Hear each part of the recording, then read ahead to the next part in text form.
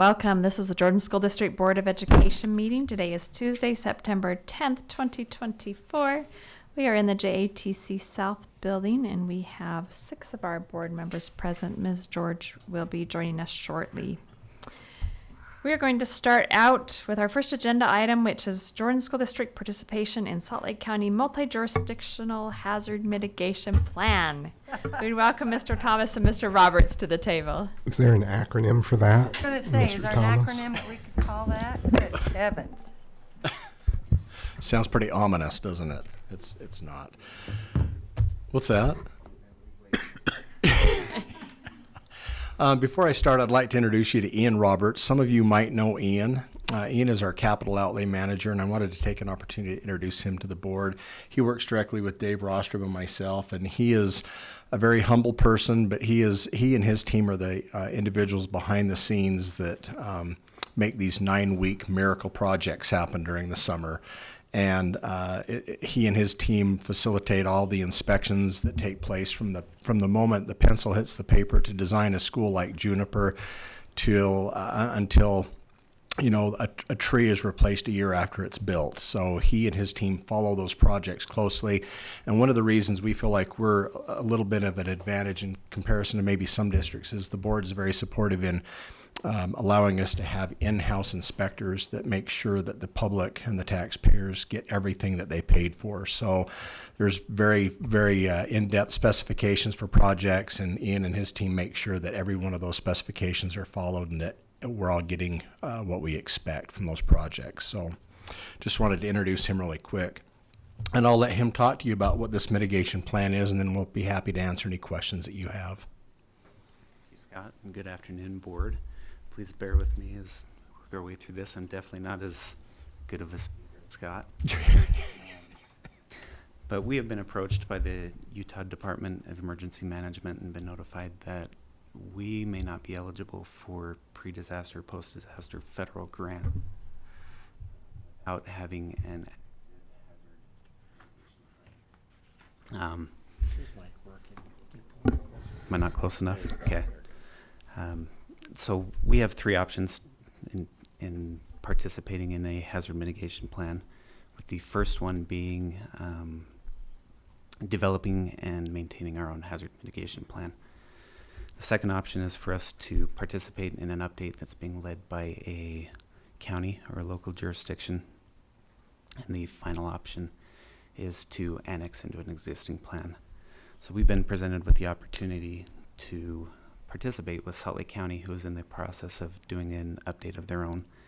And they have approached us and requested that we sign a letter of commitment that we will actively participate and be engaged in that planning process.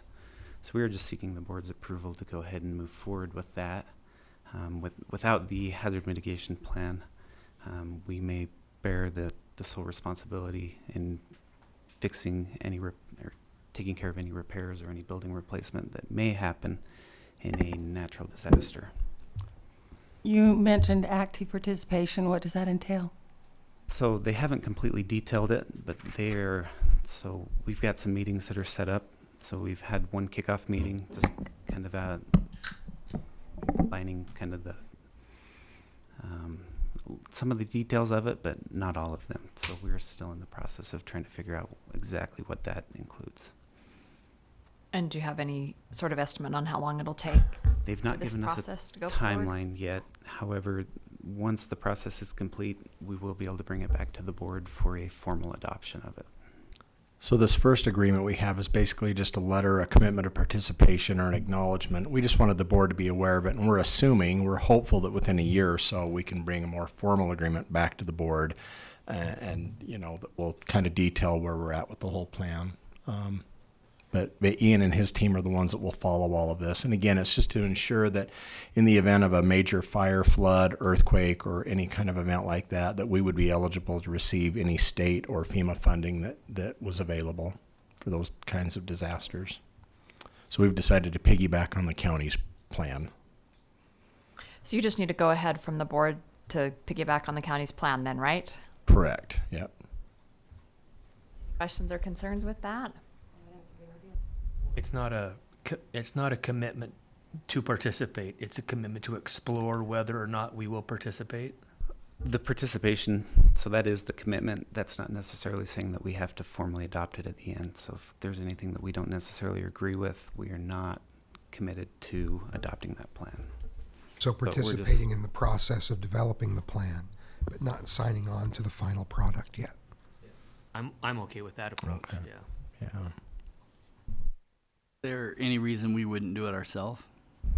Not a partner. So in the communications that we've had with the Department of Emergency Management, they're saying it's very cumbersome. There are some, we did have one at one point. I believe it expired in 2008, but they're saying that typically there is a dedicated person, and it's it's time consuming, and it's very cumbersome to do it on our own. Ian also informed me that there are a number of other districts, local districts within Salt Lake County that are jumping on this plan as well. I believe you didn't say Salt Lake Canyons, So Lake Canyons, Granite, and Murray. so they're all are all gonna. going to join that plan.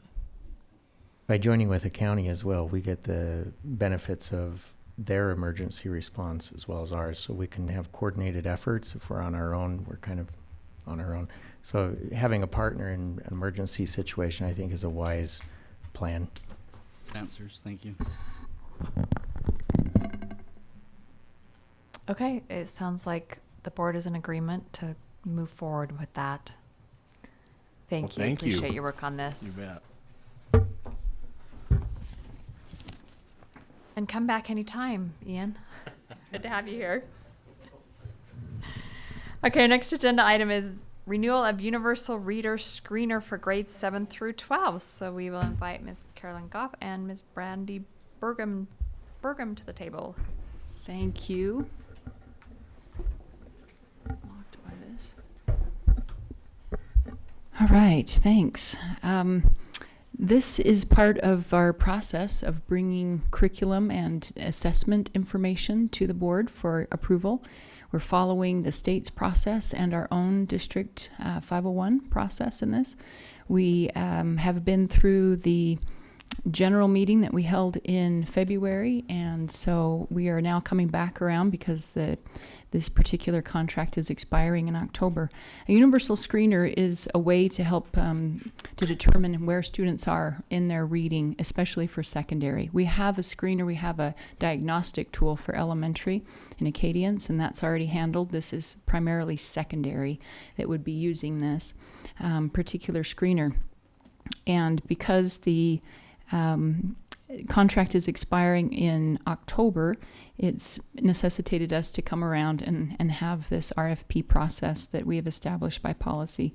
We've had a universal screener since 2008, but that particular vendor that we've been using for a long time no longer is in existence. So this is an opportunity for us to go through the RFP process and pick a new contract, a new vendor, and establish a contract. And so we have worked that process through purchasing, and we have selected a vendor, and we are looking forward to having an open house, which we've done with the other parts and pieces, and we can send that out or share that information however we choose. In fact, in your documents, you should have a link that it would be used in something like that we would send or share with the public, however we want to do that. For that open house period of time, we have to come back to another public board meeting, and then through money that has already been designated for teaching and learning, we would seek board approval to purchase that new universal screener. So this is just the beginning of that process. How long is the contract on this one? 5 years.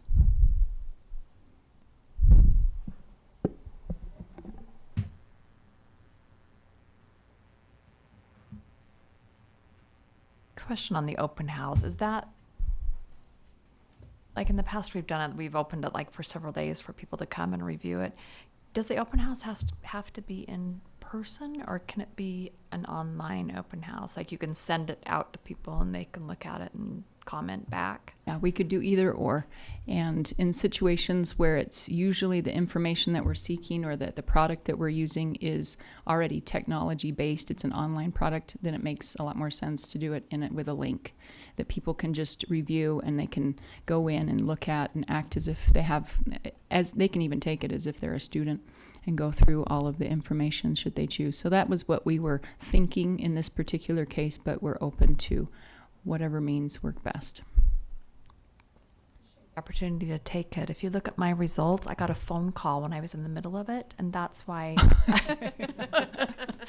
that's why I did not complete my test in a timely manner. Okay, good to know. Take your phone out of the pouch. We hear a lot of excuses, frankly. How is the content selected for this application? The content Where for do the the books come assessment. from? This isn't books, and it's not necessarily a curriculum. This is an assessment that students take to help place them in terms of their reading ability. So they're test questions that are generated by the company, and so they're reading passages. They're questions that have to do with comprehension, with fluency, all the types of things that we would want to see how students are doing in their reading ability. So it's not books, it's not articles necessarily that are published for the purpose of reading them through. It's passages. Yeah, I logged in using one of those sample logins. I think this is 6th grade. And it's showing me books and articles I can read. Curious where those books and articles are coming from. Let's see, do you know about those particular ones? Did you take the assessment? Or did that just show up?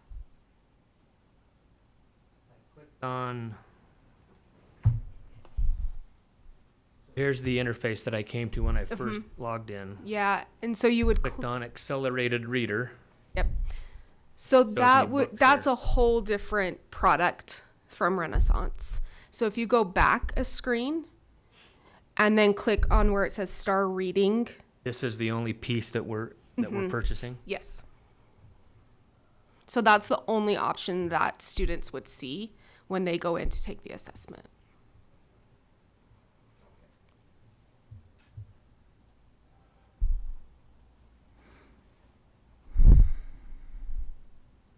And the questions and passages, they've all been aligned to the Utah State ELA standards. So they do align with our standards.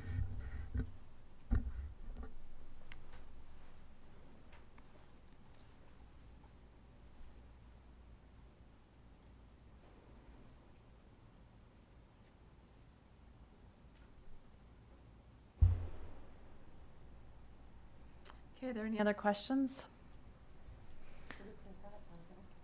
So the next step is that you'll notify parents of students grades 7 through 12, is that right? Yep, we'll work with our cabinet to determine the best way to get that information out, and then we'll make it available to the public. Open house, you'll be back for another meeting after that. Yep, and with public comment opportunities should people choose to do so. Okay. And it's just public comment at one meeting, right? Mm-hmm. But they're welcome to email us. We'll make sure that they know that they can email anybody and share their opinion throughout the open house process.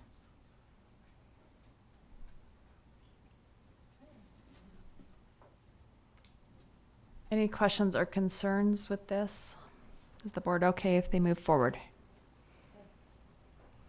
Yes. Okay, sounds like you're good to go. Thank you. Thank you. Our next agenda item is proposed changes to administrative policy AA440, library media selection and review. We had this on our agenda for a vote at our last meeting, and some suggestions were brought up, and so as a board we voted to table it. And so now we are back to reviewing the policy with a potential vote at our next board meeting. So Dr. Anderson or Ms. Goff, do you have anything to add? I think we're open to whatever discussion the board wants to. I know there's been some proposals put forth, and we're happy to entertain any discussion on that and make those changes.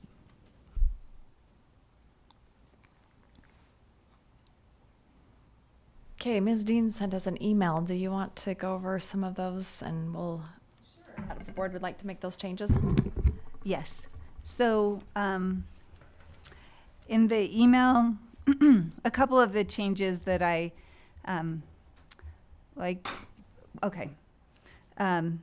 changes that I suggested were in E1 and E5.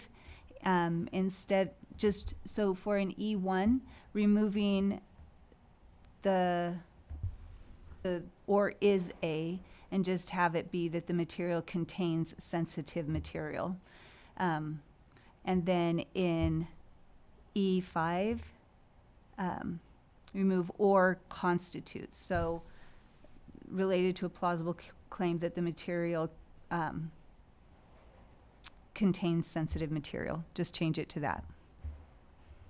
Take out or constitutes. Yeah, remove or constitutes and remove or is a in E1. Do we have, go ahead. Go ahead, you can go first. I was wondering if we have content in our libraries outside of books. I mean, are there photographs, pictures, audio material, artwork, things like that? There may be artwork, usually student artwork, that's displayed in the media center, more just for aesthetics, not for being checked out. There are some libraries that have that used to have they call the playaways, and that's still what they're called. Books on audio books that you can put in, and it's just a single MP3 format player that you can listen. Students can check out, and you can listen to it using, earbuds. And so that's available for checkout. There are periodicals and other magazines, maybe some newspapers that are available for browsing. I don't know if they're usually available for checkout, but they certainly can be used for browsing once in a while. Anything else that you'd add? They contain, libraries also have video material, DVDs, all of which are subject to guidelines and expectations that fall within this, as well as other guidelines that we have for what can and can't be used in schools as per copyright, and as well as age appropriate according to the rating systems. So those things exist as well that are available for teacher checkout, not student checkout. I think as I was reading through Ms. Dean's email, if I understood it correctly, she was concerned that by saying that the material is a sensitive material, that indicates that the entire piece of material is sensitive material, rather than just maybe pieces or paragraphs in a book. And so I was curious, I guess my question is, why does it say it like it is right now? I'm wondering if what the purpose was for saying contains or is a sensitive material.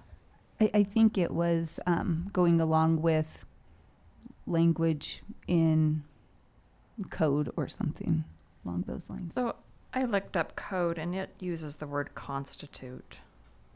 Sensitive material means an instructional material that constitutes objective sensitive material or subjective sensitive material.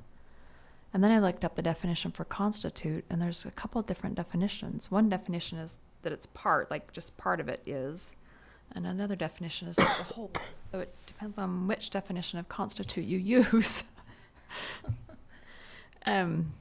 Which is probably why we I think if original intent, you can discern that maybe contains or constitutes, just covering either Covers one. both, yeah. And it could just be redundant. Mm-hmm. Yeah. I think where the law uses constitute, I'd be more comfortable just leaving constitute in there to match the law. So then should we remove the part that says contains or constitutes?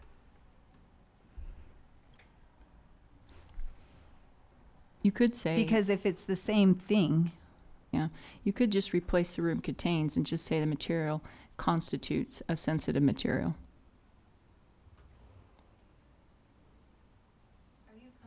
That, Ms. Dean? To me, that seems like the opposite of what you were. Yeah, yeah, yeah. And the thing is, I'm a member of a board, and I am willing to go along with what we vote on and what we approve, and that's the policy, and I support it. These are just things like I said in the email, I feel like, to me, constitute seems like it's it is wholly a sensitive material, and I think it could imply that we have things in our schools that are completely full of, I, and I. Do you know what I mean? So I, that's why I just wanted it to say contains sensitive material, and so, but, so I'm fine with whatever the board feels is, like, if you're more comfortable keeping the or constitutes in E5, that's fine. What about removing or is a in E1? Contains, that the material contains or is a sensitive material as defined by this. One. Okay. Why would we not just make them the same in E1 and E5? Is there a reason why we wouldn't have them? Because the constitutes is in the law is talking specifically about sensitive material, and one is also encompassing age appropriateness, which is different than what's in the law. Also, E1 is regarding a concern that it's possible, and then E5 is determining whether or not it is. So a different level of, a different standard. It's possible, and then E5 is making a determination. Okay. So where are we? So let's just take number one. Does the board want to take out the words or is? To me, it's almost two different things. If the material contains, then it maybe is just a paragraph or a line, whereas or is a sensitive. To me, that says the whole thing is sensitive. So should we take out one or the other? I don't know. So and that was my thought too. I agree with you with that, and I feel like we don't have anything that is completely every page is sensitive material, whereas and so the thing is, anything that has even a paragraph or sensitive that contains that, then that's what this review process is looking at. So I think that, so I don't know what you were saying. So I feel like, well, what were you saying, Marilyn? Part or whole is Yeah. what kind of what it said to me. So Yeah. Yeah, my mind sees those as two different things as well. I think like what Ms. Richards was just explaining, but it's not a hill I would die on. no. Oh, so do you think we need to have both of them? Do you think we have? I mean, just the way I read it, I'm like, oh, it's this or that, but I could. Because I don't feel strongly enough to argue about Okay. it. Can someone give me, I understand what it means when it says a material contains sensitive material. I can picture that. A book has some passages that qualify as sensitive material. Can someone give me an example of a material that is a sensitive material? I would imagine a book or a magazine or a video that is dedicated to descriptions or depictions of I, and I. So like on at least every page has something describing or depicting those things. And I would consider that a sensitive material. And does that fall out of the scope of a material that contains sensitive material? Well, so the thing is, a material that contains they are different, but both of them do contain sensitive material. One of them is dedicated to sensitive material. Yeah, I see where you're going, Brian. There really is no definition of what And is sensitive, but contains would encompass 1 paragraph or 25 paragraphs. Yeah. Do we really need to point out? And I'm always for removing extra words if possible. So, I don't, if I may, I don't have strong feelings about the language either. I think just from the process standpoint, because this is, a patron identifies something that may contain in E1 sensitive material, then it goes to Ms. Goff and her team, and they decide, is it plausible that it either constitutes or contains something? That's where that language is in there. And if it does, well, then it is removed, and it goes into the process of, is it a subjective or an objective? And so it's just different levels of scrutiny. Claim at the very beginning made by a parent, and then one of Ms. Goff's team screening it to see if it's plausible. Does it contain, or does it constitute in its entirety a sensitive material? If so, it's removed and it goes through the rest of the process. And so that explains maybe why the wording, but again, I think I agree with everybody here. It's just, I'm not sure it makes a huge difference. Okay. Oh, sorry. A sensitive material is a subset of contains sensitive material. So we're covered just with contains. Correct, because either way, we're taking it off and kicking it to a review. Okay, how many people want to remove the words or is? How many people don't carry the way? Ask it, how many of you are opposed to removing There it? you go. Okay, is anyone opposed to removing or is? Good way to ask it. Okay, we're removing or is. thank you. Okay, And number I 5 would then. say or is a. Oh, sorry. Yeah, it's or is a. contain- Yeah. Is a, Oh, yes. I didn't include the article in my email. Oh, well, now that sorry. we've added the A. Revote. Okay, and so then also in line G1, or Oh, not, wait, so back to number 5 then. 5. Yeah, E5.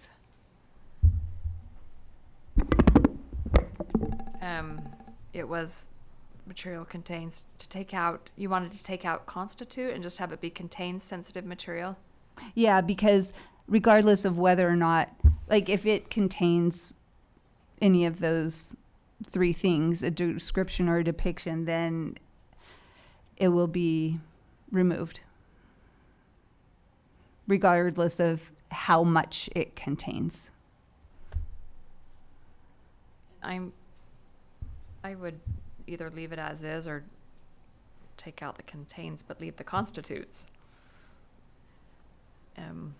Any other thoughts on that from anyone? So I'd rather leave it as is. Okay, is anyone, how do I state this one correctly? So your original proposal was to take out the word or constitutes.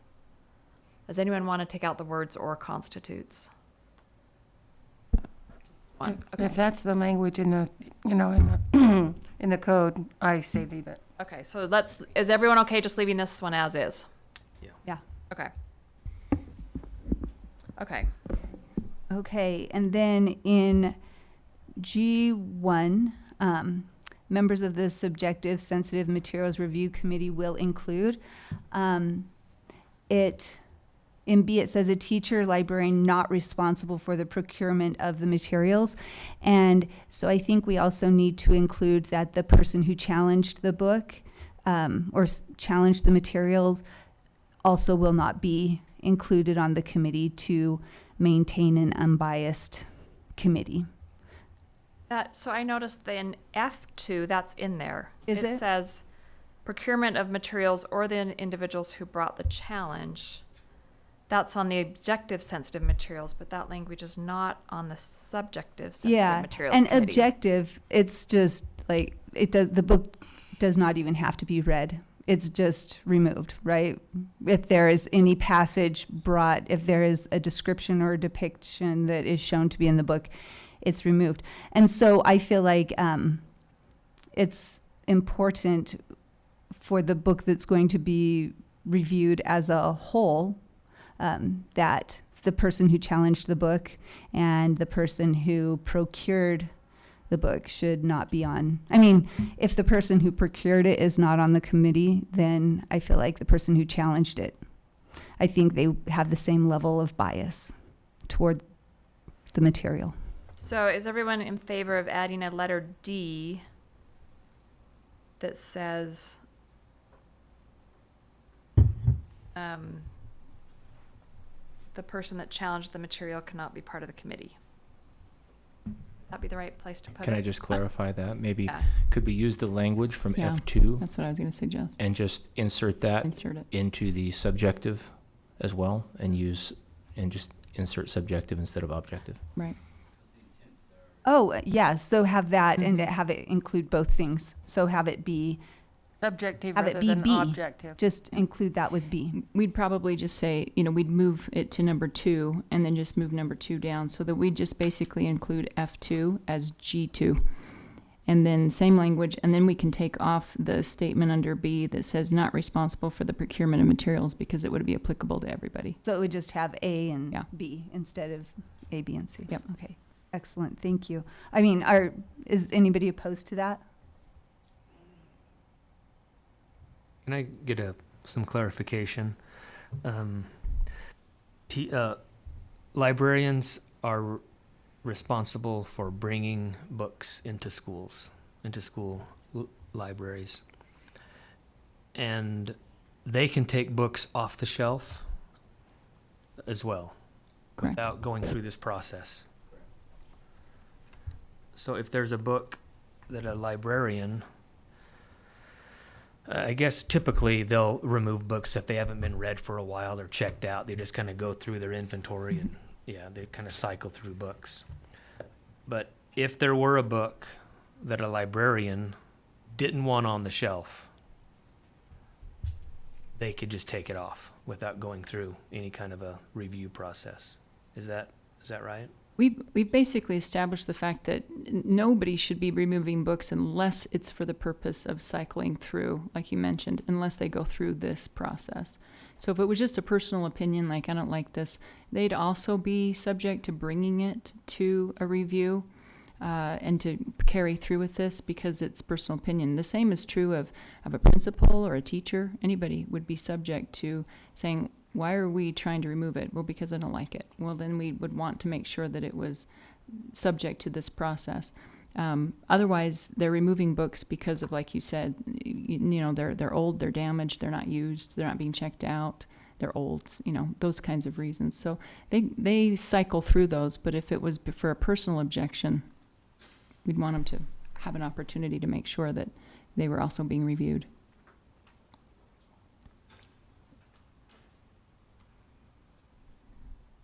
Okay, so is everyone okay not having the individual who brought the challenge on the subjective sensitive materials review committee? Yes. Yes, okay. Okay, and then I have, so in G6, where it says in deciding whether the material constitutes subjective sensitive materials, the committee will use the subjective sensitive materials standards, these ones. Constitutes pornographic or indecent material, as that term is defined in section 7610-1235 under the following factor balancing standards. Material that is harmful to minors under 1201, material that is pornographic under 1203, or material that includes certain fondling or other erotic touching under subsection 1227 1A4. And so the part that says other factors such as violence, vulgarity, self-harm, etc., may also be considered. So this one, I don't quite know how to, this is confusing to me because whether the material constitutes subjective sensitive material is being defined in 1235, and these other things, 1201, 1203, and 1227. So D, other factors such as violence, vulgarity, self-harm, etc., may also be considered. I feel like those things are not defined as sensitive material, and so I don't like that underneath there, and I don't know exactly how to. I don't even know if that should be. Maybe instead of having other factors such as violence, vulgarity, self-harm, etc., may also be considered, maybe just consideration of age appropriateness for the school where this material is found, instead of having to define these things, because these things are not, like, anyway, I'm getting really redundant, are not defined as in the definition of sensitive material. And so it seems like everything under 6 is in the definition of sensitive material. And so is anybody opposed to having it just be something like age appropriateness of the or material? And I know people talk about being parallel material that is not age appropriate for the school that it's in, something like that. So you're saying they're doing a sensitive material review. They read the book and say, well, it's not sensitive material, but it's got way too much violence in it for the age the book is written for. So the committee's like, yeah, that still should not be available. But it wasn't necessarily sensitive material, but it's under sensitive material. Is that kind of the concern? Yes. Because like G, this whole process is subjective, sensitive materials. And so somebody might be challenging a book, well, for some other reason. Maybe they think it's too violent or Like graphic in just another the way. appropriateness. Those phrases come from A3.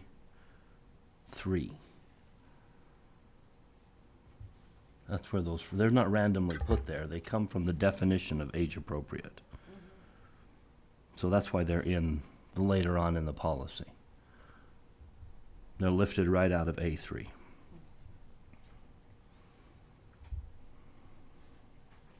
And I get that, but to me, it's just weird that they are, like, we're considering those things when we're considering sensitive materials, it just seems weird that it's not.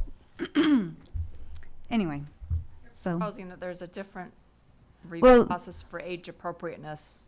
Well, and maybe just changing the G from full review, subjective, sensitive materials, and age appropriateness. Would it help to take D and essentially make it a number 8? So that it didn't fall under 6, which was the sensitive materials definition, but it could be considered as a subjective process for age appropriateness. So it's a separate reason to challenge a book, not necessarily being sensitive, but that it would still find a review option.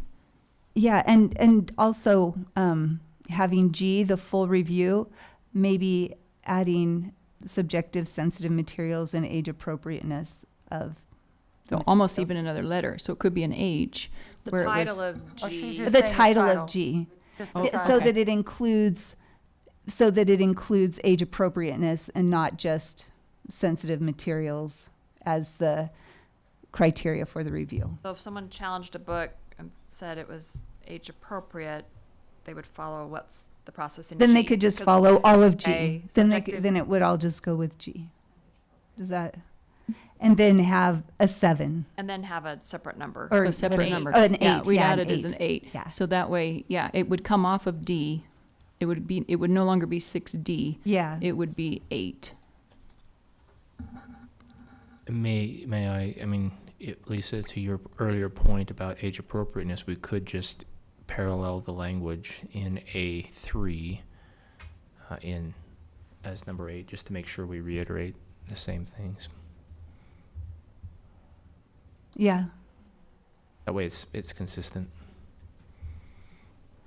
Okay, so has everyone followed that? So the title G would be full review for subjective sensitive materials and age appropriateness. And then 6D would be moved to number 8 and would parallel the language in A. Including the sub list that's in A. I was thinking, well, we could. A3 is just the same kind of language said a different way. It just makes sure it just hits on the age and developmental appropriateness. It just says age and developmental appropriateness, including consideration of violence, pervasive vulgarity, self-harm, etc. Yeah. So that would be 8 under G.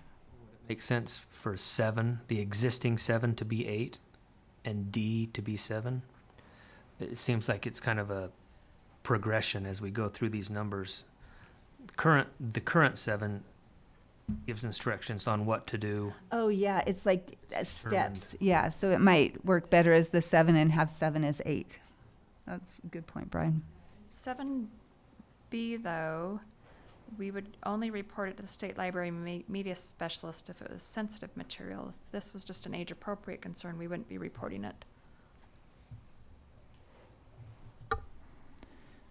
So that language would have to be clarified Well, somehow. and that's why I was putting it as an 8 because it's a 8? separate process. Oh, yeah. A separate Be a process. different process. It's a if separate process, so that 7 relates to if it's sensitive and we have to remove it, if we have to remove it, whereas 8 is a separate process looking for something that was back in A3. Yeah.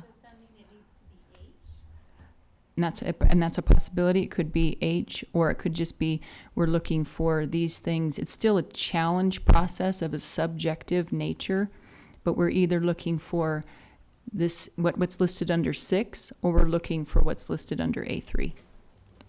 But in one case, we would report it and it would play into the state's number. Correct. The other, we would not. Correct. So to me, those seem like they need to be delineated. Is the only difference that we don't report it to the state? Everything else in 7 happens whether it's sensitive or age inappropriate? Except for the reporting to the state? Yeah. So maybe we just clarify that on the, rather than duplicate 7 with that one piece. Well, Clarify 7B. 7B only happens if it's determined to be sensitive material.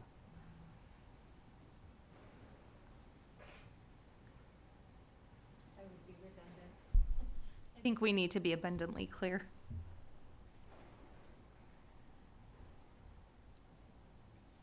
Okay. Anyone else? Do you want to include age appropriateness in G? Or does anyone else want to separate out and have its own review process? Well, it's not a different review process, is it? Well, that's what Nikki's proposing. She's proposing let's make an H and just have age appropriate and then duplicate all of this information for. Well, I think that it's possible that we could put on the instructions for the review, if this book is being reviewed for age appropriateness, this is the process that will happen to it. If it is being reviewed for sensitive materials, because that's something I would like to see on the instructions too. I would like us to be very transparent and say that decisions we make on these subjective sensitive reviews have statewide impact. That if 2 other schools in a public school district vote to remove this book, it will be removed from every school in the state. So I think that we can have those kind of instructions that if it's being reviewed for this, it will not be removed from it won't impact other schools in the state. But if it's being reviewed for sensitive materials, the subjective review, then it will have an impact on other schools in the state. So I don't know that it necessarily needs to be a different part of the policy, but I feel like it could be part of the procedure and the instructions to clarify what happens with what the book is being reviewed for or about. The reason that I want to be clear there is because I don't want to later be accused of not following the law if we choose to remove a book and then do not report it to the state. That's why I'm saying I feel like we need to make it clear that those are different processes.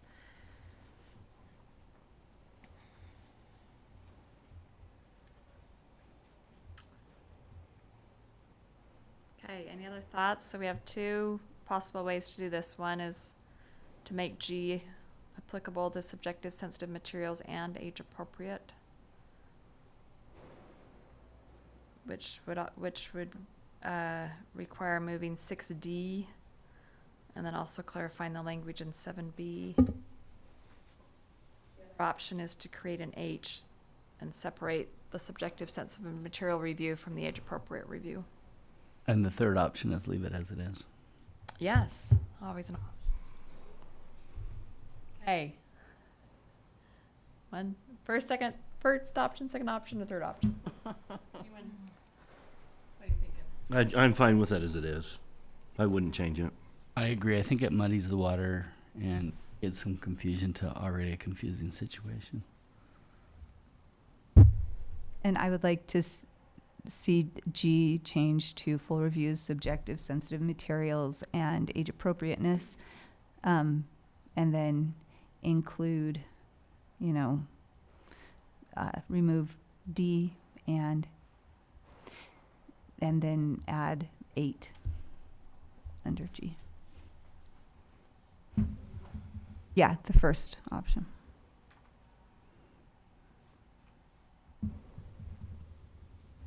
That too.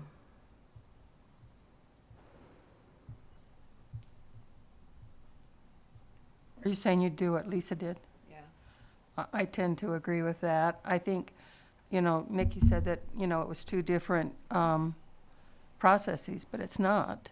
It's the same process. I think we could delineate that or explain it briefly with inappropriate materials, age inappropriateness.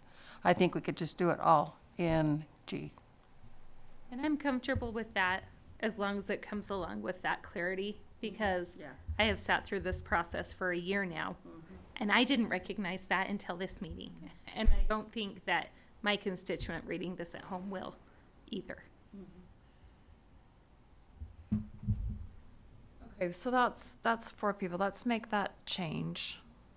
Maybe once we see it in writing, that will help us determine if that's And here's makes sense or one not. more thing in G. In G2, members of the review committee will receive materials to complete the review process, including the following: a copy of the materials review request form, access to the complete work that includes the material being challenged.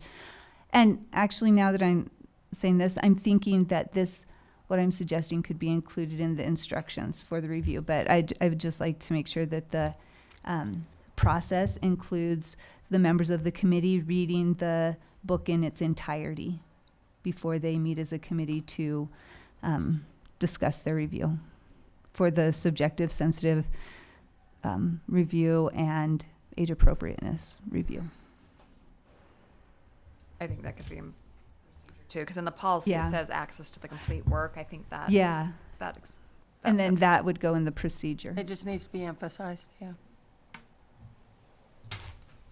Which brings up my question. This could be a heavy lift. I'm wondering if we offer some compensation for parents who participate in this process.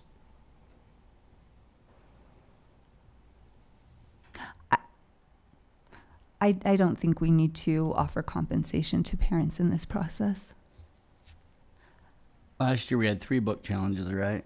So that's shouldn't be a heavy lift, nor probably necessary to entice people to be a part of it. Just asking. Are we asking the same parent to do this repeatedly, or would it change depending on where the review was requested from, right? Well, do we still have lists of people who signed up to review Wit and Wisdom? It seems like we might have that as a resource still.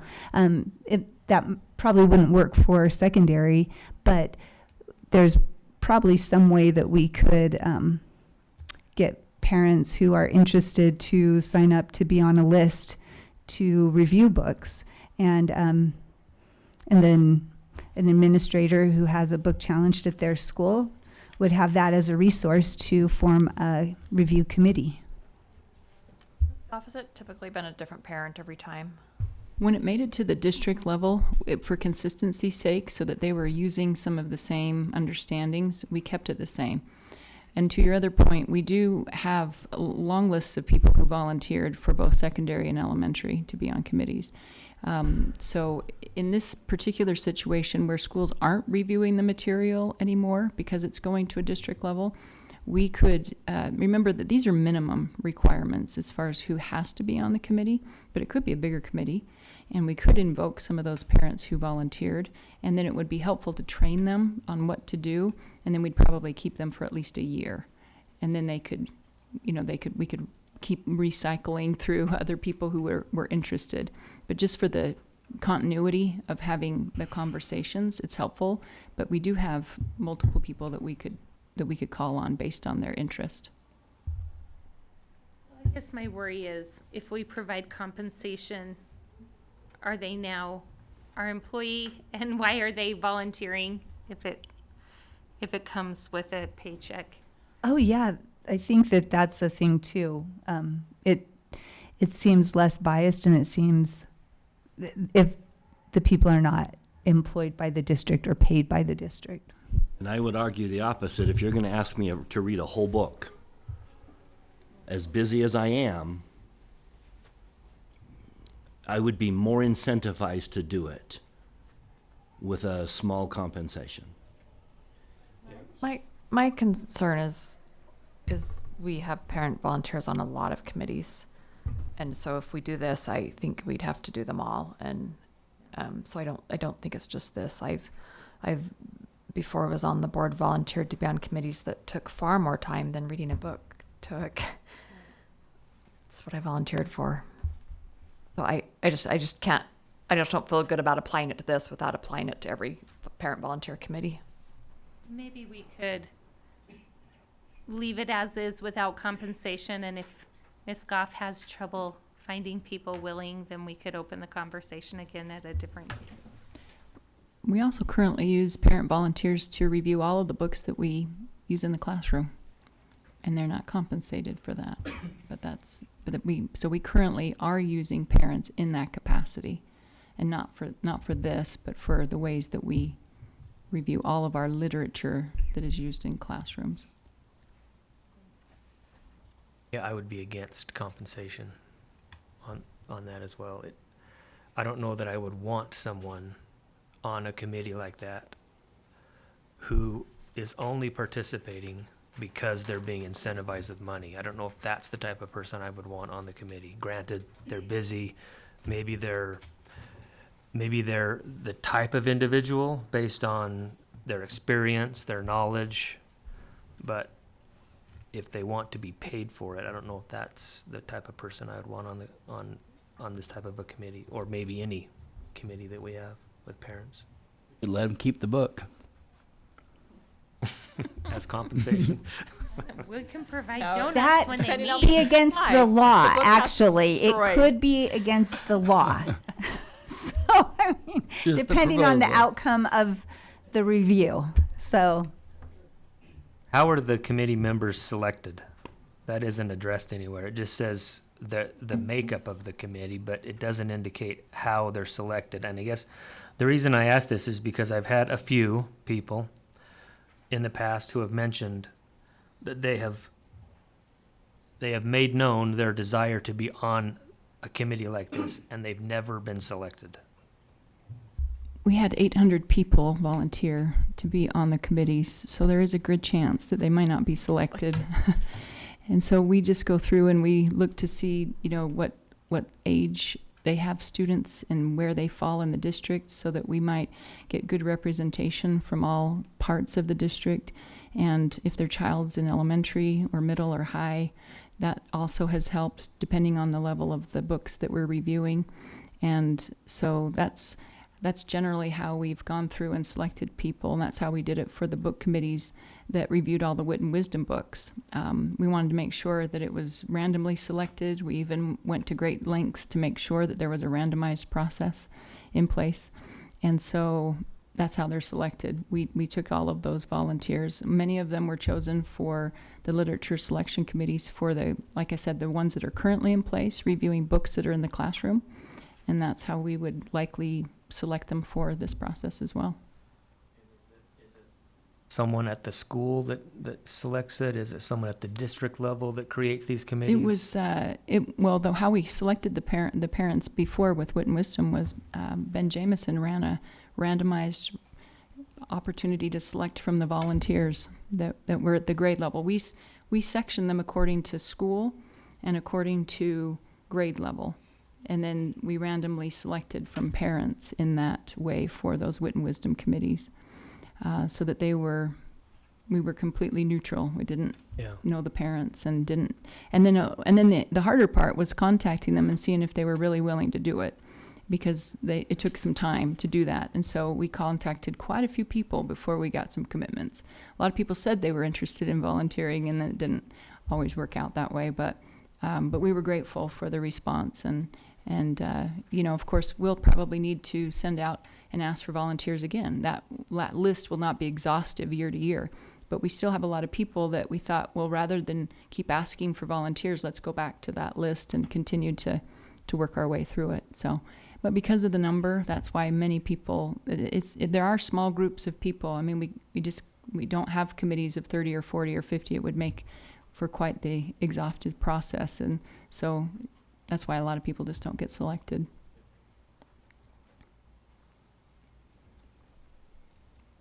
Okay, Lisa, you said something about a non-disclosure?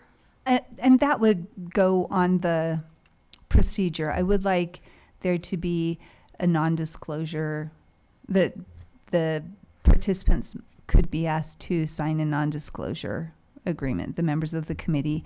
I just think it's important that committee members are able to maintain anonymity.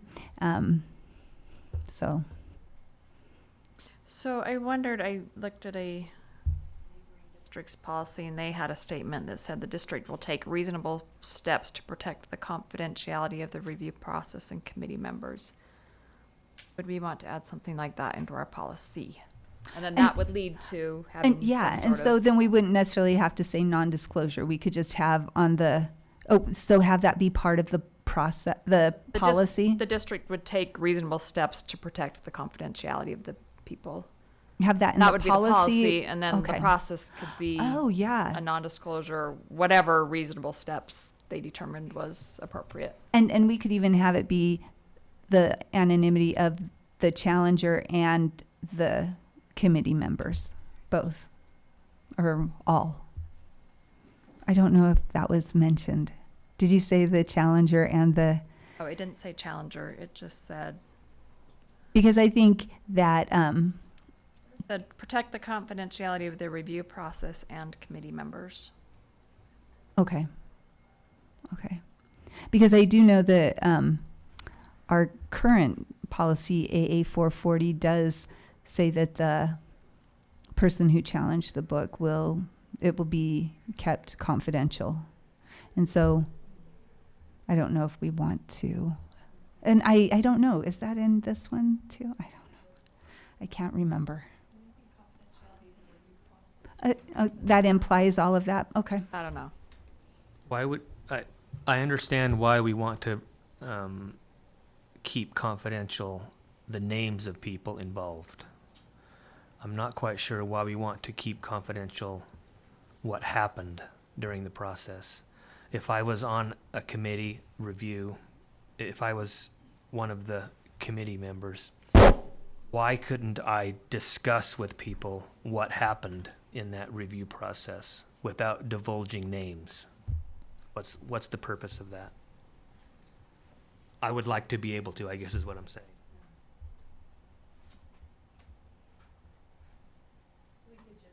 That to include committee only members. anonymity. Yeah. I mean, as a board, we will need to know what the review process was and if an appeal comes to us.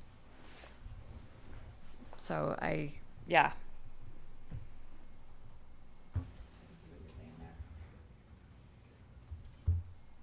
Does anyone want a statement about taking reasonable steps to protect the confidentiality of committee members? Yeah. Okay with that? Yeah, as long as we can do it legally, I'd be, on both these issues, I kind of worry a little bit about where we are legally. Well, when we talked about it before, it becomes it's open to the public with the members of the committee as like member 1, member 2, member 3, something like that. Is that right? That it just names the members of the committee as member 1, member 2, but the minutes of the review process are open to the public, I guess. Was that? That's how we have done it. It Yeah. wasn't necessarily stated that way in the law, But that's how it was. but that's Yeah. how we have conducted it. Mr. Van Komen, do you feel concerns over any of the changes we've discussed? I think they're policy considerations. In other processes that require or where confidentiality is preserved, much like in some closed sessions, there's sometimes more open and direct communications are expressed when people don't have the fear that they will be identified and later pursued because of what they might say in those contexts. If, for example, we say committee member 1, 2, 3, 4, unless those individuals maintain the confidentiality of who those people are, that's not much of a confidentiality. You can go either way on it, but I think that that may be why some of the other districts have a non-disclosure agreement. Oftentimes in various settings, whether it's a mediation, what takes place during the mediation is confidential. If you don't reach a resolution, you don't then go back and say, well, in the mediation, you said this or that for other purposes. I mean, obviously, you know what took place, but those are just, I think, kind of the policy provisions behind that and how, and if you want to maintain some confidentiality. Obviously, the process is different from the outcome. And even the bases, I think that should be disclosed, but those are, I guess, my comments.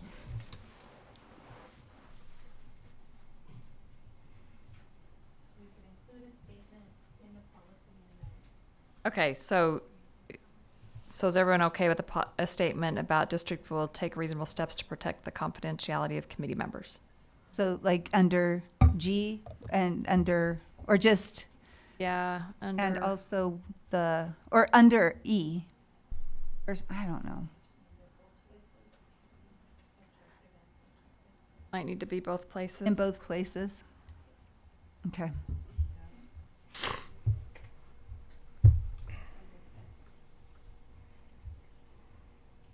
And then have it reiterated in the instructions to the committee members. It's possible we could put it in E as well, because that outlines the process, and we could just, regardless of whether it's objective or subjective, yeah. So make it E9. We'll leave it up to your judgment to Okay. determine where to put it. Okay, anything else? Anyone else have any changes? Thank you for sending us the email in advance. Well, thank you for reading it. And thank you for considering my thoughts on this policy. Okay, Ms. Goff, do you have any questions, or Dr. Anderson? I don't. We got it. Okay, so do you want it to come back to study session and then also be on the agenda to vote in our business meeting both? Yes. Okay, we'll do that. Okay, thank you. Our next agenda item is overview of district multi-tiered system of support efforts. So we will invite Dr. Amanda Bollinger, Mr. Travis Hamblin, and Dr. Melanie Dawson to the table. And we'll start out with Dr. Godfrey. Thank you. I appreciate that these three are here tonight to talk about our efforts. They've done some great training and provided some great support for our schools. And so they'll talk about the kind of the foundation and the framework within which we work, and are happy to answer any questions. Some of the funding that you provided for professional development was used to offer professional development for individual teachers along these lines this summer, so that they could feel better prepared to in the realm of classroom management and setting things up for success right from the start. So I will take no more time away from them, but I've been eager to have them talk with you about the great things that they're doing, and to answer any questions you have about how we operate, what's happening now, and where we may need to go next. So we're just getting our Starting. slides set up. Okay, well, wait a minute. a very serene background for a discussion like that. And these are attached to board docs also.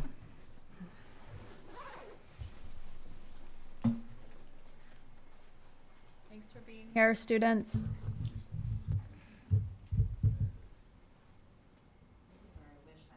Beach, right? Loving the pillars, by the way.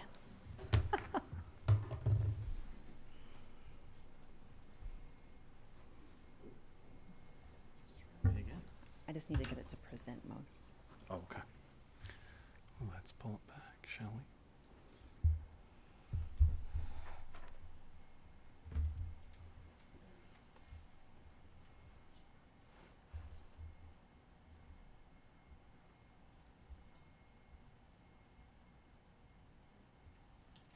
Thank you for allowing us to be here today. And yeah, you can see that we've tied into the strategic plan. We're excited to share that information with you.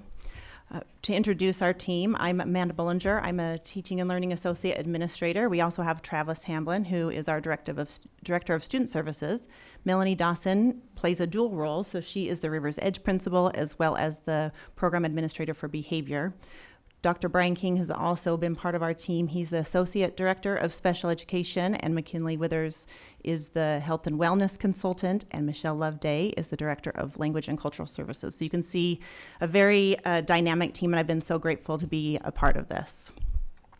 So I'm going to just kind of step back and give you an introduction to MTSS just to make sure we have common language and understanding of what it is, why we would want to have it in our district and in our schools.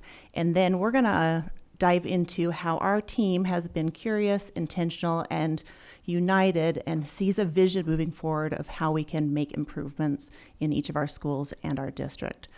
As we're going through this presentation, feel free to ask questions if there's something that you need more clarity on, and then we did save some time at the end for additional questions. So starting out, multi-tiered systems of support, the National Association of School Psychologists, I love the definition that they provide. They say MTSS is an evidence-based framework for effectively integrating multiple systems and services to simultaneously address students' academic achievement, behavior, and social-emotional well-being.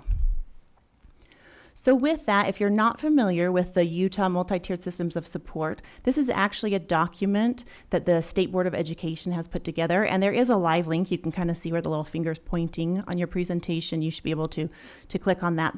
But Utah Education Association, the State Board of Education has identified 8 critical components that should be part of a multi-tiered system of support. And you can see that they've listed them here. On that document that it links to, it talks about what those should look like in Tier 1 supports, meaning for 100% of our students. So all of our students should be provided some support, some of these supports at a basic level. And then a Tier 2 support It means that they might need additional support in some of those areas that we'll talk about in just a moment. And then a tier 3 means that they need more intensive. So you can see the way that this triangle is layered is that our students that are receiving tier 2 and tier 3 also receive tier 1 and or tier 2. So it's not either or. So all of our students are all tier 1 students first. And so I just want to clarify that language as we move forward. Then the State Board of Education has also created what they call the Least Restrictive Behavior Manual, or Intervention Manual. This is actually an updated manual that just came out 2023. And it's kind of, the title's not my favorite because it really becomes a guideline for multi-tiered systems of support. Again, there's a link here, and you know, if you need some light reading, it's 330 pages long. Feel free to dive into it.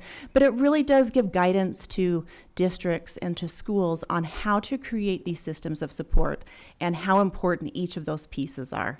It kind of talks about the vision and the mission is really to provide supports for students so they can be successful, right? Not just during their school time, but also as adults and after they leave the education system. But this Least Restrictive Behavior Intervention Manual also provides guidance on what those systems of supports could look like. It provides guidance on ways to take data. It provides guidance on how to go from a tier 1 to a tier 2 to a tier 3, depending on if there's more intensive needs in academics, behavior, and social emotional. So it's a great guideline that we use in our schools to help provide training to principals as well as to teachers.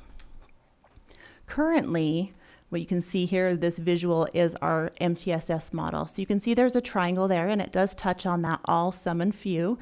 At the bottom of that triangle, you can see the focus has been on academics and behavior. On the outside of the circle, you can see that our biggest focus to move forward with our MTSS has been for our PLCs, or professional learning communities, with a focus on learning, focus on collaboration, and a focus on results. And what we've seen is that there's a need to address more than just academics and behavior, which we'll talk about here in just a moment. But I want to be clear that when we talk about all, typically at a tier 1 level, 80 to 85% of our students' needs are met at a tier 1 level.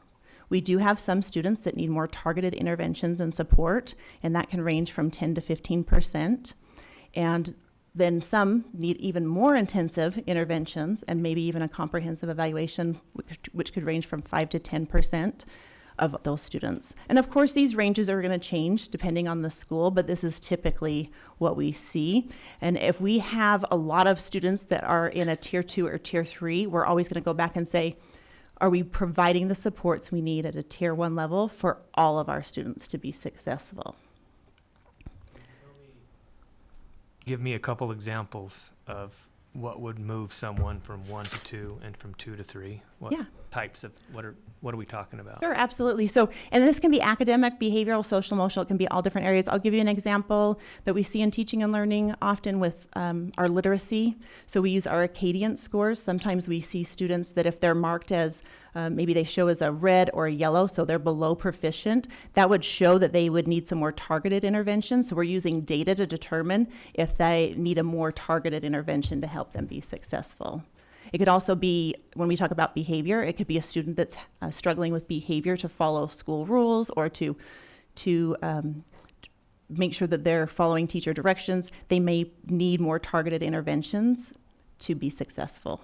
So it can range depending on students, depending on grade levels. There's so many examples that could fall into this. Yeah. So tier 3, again, is going to be more intensive interventions and comprehension evaluation. So let's say that going back to our example of literacy, let's say that a student is receiving those tier 2 interventions in a walk to read program, and they still are struggling to read.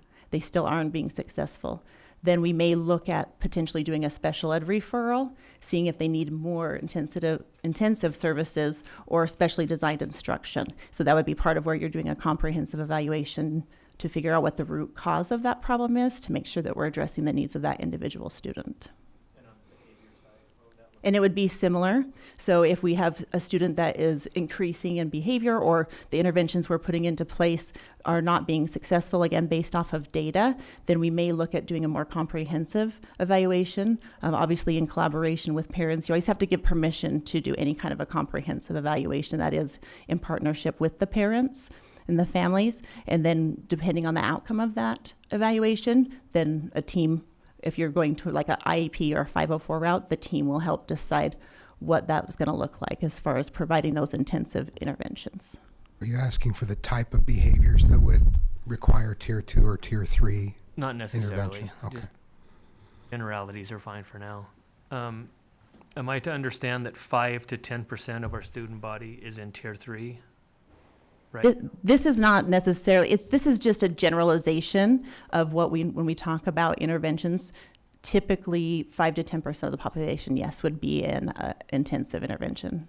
So we have 50,000 students, 5,000 of them are in tier 3 level. They're requiring that much intervention. Yes.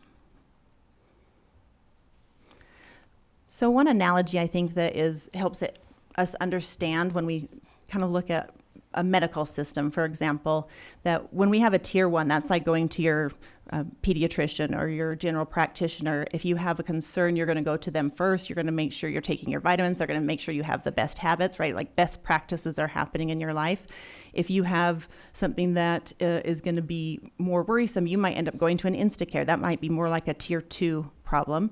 And then obviously if it's something where you think might be life-threatening, you might end up into a emergency room, right? It's very intense. It might be a short-term problem, but you know, when they go to the emergency room or when you go to an Instacare, they always send you back to your general practitioner because you want to look at the root of the problem.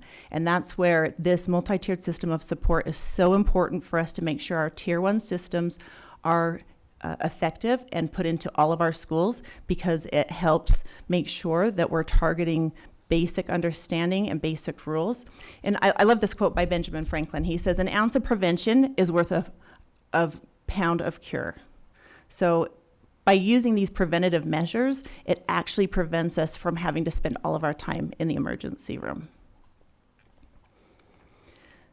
So there's several benefits of multi-tiered systems of support, and I know you guys can read through these on your slides, so I won't read through all of them, but two of the main things that this all creates is an increased safety and improved learning, which is what we want for all of our students. It also allows teachers to be more effective in their jobs once that these systems are in place, and then it also improves the learning of students, which is why we all have jobs. So as a team, we have been curious on how do we make sure that this is happening within our district. And you can see we have several departments that have been working together. And as a principal, these are systems of support I really became passionate about because we put them in place at the school I was working at, and I saw an improvement in behavior, and I saw an improvement in learning, and an improvement in the well-being of my students. So I could talk about MTSS all day long because I'm very passionate about it. But it also started when I was working in the special ed department. I was over secondary education there, and I was always asked to provide trainings on some of these systems of support. One specifically is response to intervention, or RTI. Well, when we look at that triangle, that really is a tier 1 general ed component, not necessarily just a special education component. So oftentimes the teachers or the principals are coming to the emergency room when really it should be going to the general practitioner. When I had the opportunity to move over to teaching and learning, again, that I saw the need for making sure that we had these systems of support. And it was interesting because as I've worked with my colleagues here, we all saw the same thing happening. We had different people from different schools reaching out to us for different parts of a multi-tiered system of support. And what we realized is we need to make sure that we are clear on using the same vocabulary, the same expectations, and that we're presenting the same information in being unified in our efforts. So as a team, we were able to start meeting, and I know Melanie will give you kind of a history of a little bit more in depth, but basically what we did as a team was, like I've talked about, we want to always make database decisions. And so we were able to give a survey to all of our administrators, including our assistant principals and our principals, to try to decide what part of the MTSS are they struggling with the most? What part do they need training on? And you can see this is a slide that shows all of the elementary principals, the middle school, the high school, and the special principals.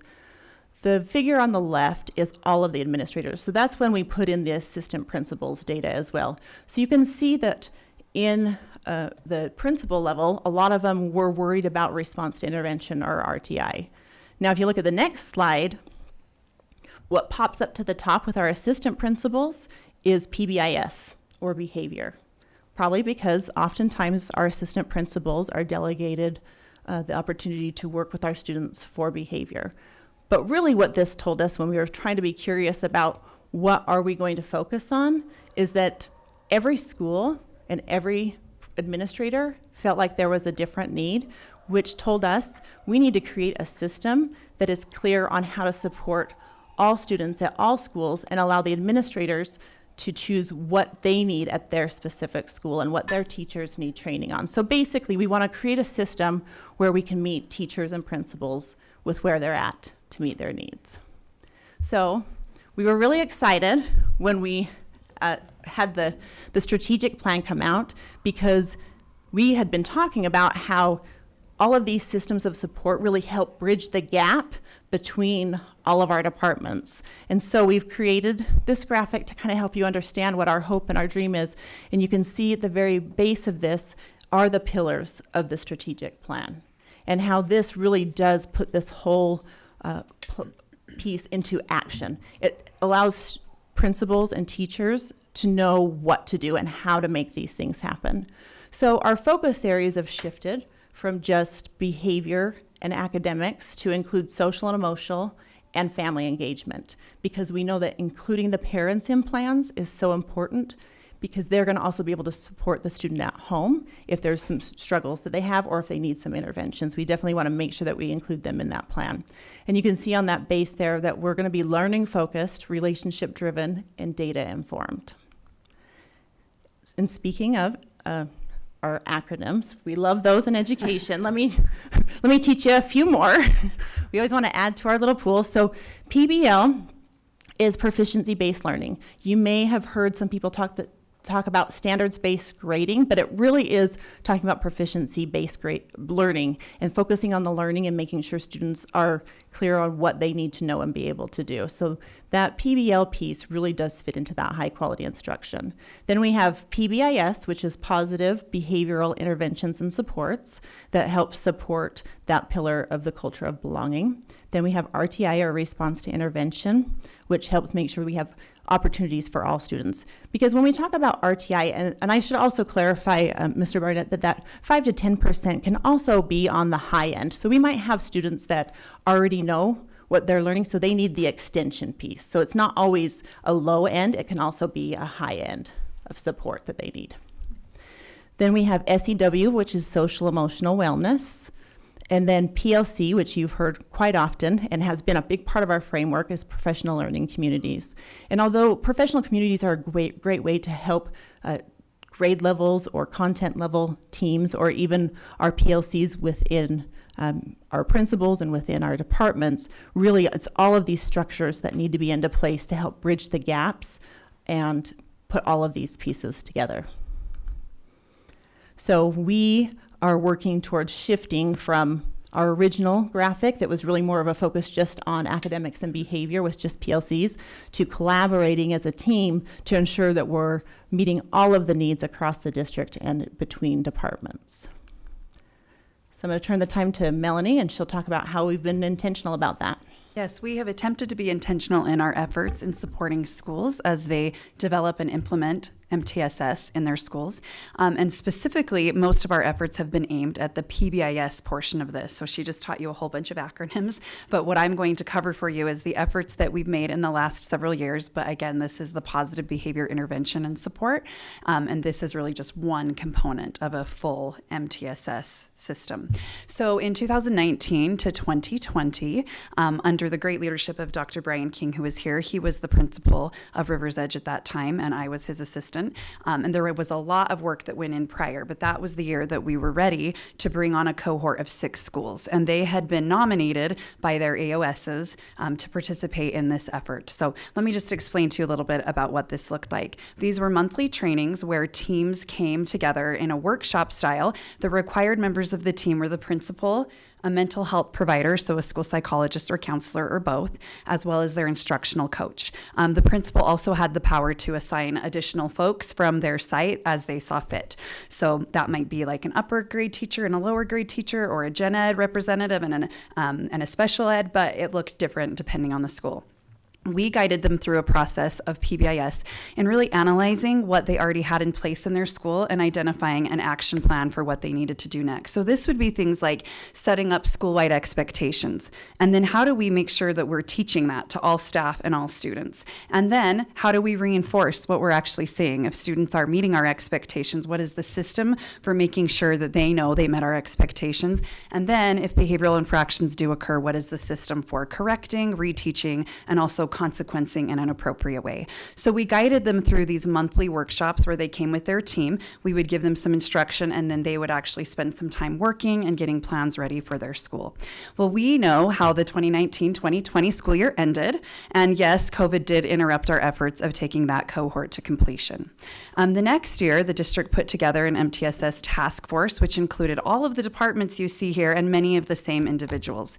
By the end of that year, we had a behavior training for administrators as the audience prepared, and district leadership felt that this was important enough that we got the green light to give this as the mandatory training that summer to all administrators in the district, the summer of 2021. In 21 to 22, this was the year that we saw a significant post-COVID behavior spike, and that looked interesting across all of our departments. In Travis's department, this was an increase in safe school violations. For my behavior team that Brian and I at that time were overseeing, this was a marked increase in the number of requests for a behavior specialist to come out and consult on specific cases. For our wellness team, this was a lot of mental health concerns. And so all of these things were happening across the district post-COVID. So really a lot of our efforts were aimed at just responding to what was in front of us. But there were a lot of behind the scenes efforts happening. One of the main efforts that year was Brian and I really working hard to get the effective teacher training content ready to go live the following year. And that's something that we will talk about momentarily, but the ETT effective teacher training is one of the behind the scenes efforts that was really happening that year. In 22 to 23, we reconvened our task force, and this was when we administered the needs assessment survey that Amanda went through the data of what the administrators across the district said that they were in most need of. And you saw that there was a range, but also there were certain things that kind of rose to the top. At the end of that year, we were given time in the principals meeting and assistant principals meeting to present kind of a reimagined MTSS, let's revisit this, and help them really look at what they already had at their school and the extent to which these systems were connected versus more splintered initiatives. So we introduced that and engaged in some discussion with the administrators. 23 to 24 was really a big year, this last school year. A couple of things were going on simultaneously.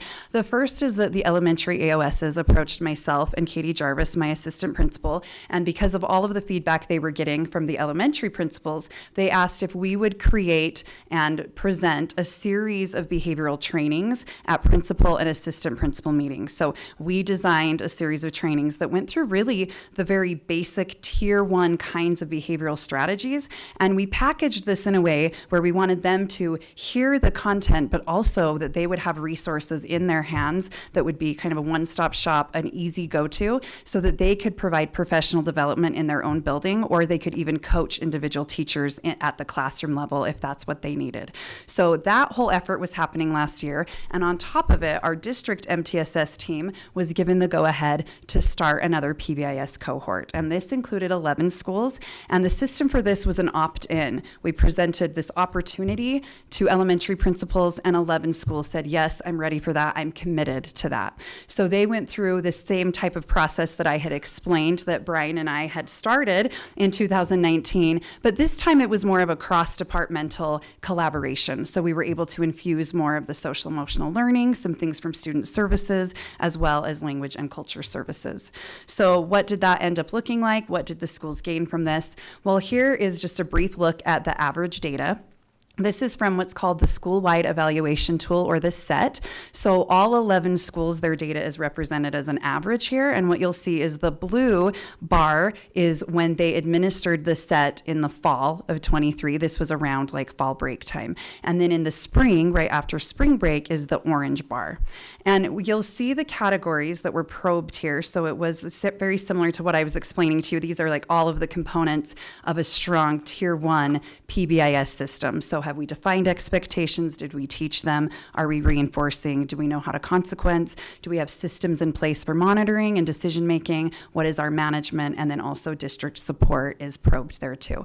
So what you'll see is that at the baseline, so to speak, they were anywhere from like 40 to 60% on average. And so that means some things were in place in the schools, and that's great because it gives us a starting point. But when you're talking about an effort that should be systemic, that's pretty haphazard. And so it means that it wasn't really being implemented consistency or with fidelity. You'll see that in the spring, we were able to increase the average across schools in the district. And the great part about these data is this now gives us the starting point for the goals that these schools are setting for the coming year, which now we are in the coming year. So where we are now is that we are bringing that cohort for whom you just saw the data, and they are starting their year 2 of the cohort. And this is where we're really going to build upon their Tier 1 foundation and start to teach them and train them on systems for Tier 2 and Tier 3. So as Amanda explained, these are the students that, okay, the Tier 1 is great and it's getting more and more solid, but there are going to be a percentage of students in your building who need additional behavioral support. What does that look like? What can you put in place? As well as the Tier 3, where we're getting into more individualized supports.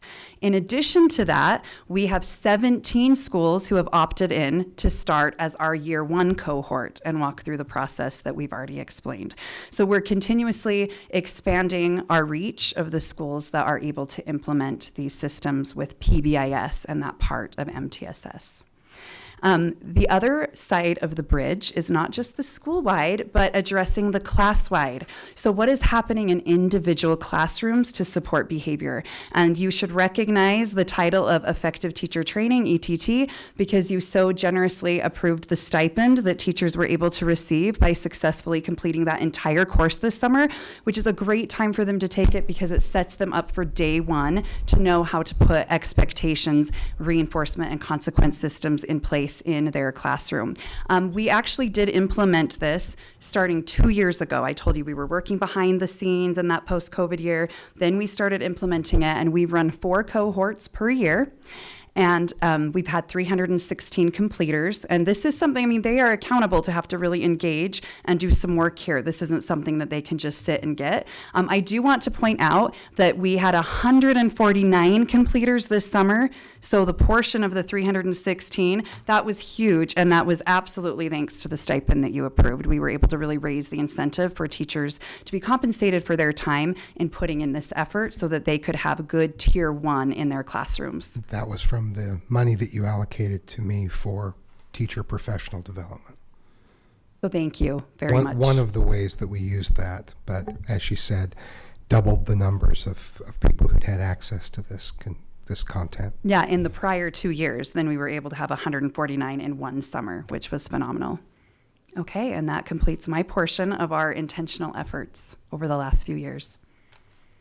Well, so we've explained our curiosity and our current intention and what we're doing. What's left is to be united, right? That's the next step that we've got to take. And only through a united effort, a united multi-tiered system of support effort with common expectations, understanding, implementation, and accountability throughout the district will we be able to bridge the gaps that are needed in all areas of learning. Multi-tiered systems of support, or MTSS, it's not a magic button that you push. It's not an out-of-box program that you can just purchase and plug in there, and all of a sudden you're magically MTSS. It's a process, but this process empowers the adults in the building to create a shared sense of community and collective efficacy that creates a culture of positivity for schools, or for students, and it has shared expectations so that growth can happen. MTSS, a lot of times we get confused on really what it is, and then you look at PLC and what are the PLC questions. The truth is PLC questions are MTSS questions. What do we want students to learn? That's not just academics. That's all areas. How will we know when they have learned it? How will we respond when some have learned it? And how will we extend the learning when they do learn it? And how will we teach to ensure current understanding, ensure student understanding? Those are critical questions as we move forward in our efforts with the MTSS. Learning always happens, whether we're intentional about it or whether we're not. There's always learning that's happening. And I would submit that any school culture that requires more of students than adults is toxic to learning and change. So what an MTSS does is that it focuses on relationship, on learning, and holding each student accountable and repairing harm that has occurred. MTSS program is the vehicle for change in the classroom, the hallways, the school, and the district. How has that happened? Because you address the things that you can affect, you understand what you cannot affect, and then you use that data and you act on that information. And when you do that, attendance, behavior, and course performance improves. MTSS systems are not soft on misbehavior at all. And it requires whole school buy-in. That's a critical component of our current model that we have with our PBIS schools. It requires high quality professional development, careful implementation, and accountability. So here's a question, does it work? Yes. Can you go back one slide? You betcha. I think so. Yeah, there we go. What does it mean? What is a school culture that requires more of students than adults? What does that look like? Yeah, so that's a great question, because that would be a school or a classroom where it has students' will, and it has everything's about the students, and it's kind of placing all the onus of behavior or learning on a student, where the adult is not taking that ownership and saying, nope, I am the one that will facilitate the learning, whether it's behavioral, academic, or social emotional. So if we just expect kids or them to come with some magic blanket or magic jacket, that all of a sudden it's all on them to do the learning, then that's a toxic learning environment, because the adults are the ones that are the professionals that need to guide that learning. Thank you. My next question is that I run into always is, well, does it work? Does MTSS actually work? There's research that says it does. What's out there, what's going on? It doesn't work if you have opt-outs. That we know for sure. It has to be consistently. That old adage that you're only as strong as your weakest link is really, really true. But why MTSS? Why is it important? Really, does it work? And what's the level of its importance? And I want to submit that led to the next question, and also a discovery of what makes schools safe. In my new responsibilities that I received a little bit over a year ago with school safety, I've been doing a lot of training and research and understanding about what are the things that actually makes schools safer. I've gone to trainings with the FBI, Department of Homeland, the Secret Service, private organizations, public organizations, and different things like that. And they've all come to one thing that makes schools safe, and it's prevention. And there are two things underneath prevention that are critical. That there's a sense of belonging, which MTSS creates and establishes, and consistent school-wide MTSS. Those are the things that make schools safe. it was very validating to hear that we are on the right path, that is not only the thing that increases academics, attendance, and social emotional wellness, but it is the thing that is within prevention that makes schools safer. A lot of the other efforts are reactionary or prevent, like at the time of the event, it's set in place for protections. But what makes the schools safest is system-wide MTSS and that strong sense of belonging. Well, we've all heard about Maslow's hierarchy of needs, and basically it is this, and this is the thing that I like to talk about maybe way too much. So I apologize if I come across too passionate or anything like that, but it's physiological. This isn't just a want. This is physiological in each one of our brains. Our brains will always first ask, am I safe? It will then ask, am I loved? Only when the answer to those two questions is yes, can the brain say, what can I learn? And that's critically important to understand, because that physiology is addressed in an MTSS where when an MTSS is consistently and correctly implemented, it addresses each of these physiological areas and real learning can occur, whether it's academic, whether it's behavioral, social, emotional, whatever the area of learning is. Back to our acronyms that we love to put out there, and I just love this bridge, and I love how it ties with our strategic plan and the portrait of a graduate. MTSS consistently applied throughout all of the school and throughout the district, it actually satisfies Maslow's hierarchy of needs and increases learning in all areas. MTSS unifies all of our efforts and bridges the gaps and unifies the work of our strategic plan and helps us improve our impact metrics. Throughout our efforts the last couple of years, we've looked at, in using, for this example, Noster's model for managing complex change, we've been in all of those areas in the last several years, to varying degrees one way or the other. And one thing that we know is that in general, our schools are all over. They're all doing great work, but they're all at different places and all at different levels. And in order to address the behavior or learning more effectively, we have to put a more unified system in place. And there has to be an expectation that MTSS is going to occur at each school, that with consistent, ongoing professional development opportunities and a unified system of support. We hope to be in the top tier with MTSS, where we see the success. But we have absolutely been through all the stages here, whether it's confusion, resistance, frustration, or all of those things. And we also know that that kind of happens simultaneously throughout the change process of all of the things that happen. One of the things that is absolutely true is we do not rise to the level of our expectations. We fall to the level of our training. And so our hope is that we will train we'll be able to train schools in such a way that when they have those instances in schools or in their classrooms or in the hallway or wherever it is, that they've been trained sufficiently to fall back on the correct principles. Thank you. Any questions or comments?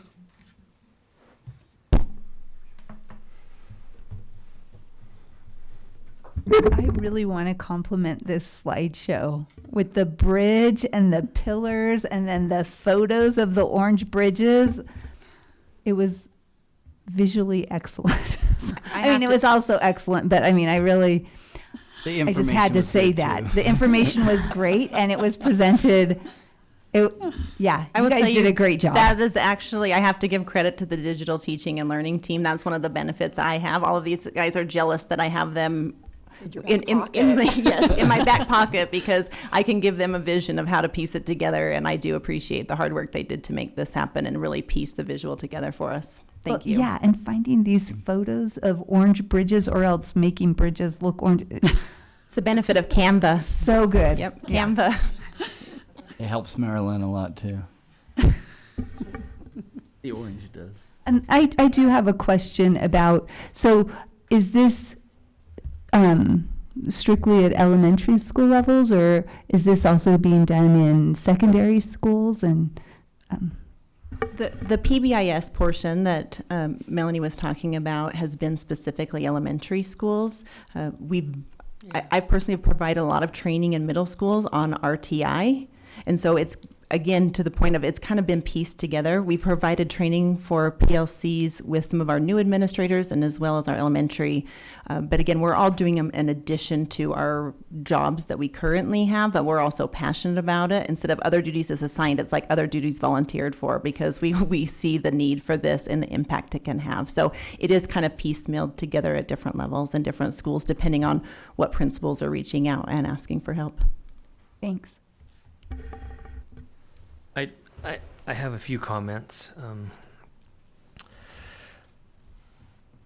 I think the reason that you're here giving us this presentation is because I voiced a concern earlier with the board and with superintendent regarding behavioral issues at some of our schools and how they were being handled or maybe mishandled. And so I had some specific examples, firsthand accounts of behavioral problems at schools. And I won't read through any of them right now. This is kind of a high-level discussion right now. But it came from the concern of one of my constituents. He and I sat down a couple times. We met with Anthony once. And he has family and friends in the public education system, not just Jordan School District, but some other school districts. And these individuals, I think they were primarily teachers, were expressing frustration that either parents were berating them or they were having trouble with a particular student and didn't feel empowered to discipline the way they thought they should. They didn't feel the support of the administration. They were told, you can't touch a student ever. That was kind of the general idea. You can never touch a student to discipline them.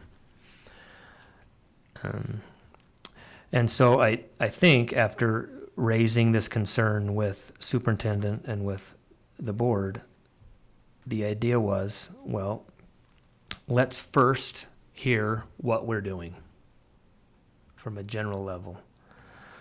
And so my next question is, I don't know where to go from here based on the information that we just received. It's really high level. There wasn't anything that I disagreed with. I think it's all great. The plans, the MTSS, the trainings that we have in place. I was impressed that this year 2 cohort,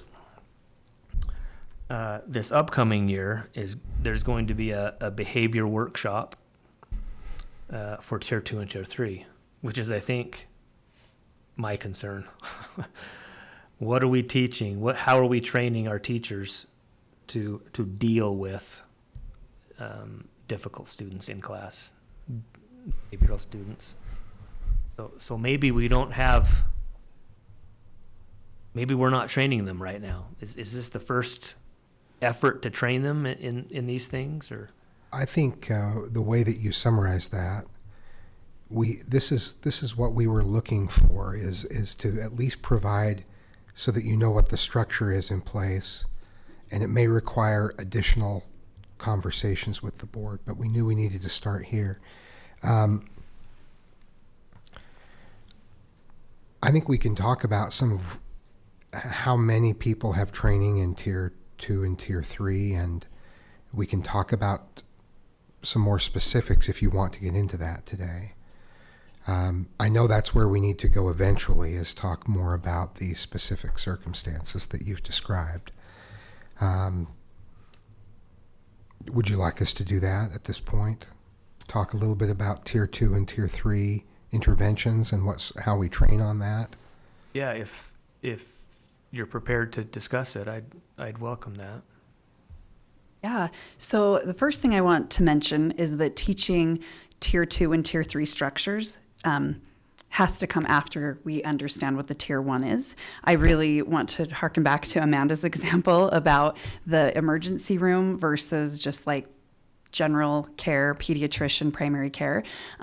So we don't want everything to feel like it's an emergency room situation, right? And the same is true, especially for behavior in a school, that if we have tier 1, that's going to help support a lot of our students. And it doesn't mean that it's going to take care of all of these scenarios or situations. So we do have additional structures. And most of the time, what tier 2 and tier 3 looks like is additional time and intensity for those students. So to give an example of like at one tier 2 intervention, there's a system called check-in, check-out, where maybe a student is put on some kind of a behavioral tracker where they're getting additional instruction about what it actually looks like to follow expectations or rules school-wide or in the classroom, and they're receiving additional check-ins with adults, additional support and instruction on that. That's just, again, one example, but hopefully it helps you connect to what you've heard today that's very tier 1 based.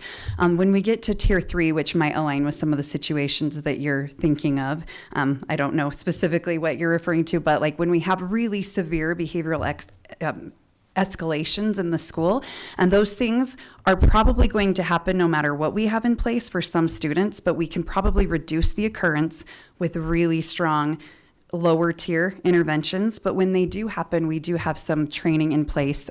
Right now, all of our certified special education teachers in every building are required to complete what's called Aspen training. And this really helps them go through a decision-making process of what they would do and how would be the best and safest way to respond if they're dealing with a behavioral escalation in front of them. We also, at the special schools, which I'm the principal of a special ed school, we have what's called MANT training, which is similar but goes more in depth about how you can, first of all, try to identify where a student is in their escalation cycle, and what would be the appropriate measures depending on what you're seeing in front of you. But then also, if you did have to intervene physically, what is the safest and most effective way to do that to ensure safety for staff and for students? So there are trainings in place that even talk about the appropriate way to go hands-on, so to speak, but that really is like a tier 3, and actually beyond tier 3, because it's really supposed to only be used in the case of an absolute emergency. It's when everything else the bottom has fallen out, right? So it's not really an intervention we use as a consequence for behavior, it's an intervention we use to ensure safety. Does that help give you some context? Yeah, It does, and I appreciate that. It's just that after hearing a dozen different examples, and I have a friend, for example, who teaches in the Ogden School District, and she's told me some stories that have happened in her class, and the consequences that she received as a teacher for what I thought was a reasonable way to deal with the situation. Mm-hmm. And she was reprimanded, she was written up, she was put on administrative leave for, I think, just grabbing a student by the arm and escorting him down to the principal's office. I mean, it was something that just seemed logical. That's what I would do if there was a student, throwing things around or maybe endangering himself or other students. And so I'm wondering, obviously that example didn't happen in Jordan School District, but there was one situation where an administrator told a teacher, and I mentioned this earlier, don't ever touch a student. And there are legally examples where a teacher can touch a student, can restrain them if under certain circumstances. They can escort them by holding their arm and taking them places. And so I was wondering what happened in that administrator's training to make him or her think that is what I should advise my teachers. Don't ever touch a student. Something was not communicated well, trained well. That's my concern. And I think if I could, I think that's exactly what we're talking about here, is that there is a need to go system-wide with this so that it's a unified effort as we roll this out. With only a handful of schools, the 10, or 2 handfuls, I should say, of schools that have gone through the first year of training, we have a lot more to do. And that's just, we've done the teacher the trainer of trainer models in that. In essence, that means we bring the principal and a group that they choose to train them to take it back to their schools. And it really is a train and hope they do it at their school, because the capacity to follow up, to do any kind of accountability or support at a real deep level at each of those schools does not exist within our capacity as the committee to handle that. That really is what's needed to help them implement that process systematically at their school. So many of our administrators have many pieces of this, and they're really good at it, and they really do a great job, and so do our educators. But they don't have the whole picture, and it's not a systematic process through each of the schools. And when we can support them in such a way that that does become a reality, we will see changes in exactly what you're talking about, because that tier one mechanism, or that the structure, will be on a solid foundation, if you will. I'm going to use that word, versus a moving foundation where there's no systematic implementation at the school. Would I be able to see what we're training them on? I mean, is it documented? Is there slideshows or something that I can see? And we would love to tier have 2 you and tier at 3, any of them. Absolutely. Yeah. specifically the behavioral side of it, the PBIS. What are we training? What are we training these trainers? You bet. Yeah. Okay. Yeah, we have those in slide decks, but also serious. If you would like to attend, we would love to have you at any of our trainings, and we can share those dates with superintendent. If you want those, then yeah, we'd love to have you. I've been told that when there's a board member present, it like puts people on edge. So we're okay to come in a hood or something. Disguise. Now in these trainings, they're eager for the information, and I think that would be great. If we provide the training around the questions that you asked, and provide those materials to you, and contact information so you can talk through specific scenarios with these individuals, does that help move things forward for you? That would be great for me. Okay. Yeah. This presentation was intended to show the system-wide and the individual teacher training that's been provided over the last 5 years, so that we can avoid these types of situations more frequently and be prepared to address them with the most effective methods when they do occur. And I think if we can connect you to those materials, and any other board member who would like to have that, allow you to attend trainings. I don't know how much of the Aspen training we can make available because it's not ours, but we can talk through those issues with some of these individuals. Knowing the framework, I think then you could make a judgment about how you feel our trainings are aligned with your understanding of the law, and how they would match up with these situations that have been described. And then we can maybe talk from there about anything else that we might need to do, or how we can expand. Expanding these trainings is something that they would all be eager to do, of course, as you can tell. And, the reason we've trained the number of schools that we have and the number of teachers that we did this summer, I say we as if I got to be part of that, but that they trained this summer and provide professional development for, is not because we don't, that's all the interest we have, it's because that's all the bandwidth we have. And part of what your funding provided is pay for those instructors who are providing that over the summer. It's a very rigorous program for schools and for individual teachers. So at any rate, I think if that sounds like a good next step for you and for other board members, that you have access to the materials, that you have access to talk with these individuals about individual circumstances, and having this framework and foundation from today, then that can give you information about whether to expand and what other questions you might have that you might want to either have them answer or bring back for the board to discuss in a board meeting. I like that. That feel okay? That would be so helpful, and I appreciate that you were looking at me, because you knew I would say, please send it to me as well. I knew that you would also be very interested. That. I have another question. Something that I have heard glowing reports on is our behavior specialists, who we can call in some of those high-level situations. I often hear we wish we had more access. So can you talk to me about how is the process to get a behavior specialist in your classroom, and do we have enough, and do you need more support there? What a great question. So as the program administrator of behavior, in addition to being the principal of River's Edge, I do supervise the behavior team. JBAT is what we refer to them as. Right now we're a little bit downstaffed, and because of the spike, we've seen that post-COVID year that we pointed out, the spike that has continued. Actually, every single year it has increased. I think part of that is that people know about us and they are willing to use us, but also some of that is that there are a lot of behavioral needs in the schools.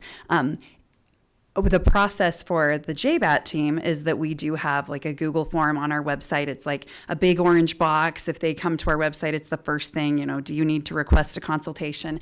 And then we have a form that we've recently updated to make sure it's giving us all the right information, just some, information about what's going on and what they specifically need help with and who the best person to contact is.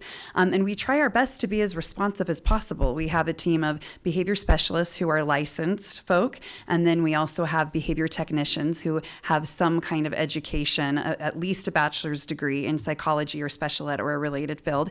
And then we also have what we call behavior support assistants. So these are behavior aides. This helps us expand our reach, because when a specialist comes in and gets eyes on the situation and consults about what's going on, they can't really be there to see it through to the end. So they can help develop a plan. And then depending on the situation, if we have the bandwidth and the staffing, then sometimes we can provide a temporary ESP who can help get that plan started and model what that can look like and try to build the capacity of the team to continue that effort when they're gone. But if I may be as bold to say that the dream actually might not be to have more behavior specialists under my team. I mean, that always is, we could still use more of that, but it would actually be to have more of a tier 1 mirror of this, behavior specialists who can go in and consult more at the classroom management level. Because I'll just tell you anecdotally, often my behavior specialists go in and sometimes absolutely, it's like, this kid really does need a tier 3 intervention. We need to kind of connect it to whatever the tier 1 efforts are, but this kiddo needs additional time and intensity. But sometimes my specialists come to a classroom and they're like, wow, a lot of this issue could be solved if the teacher had some better training and better supports tier 1. But that's not necessarily the job description of my specialists. And so they don't necessarily have the time or the bandwidth to be able to provide all of that type of support. I mean, they still will, they'll embed it in and provide some feedback about how the teacher just in general can have classroom practices that will support all students, but they're called in for individual students. So really, as part of a more unified and moving forward approach, it would be more that my team of specialists that are functioning more at the tier 3 could partner with another team of specialists who are functioning more at the tier 1, and we could partner those efforts in some intentional way. Does that make sense? And I should clarify as well, her team is really hyper-focused on special education. That doesn't address all of the regular education students, of which we have no behavior specialists for. Mm-hmm.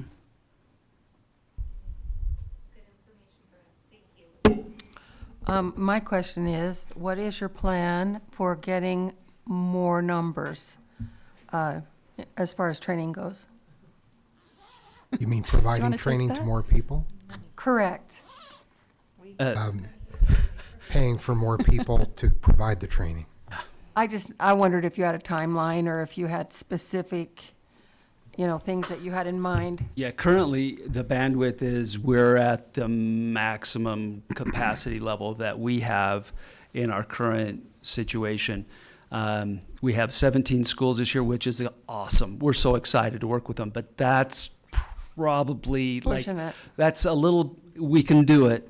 It's big, but yes, we can do it because, again, we are passionate about this. We know it's the right thing. We know it's what will make the difference. But 17 schools a year, you do the math plus turnover plus, the ongoing support, which currently is really not there, like beyond like day-to-day kind of like if they need help and support in the classes, that's not able to be given on the level that it needs for real systemic implementation and change. But 17 schools a year is that's top level right there. And if I may add to what Travis is saying, you have to remember that that PBIS that he's talking about is just one piece of MTSS. So if we're talking about a whole district-wide system, there really does need to be more support and personnel to be able to provide ongoing support, clarity, and training. And we're happy to be a part of that. But again, it's hard for us to do that in addition to our jobs now. I also want to acknowledge everyone else who's here: Michelle Loveday, Brian King, Carolyn Goff, Kim Lloyd, Lisa Robinson, in addition to those who've been speaking. And, you know, we've got instructional coaches at every school that help support this work, teachers that are spending their time. I mean, it's really everyone worked together, but thank you for those of you who are here this evening. And as I've picked up little things over the years from various individuals here, I thought, I wish I'd known that as a teacher. I really could have, you know, it really would have helped me. So it's a lot of concrete ideas within a broader framework that helps make sense of everything. So really, everyone here, it's an impressive group, as you know, and great things happening. So other questions for them? I have a question on the ETT, effective teacher training. Is any teacher who wants it, is that available for them, or can we only take so many teachers a year on that one? That is a great question. We really tested the boundary of that this summer by allowing 150 in. We do have to cap classes because it does involve work, and there are humans on the other side who are actually seeing their responses and giving them feedback so that it's not just to sit and get. So during the school year, we feel like the magic number is capping it at 50 per cohort, and we offer 2 to 3 of those during the actual school year. And then during the summer, again, I think we tested the boundary of that. I think the magic number would be between 100, maybe 150. Some of that depends on how well staffed my behavior team is. It's been my behavior technicians who have been grading and giving feedback and prompting people as they move along through the course. So there is a cap because it's not unlimited. Not quite, but we're getting there. Those on the team are dreamy, but there's not enough of them I didn't to make it a I dream meant team. the expand. Yes. No, good but you're clarification. exactly right. It's and that's because it's interactive. It's not just, oh, here's a packet, fill out the packet, now you're done. Or here's the Canvas course, but we won't be interacting with you at all. It's rigorous, it's supportive, and it's very effective in helping teachers feel at their best and ready to avoid issues and address them when they do arise. Any other questions? Thank you so much for being here, everybody that is here with this team. Thank you so much. We really appreciate all of the work that you're doing. So in the same sense, we won't just send you emails. We'll set up time for you to go over materials with members of the team so that they can answer questions, and so it can be interactive in the same way those trainings are, and talk that through with you. So thank you. Thank you so much. Okay, we're going to take a 15-minute break before we move on to our next agenda item.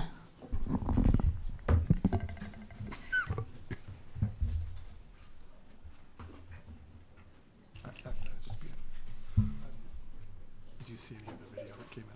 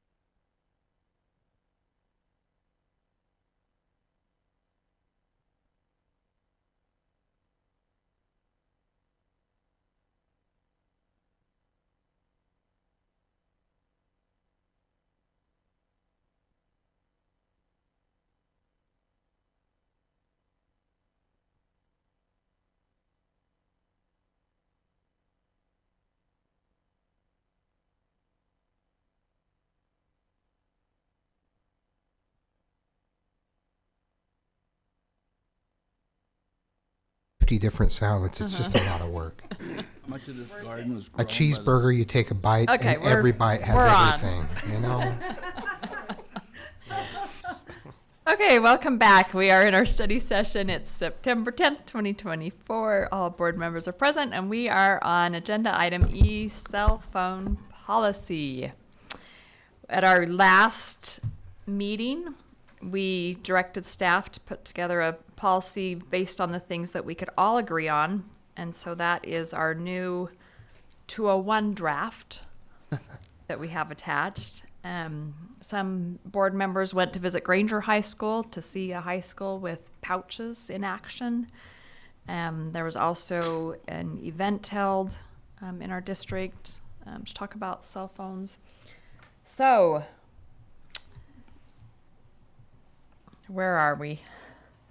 Do you want to should we just work off of draft 201? Or should I go around and let each of you say where you're at with this? What would you prefer?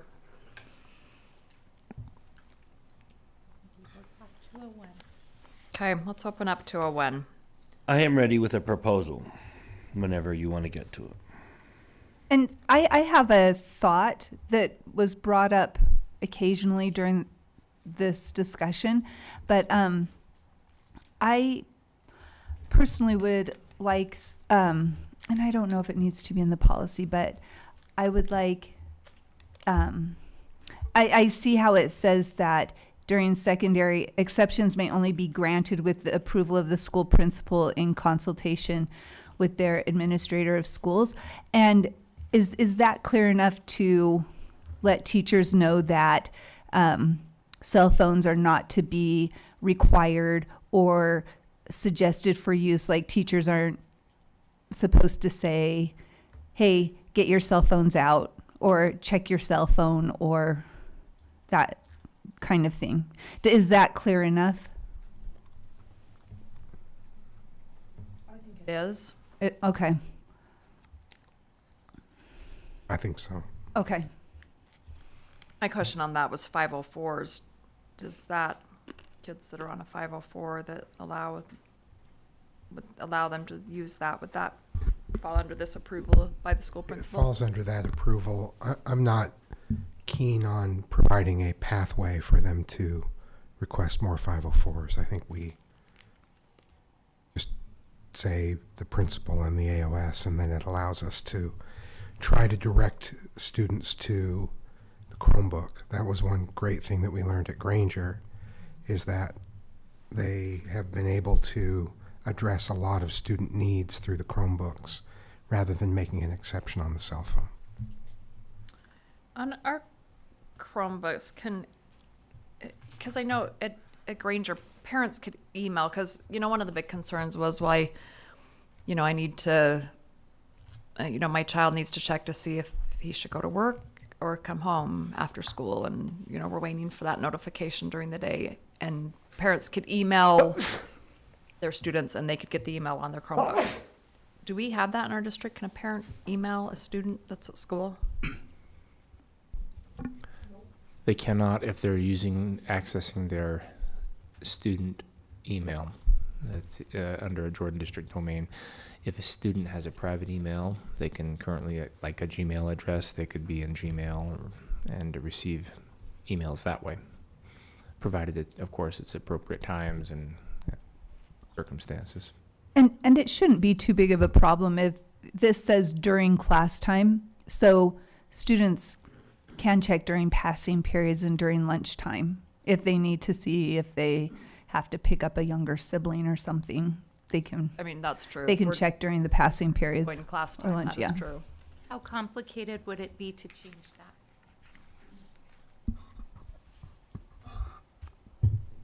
Had they changed I don't it think at it's- Granger? Is that what they had done?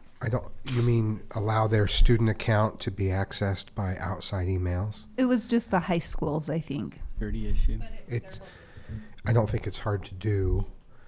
I think it would be hard to do it for only a specific email address or for only certain email addresses. So it can easily be opened up, but then that means that there's a lower level of security, and they make it spam, and they may be contacted through their school email by people we wouldn't want contacting them. Would it be possible to do that at only one level of student? So let's say once you're in high school, Yes, your email opens up. yes. I have a question on the term wearable technology. Is a normal watch wearable technology? Yep. A normal watch? You mean just like Yeah, like not a smartwatch. Yeah. Just a normal watch that tells the time. Then I would say no.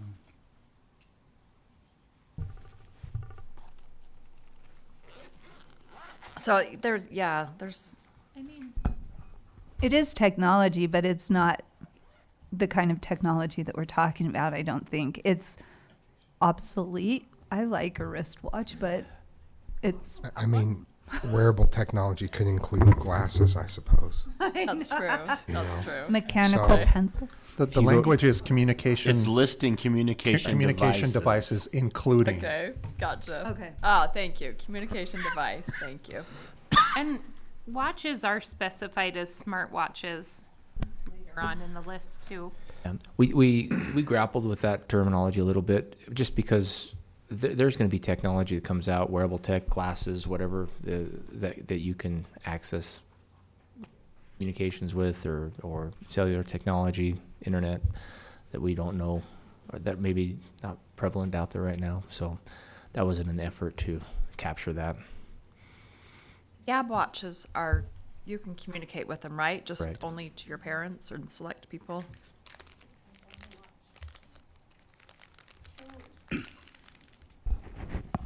I had a question. On secondary, I'm a little uncomfortable with the first offense being send it to the office. I wonder if the board has an appetite for doing first offense is a teacher confiscation, like Miss Sanders' cell jail, something like that, where it's like it stays in the room, you get it back at the end of the period. Notification could go to a parent, but it feels a little less combative. And from what I'm hearing, it's a lot of times where it ends, right? You're not having to go to that next step very often. I think that can be implemented by a teacher. To me, the first offense is when you violate that. So, like, for instance, in my class, I like my students to put it in their bag. So my clear expectation is just don't have it on your desk, put it in your bag. So if they don't, then I just say, hey, can you put that in your bag? I don't consider that an offense. The offense comes when they say no. And then at that point, my only concern with adding in that in policy is then if you do move to that, we're sending it to the office, then you have to remember, did I already give them the warning? Did I not already give them the warning? And so forth. And so I want to make it as clean as possible. If I get to the point where I consider it an offense, then it's going straight to the office. So something that just maybe a quick recap from some of the things that we were able to observe on our tour was at Granger, and this is just one idea, but they have a spreadsheet that is shared among the entire school that all of the staff have access to, and it's just a click. And so all of that communication home and tracking offenses is kind of a quick take it off the teacher's plate. And I'm definitely interested in, they said they would share their spreadsheet with us if we decide that we're interested in it. And I would like to do something to streamline that for teachers. So it's a great point.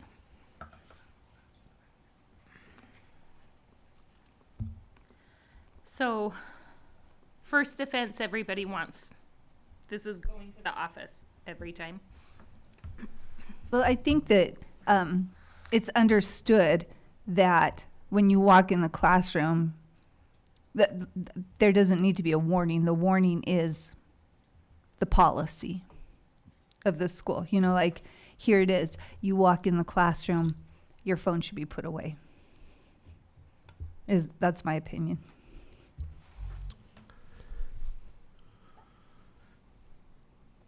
I think it's the definition of offense. What's an offense? Do I see it, immediately goes to the office, or is it a violation of not Okay, being so a policy? so I get it. It's the policy, a violation of the policy. It says electronic devices not permitted during class time. And so I guess use. Well, in this too, it says student use. And so I guess if it's visible, they might not be using it. But I mean, if we really want to pick at the words. So.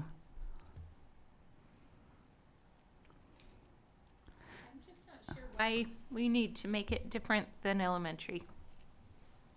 You would just keep it the same as elementary. Verbal reminder, warning, and notification.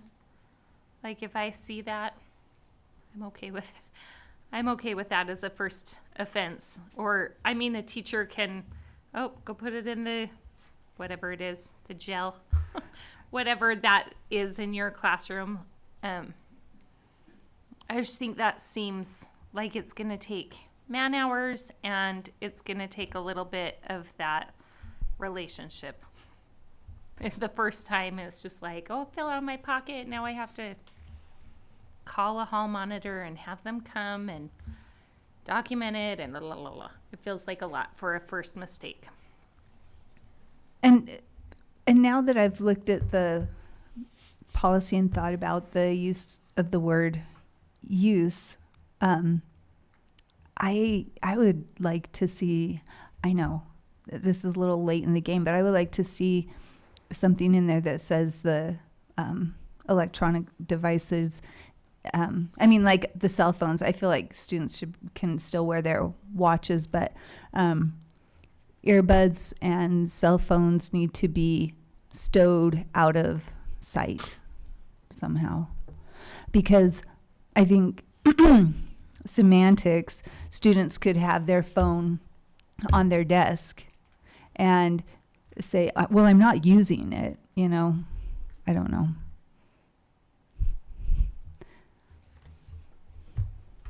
They could even have it face up and see all the notifications and say, I'm not using it, because they're not touching it or something.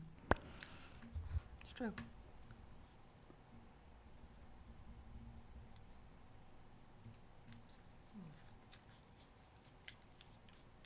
So to me, that's expectations of a teacher.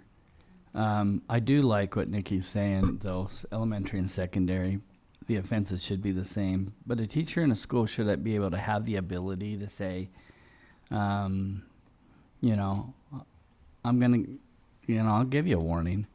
My concern really is up on the policy where a teacher can ask for an exception from the school principal, but then it has to go to an AOS to have that approved, and I think it should be approved by the school principal only. I don't think it needs to be elevated. Let me give you some examples. I took some time to talk to all the SBOs that showed up at the fun fair day about the policies, and students brought up a couple concerns. For instance, students using Canvas needs a 2-factor authorization number that comes on your cell phone. And so it would be appropriate for a teacher just to say it would be okay for you to pull your phone out and use that if they're on Canvas course. Could they have the authorization through an email or only through a phone? I don't know the answer to that, but I know a lot of them are doing that. I think an art teacher that says, have you put some music on while you're drawing, I don't know if that needs an AOS approval. I think there's some times that there are exceptions, a calculator or math. If that teacher feels real strongly that students can have a phone out for that calculator, then they should be able to consult their principal, and that exception could be made at the school and teacher level. I don't know that it has to go to an AOS. That's just me. We're certainly open to any suggestions on language. I think the background or the context to why we included the language about administrators of schools is to keep consistent exceptions throughout the district at the high school level, at the middle school level, at the elementary level. If it was principal by principal, there might be a tendency for creep in inconsistency. So that was the effort to include that language in there. I also think, back to Ms. George's question, just so there's some context as to why the difference originally between the elementary and the secondary schools, consequences being a little bit different. I think it was simply because of the nature of the secondary classes, where they're moving from class to class to class, having to verbally warn and notify parent or guardians first. Again, not trying to defend it or trying to protect it. It's just that was the kind of the background and the context for why we decided to go with different consequences at different levels. It was because of because the first warning that one teacher gives could be the fourth warning that they have gotten that day in a secondary school. Yeah, where elementary, it's a reminder. It's going for the rest of the day. Secondary, you could bring it out in different classes. Not with a spreadsheet, though. If there was some way to know that they'd already received a warning in a different class, but we currently don't have that system, but it would be great to have.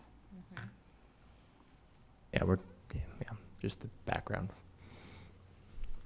And personally, I like schools to be able to make their own consequences, but I feel like in this, I would rather have the board make these consequences part of the policy also, so that administrators and teachers can blame us, and it won't damage their relationships with their students. I also would like a letter in here somewhere that says that schools can choose to be more restrictive if they want. Like if a school wanted to go bell to bell, they could. Nothing in this policy prevents them from doing that.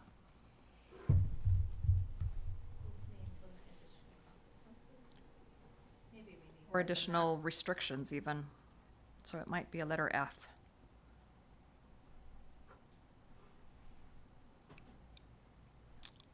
Okay, so we have a few things to resolve. If a school decided to go more restrictive, let's say they wanted to get yonder pouches and go full bell to bell, it would be helpful for me to be prepared for the onslaught of messages that I was about to receive. Do they need any sort of approval before they do that, or they can just go and? I'm sure they'd work with their AOS. I would hope that they would work with their school community council too. And the expense of it would probably come to, for board approval, if it's more than $60,000. One school? Not high. It's not going to be. Oh, yeah. Okay, then I guess we wouldn't be involved in it. However, the board asks that only one or two schools do the pouches, right? Was our instructions Well, last yeah, the time? board asked if there were schools that would pilot it. Like we could pilot it and we would fund it. But I think if there is a school community council and a administration and teachers work together and decide that that's what they want to do as a school, I don't want to prevent them from making that decision. I've been told we have middle schools now that are doing bell to bell. So I just want to make sure those schools know that they can keep doing that. This policy will not prevent them from doing that, even though it's more restrictive than what's in our policy. Kind of defeats a little bit the purpose of having a district-wide policy. This isn't a district-wide policy yet. This is a bare bones. This is what we agree on. Eventually. But we just said that we want the AOSs to be in on it, so we have continuity throughout the district, but now we're saying we don't need continuity throughout the district. I was under the impression that we were trying to come up with, however this policy ends up, and maybe I misunderstood our intentions, but I thought we were trying to come up with a district-wide policy across all elementaries, all secondary, that was consistent. And if we allow some schools to impose greater restrictions, we're kind of defeating that goal. I don't think so. I think that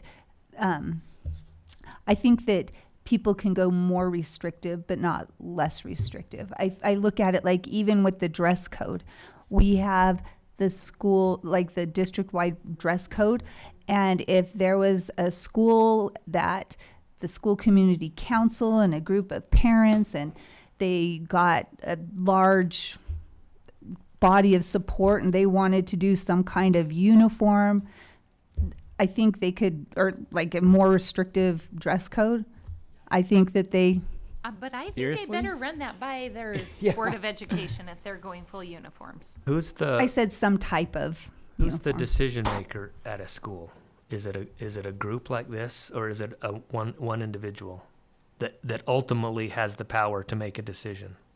Is it just the principal? I keep saying school community council and a body of supportive parents and. Right, but who can make the decision? Is it just one individual that has the power to make that decision, Anthony? To increase the consequences or be more restrictive? Yeah. So there could be lots of discussions with school community councils, parents, and community, but ultimately, who makes the decision?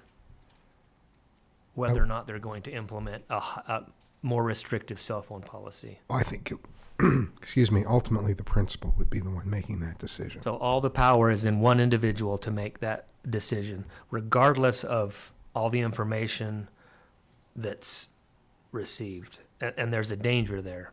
We don't have that danger here because we have 7 different individuals and we have to come to a consensus, at least a majority consensus. That's where I would, like if there's a principal who's a huge Jonathan Haidt fan, Haidt fan, read the book, and we've seen these individuals in town meetings, through emails.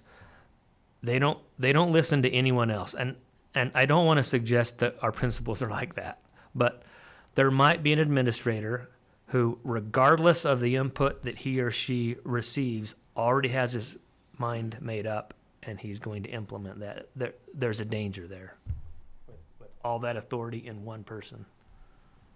Yeah, all the things that have already been put in place by principals in various schools, although we don't have any schools that are going fully bell to bell, we have a middle school that does everything except lunch.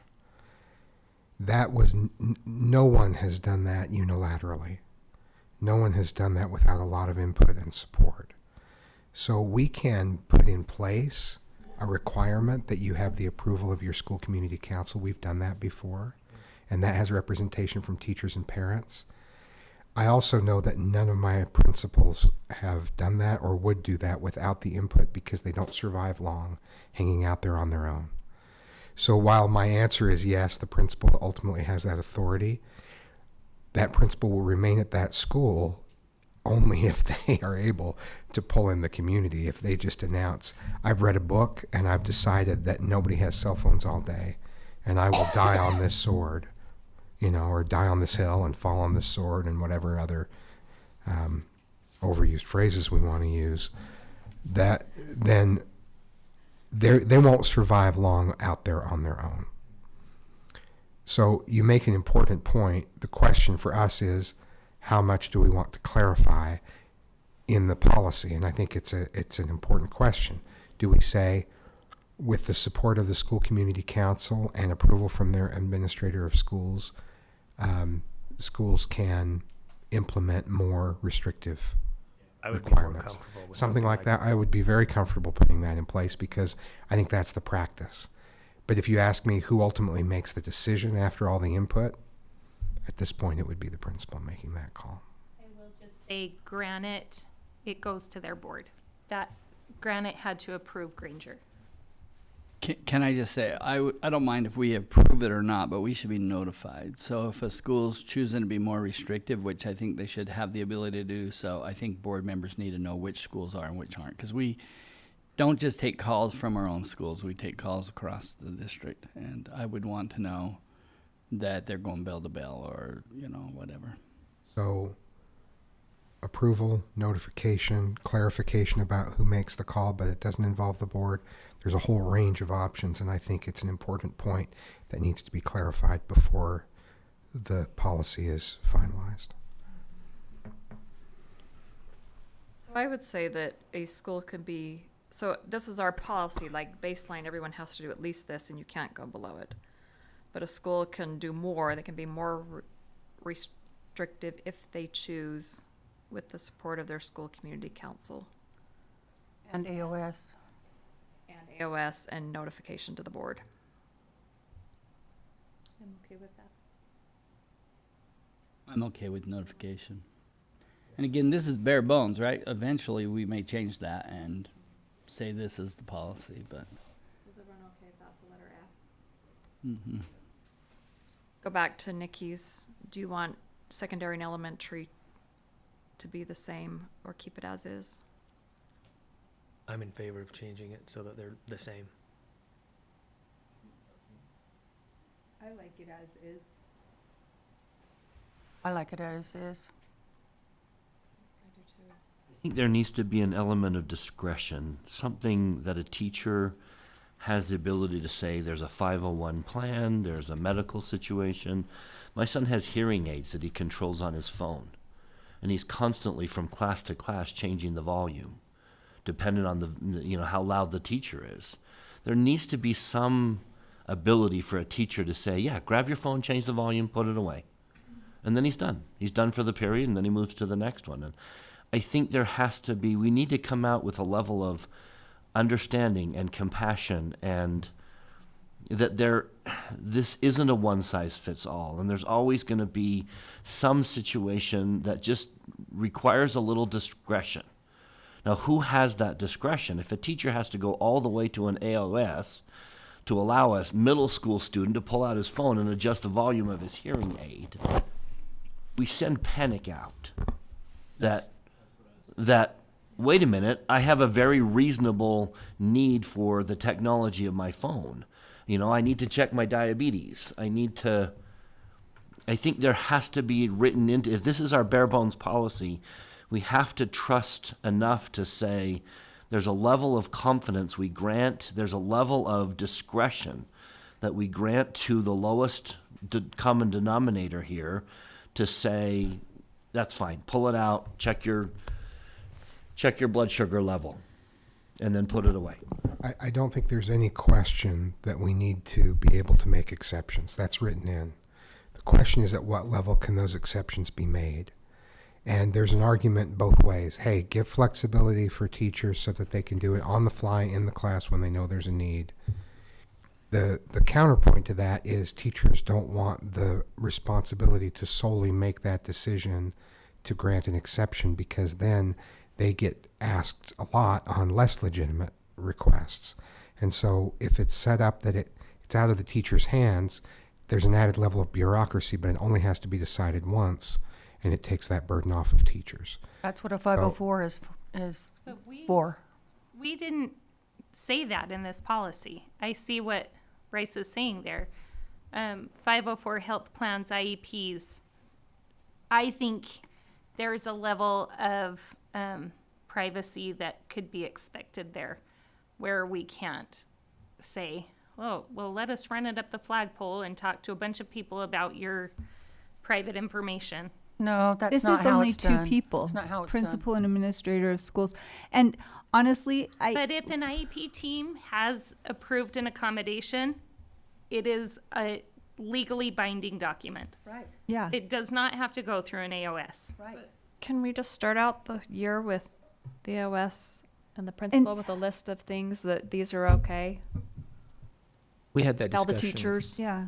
We had a discussion today with some principals, and they brought up this very point, and it's assumed that we would publish some guidelines where we would obviously carve out 504s, IEPs, other medical exceptions that would be just off the top. It's just in an effort to make sure all of the principals would agree on it, and the AOSs would be good with it, and we could publish those up front so there's an understanding going from the inception that there are certain exceptions that are already granted. And honestly, seeing the school principal in consultation with their administrator of schools, I don't know that is super intimidating. Before I was on the board, I did not even know what an administrator of schools was, and if I read that, I would just think, okay, like it would not be intimidating. So you're saying we don't need to take every single student to the AOS if there's some guidelines that come out from the AOS? Right. As Apply Dr. that, Godfrey then. said, I mean, there There would be needs to some. be a preset list. These Right. things have already been approved. Right. You have the discretion in these areas to go ahead and make an exception. List every single one in the policy though, because that could change on regularly. Well, what I'm worried about is I already know the number of people that are going to call me because their kid has an IEP, and it doesn't talk about an IEP here. But you know, those parents already know that an IEP takes precedence. They know that. It's done people know every that they day in have our to be schools. advocates. It's done every day in our schools. IEPs are understood as the law, which they are, as are 504s. And they're an exception that would be granted.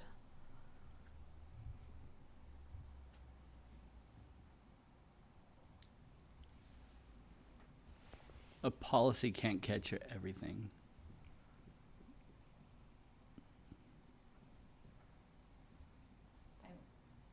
I mean, of course, the collective wisdom of the board will be where I defer, but I am telling you that people who have had to work to advocate for their children their whole lives have warning bells that go off. And I think that spelling it out in our policy will calm some of those concerns. We've all heard those emails already, and we haven't established a policy. I feel like as board members, I think that we don't need to get super specific with the policy. And I think as elected representatives of our community, that is our responsibility to take those calls from our constituents. I don't think we need to put everything specifically in the policy. I think it's okay when we get phone calls from our constituents. I think it gives us a chance to hear from our constituents. I think it's good when we get emails from them. And so, anyway, that's my take on it. I feel like I would welcome somebody calling me, somebody reading a policy and calling me or emailing me if they had questions or concerns about it. So. Of course, always welcome interaction with my constituents. I am not saying that it's a hassle, but I do think we have an opportunity to make a group feel seen. And a legal obligation for that matter. What would be the downside of saying IEPs and 504s will continue to be accommodated? But then it looks, then that looks like that's the only groups that we're going to. And then I'll do we answer need your to put that question, in but every policy? Sorry. Oh, go ahead.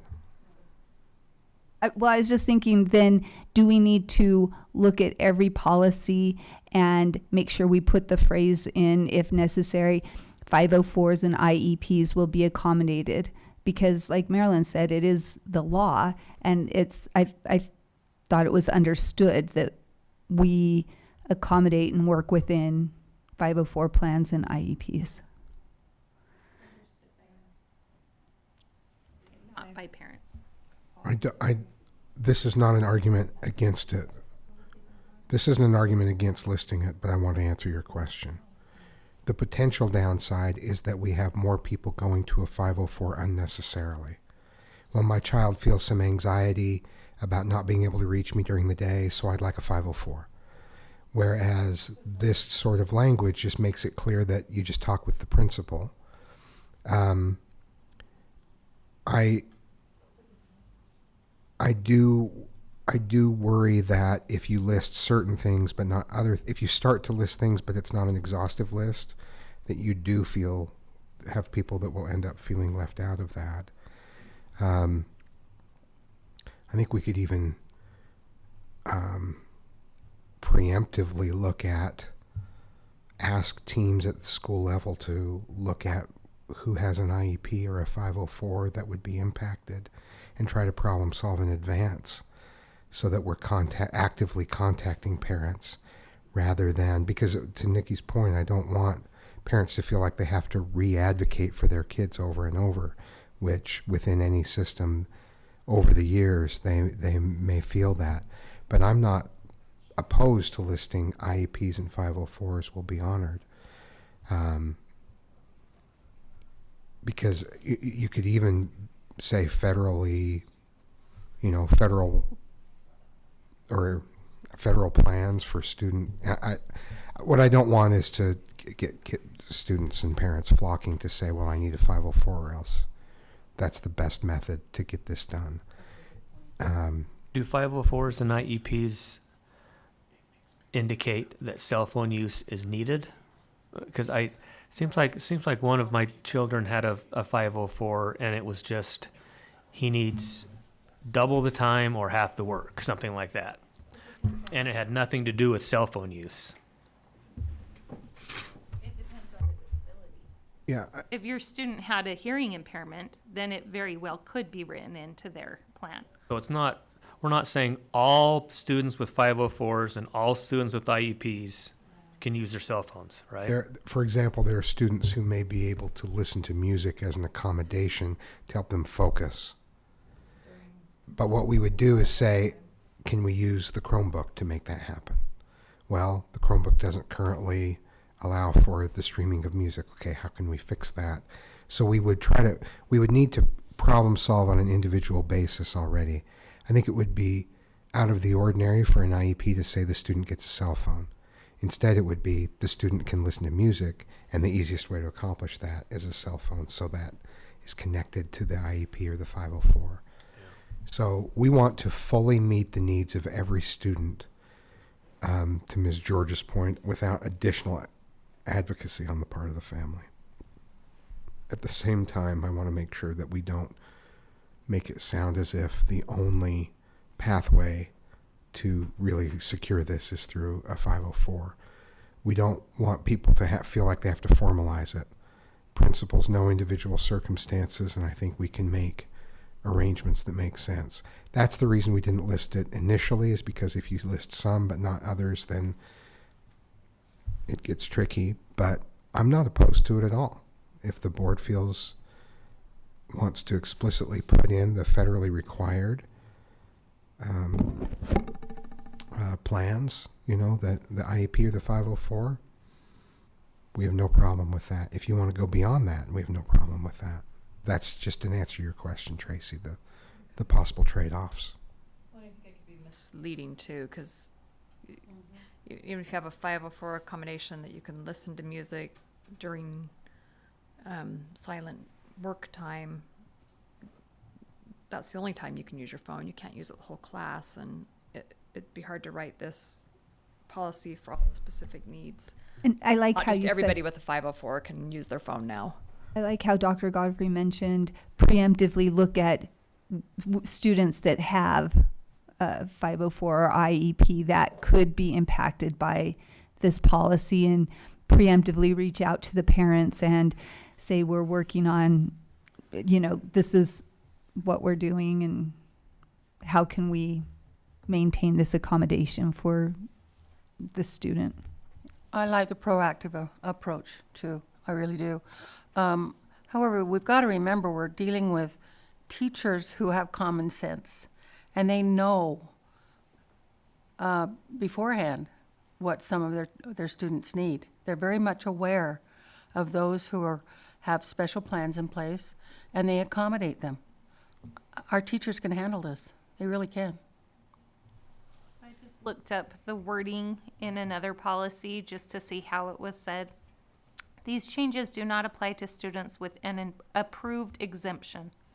I'm comfortable with that if we don't want to list it. Maybe the problem is that the way it's listed now is too prescriptive for me. Yeah, and we're open to that. To Mr. Barnett's point, I'm glad you looked up other phrasing. I also worry about it. Oh, I have an IEP. It doesn't relate to that, but because I have an IEP, having a phone will make everything in the IEP better, even though it's not specifically listed. So, I don't know. I want to meet every child's need. I don't want parents to have to re-advocate. I also don't want to open the doors. Hearing aids connected to a phone. I mean, it won't take long till the message is sent that we do not expect there to be no exceptions. Right. That is not our expectation. Sure.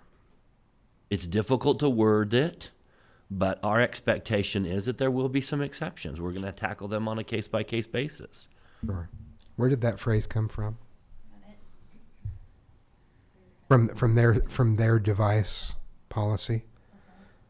Approved exemption, I think was the wording. So who approves that? It says approved exemption, but it doesn't say who approves it. Define it. So. And that's what you like about the phrase. Well, yeah, I like that if you have an approved exemption by your IEP team that is specific to a cell phone, I agree. Just because you have an IEP doesn't mean you get access to a cell phone. Sure. But that's an approved exemption. And if you have another situation that you've brought to an administrator, that's an approved exemption. So what if we soften the language? Exceptions will be granted with the approval of the school principal, instead of exceptions may only be granted. That kind of comes across as a little, we don't anticipate granting any exceptions. If we acknowledge that we're going to grant exceptions, then we just put that in the softer wording. Exceptions will be granted with the approval of the school principal in consultation with their administrator of schools. If you made it an administrator instead of the school principal, then you already have a team member included, an IEP team member.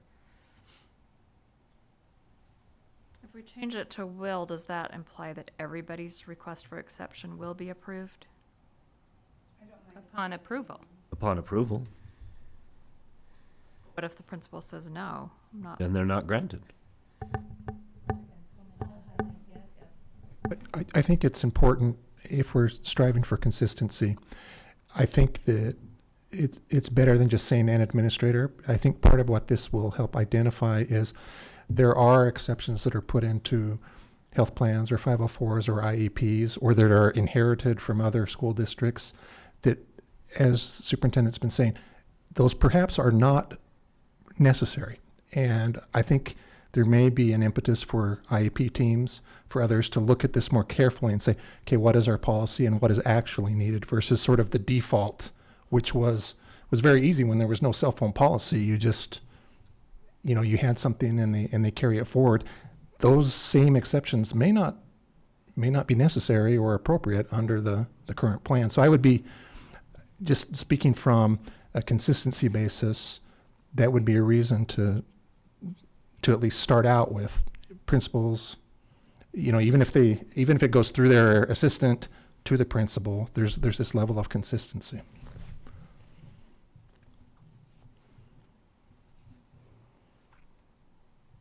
Okay, so we can leave the language as is. We can add language similar to Granite's, or we can change the exceptions will be granted instead of may only be granted. I'd at least drop the word only. Exceptions may be granted. I like may better than will.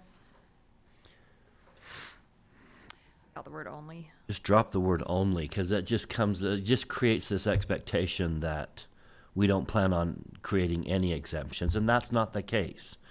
We have no intention of not having exemptions. We know there's going to be exemption. We just are trying to do something for your benefit here. Me too. Anyone else in favor of dropping the word only? I'm fine with it. And then what about taking it farther? Say the sentence again? Granite? Yes. Shouldn't have shut that window. Oh, Sorry. Do you want that included still? I'm hesitant on that. Approved exemptions will be honored. That almost seems like a double, because this is exceptions may be granted, and then approved exceptions would be honored. It seems like That's pretty repetitive. granted it, it will certainly be honored.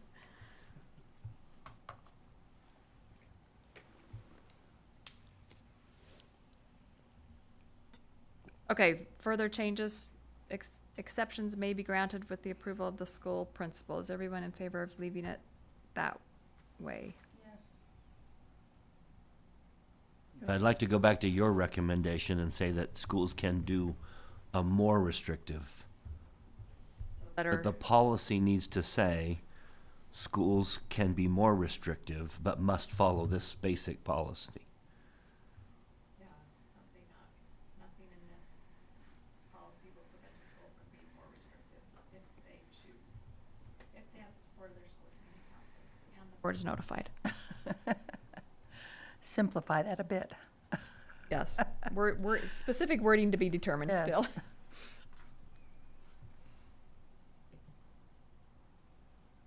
Okay, so we've taken out the word only, we've added a letter F about schools can be more restrictive.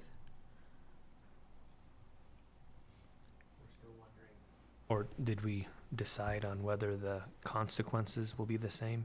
Was there a decision made there? I thought we had a majority. Did a majority say to leave it the same? Who wants to leave it this as it's written? It's kind of, who wants to change it? I don't care either way. And you're both saying change it so that it's the same, elementary and secondary is the same. Secondary is the same as elementary. Elementary. I lean towards that way, but I could go either way.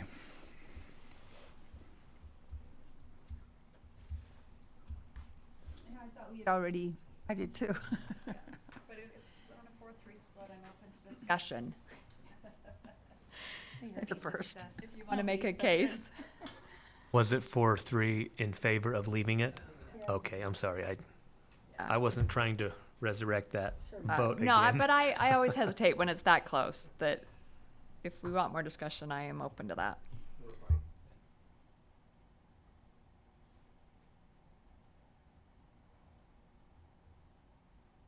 Okay. We have a policy. May I just make sure I've got it Yes. captured here?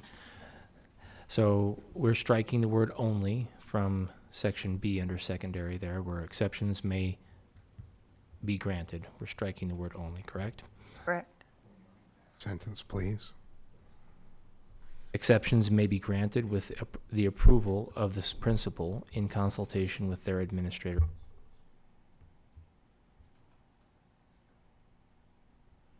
Exceptions may be granted with approval of the school principal in consultation with their administrator of schools. Letter F could read something like this.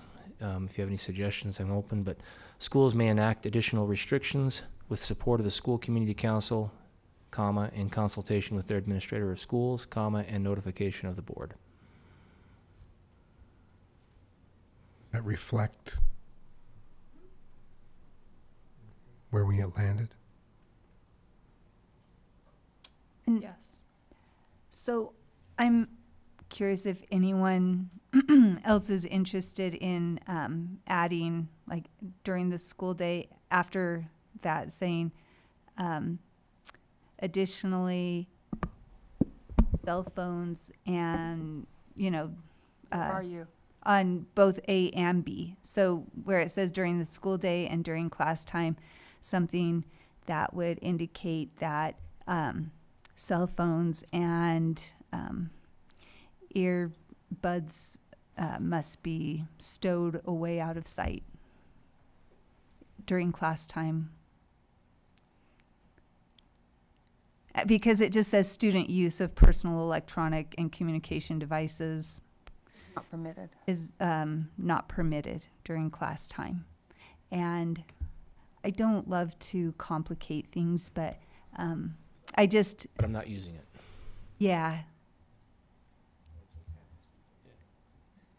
I don't know if that's a thing. I don't know if any other board members feel like that would be a good addition or not. Policy doesn't talk about how to implement this, and that's what you're asking. How are we going to Okay. implement this, right? So teachers can just say, put your cell phones away. Yeah, and sometimes it won't be out of sight. Sometimes it'll be maybe in a shoe thing or in a That's an important point, though. So do we want a consistent implementation or actually, not? that makes sense to me that teachers can decide, or schools can decide how to do. I don't know. No, you got to be consistent. That they're out of sight. I think so. We got to be really specific in one and No, as I said high consistent. level not as possible in another.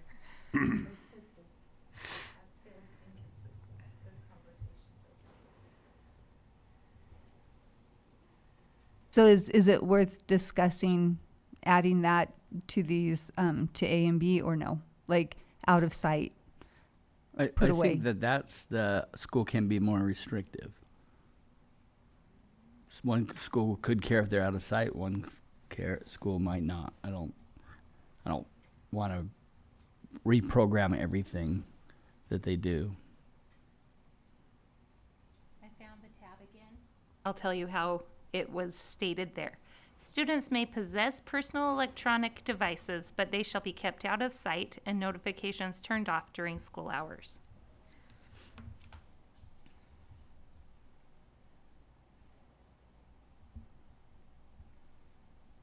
That's pretty restrictive. So if your phone goes off, that's a violation. It goes to the office. Turned off. States turn it off. It doesn't say it has to be turned off. I thought that's what it said. Notifications have to be turned off. So I mean, I like that. I mean, that's really what we want is notifications. That's the intent of turned this off, policy, right? right? Yeah. Right.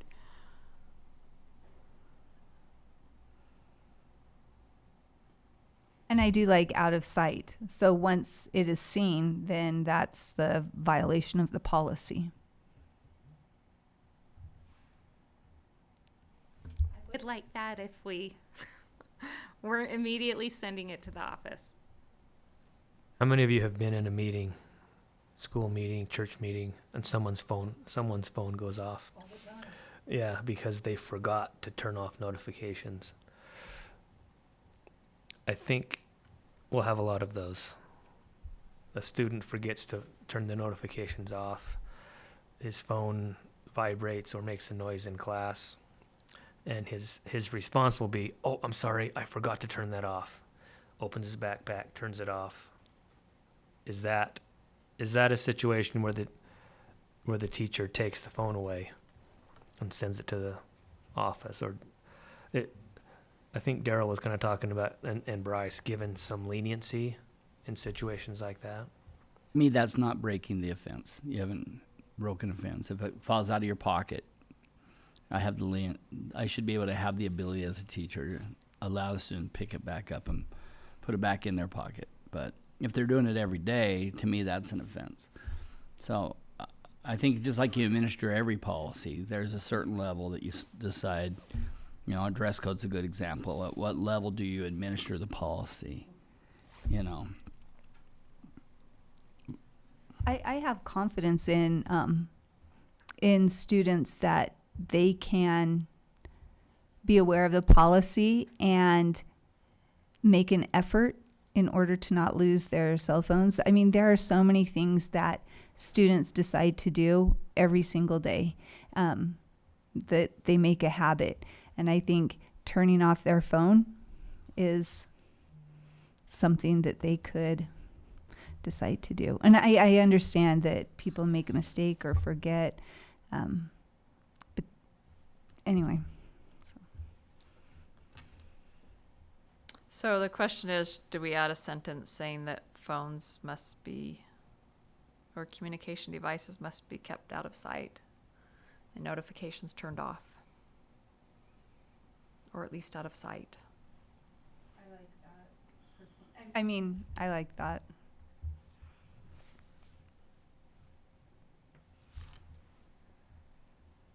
Does anyone else want that sentence added? Yeah, if we don't add it, I'm wondering what the purpose of the policy is. What have we done for teachers? What have we done for the learning environment? If we don't add that, it seems like it's weak.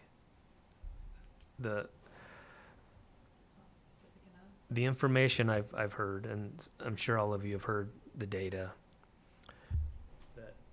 that vibration sound. As soon as you hear that, as soon as students hear it, even as adults, our attention focuses on someone just texted me, someone just emailed me. And if we allow those notifications to continue, even if it's hidden, It's distracting. yeah, it's distracting to the student and maybe his neighbors. I was playing a board game with two of my boys Sunday, and their phones were just buzzing the whole time. We're trying to play this game. So finally I said, you guys need to turn those off. I felt like the cell phone police, you know. Better send it to the office. We have a couple send of it to the pouches we can send home. with you. Exactly. I'm fine with putting that statement on. I am fine too. I'm debating on the notification. I'm for sure good with they need to keep it out of sight during either class time or during the school day.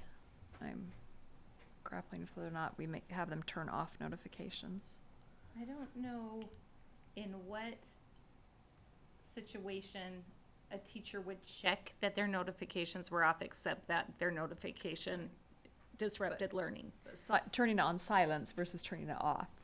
Yeah, If it's on silence, yeah, I'm fine with that. it's still It's their vibrating in their pocket notification. though, right? So I just think that gives teachers the teeth to say, sorry, you violated it because I just heard it. Whereas if we don't have it, then it was not out. I don't know. You're right. I don't envision teachers saying, show me that your notifications are turned off. Yeah, right and away. I don't think that that's not the intention. Yeah, I Like, don't- it becomes obvious if there's a lot of pings all class period. I don't think anyone will interpret it that way. I think you're right. Electronic devices shall be kept out of sight and notifications turned off. You could add a sentence at the end, just devices must remain out of sight and not in use during school hours or during the school day or during classroom time, something like that. Just adding an additional sentence to clarify it. Because the first sentences talk about the use of personal electronic and communication devices and kind of lists what defines what those are. And they're not to be used during the school day or during class time. And then we could just add that sentence that says devices must remain out of sight and not in use during school hours, or, I mean, any suggestions there?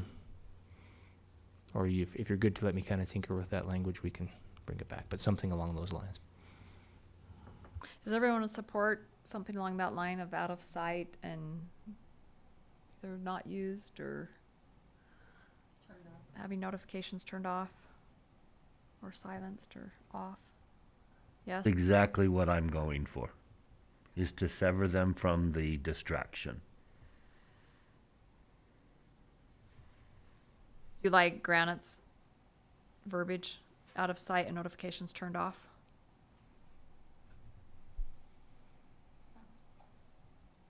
Be okay with that? Okay.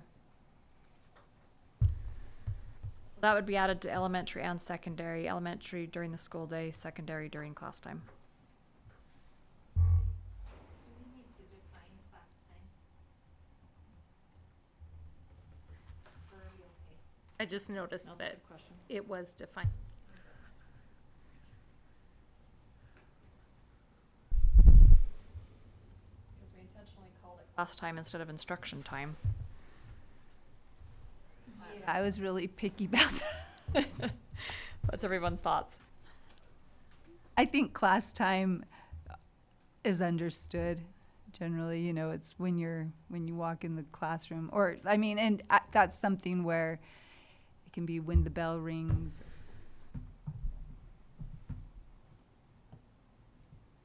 Play with class time still? It's a good question though. Can I just clarify? There have been a couple of things that I heard, and I just want to make sure I heard them correctly, but do we want to mention the phrase notifications? Is that hard to enforce or hard to scrutinize whether or not they have notifications off? I mean, Well, I think that like was it Nikki said, we don't want teachers to be checking phones to make sure, but the violation occurs when you hear the phone ring, when you hear that ringtone or you hear the ping. I mean, it might be hard to pinpoint exactly which student it came from, but I think that is the evidence of it not being turned off. so do we want them turned off instead of, do you want to say something to that effect? Okay, that's what I'm clarifying. I thought I heard a couple of different ideas there, but that's. Everyone's comfortable with notifications turned off? Okay.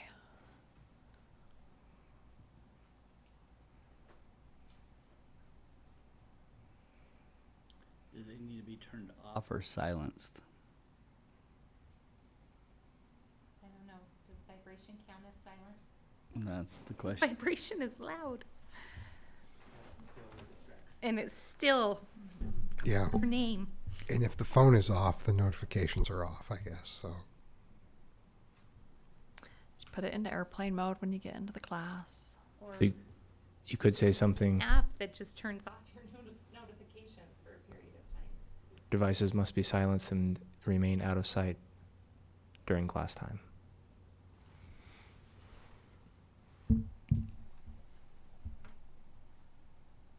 Not supposed to see it if it's out of sight, and you're not supposed to hear it, then that covers everything pretty much. Yeah. Silenced, does that include? It's silenced and it's out of sight. You wouldn't know it's buzzing unless you hear it buzzing. Yeah. So If a tree falls in the woods, and if a phone buzzes in a backpack, you know, but no one hears it, did it really buzz? I don't know. We're getting pretty existential now. Sorry, I didn't mean to cut you off, but I'm feeling like if it's silenced and out of sight, then we're covered.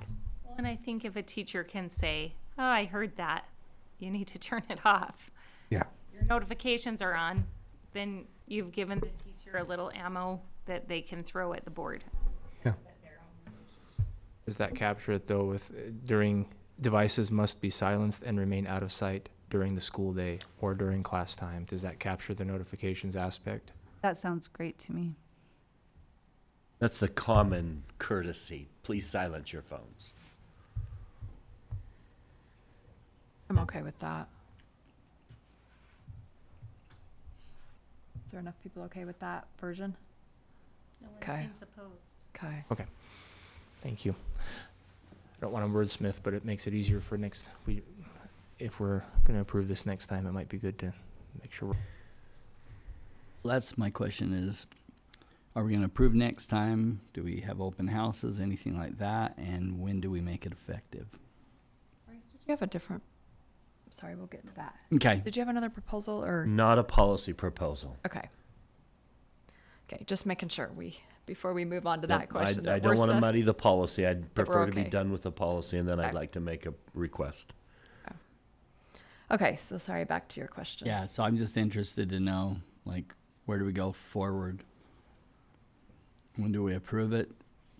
And what notification we give to the public? And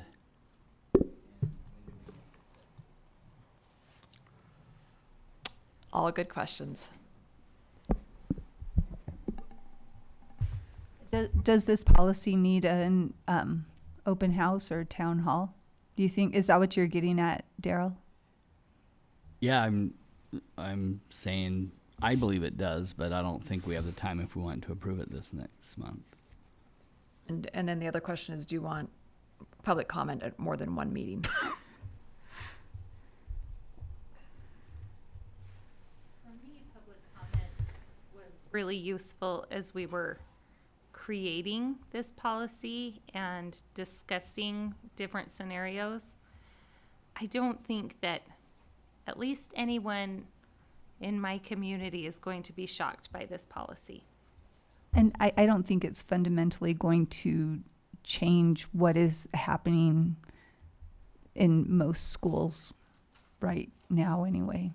Do you know what I mean? I don't think it's going to be a huge change as to what is going on, what the goal is for a lot of. If we all think the public's just going to fall in line and accept it without some pushback, I think we're dreaming.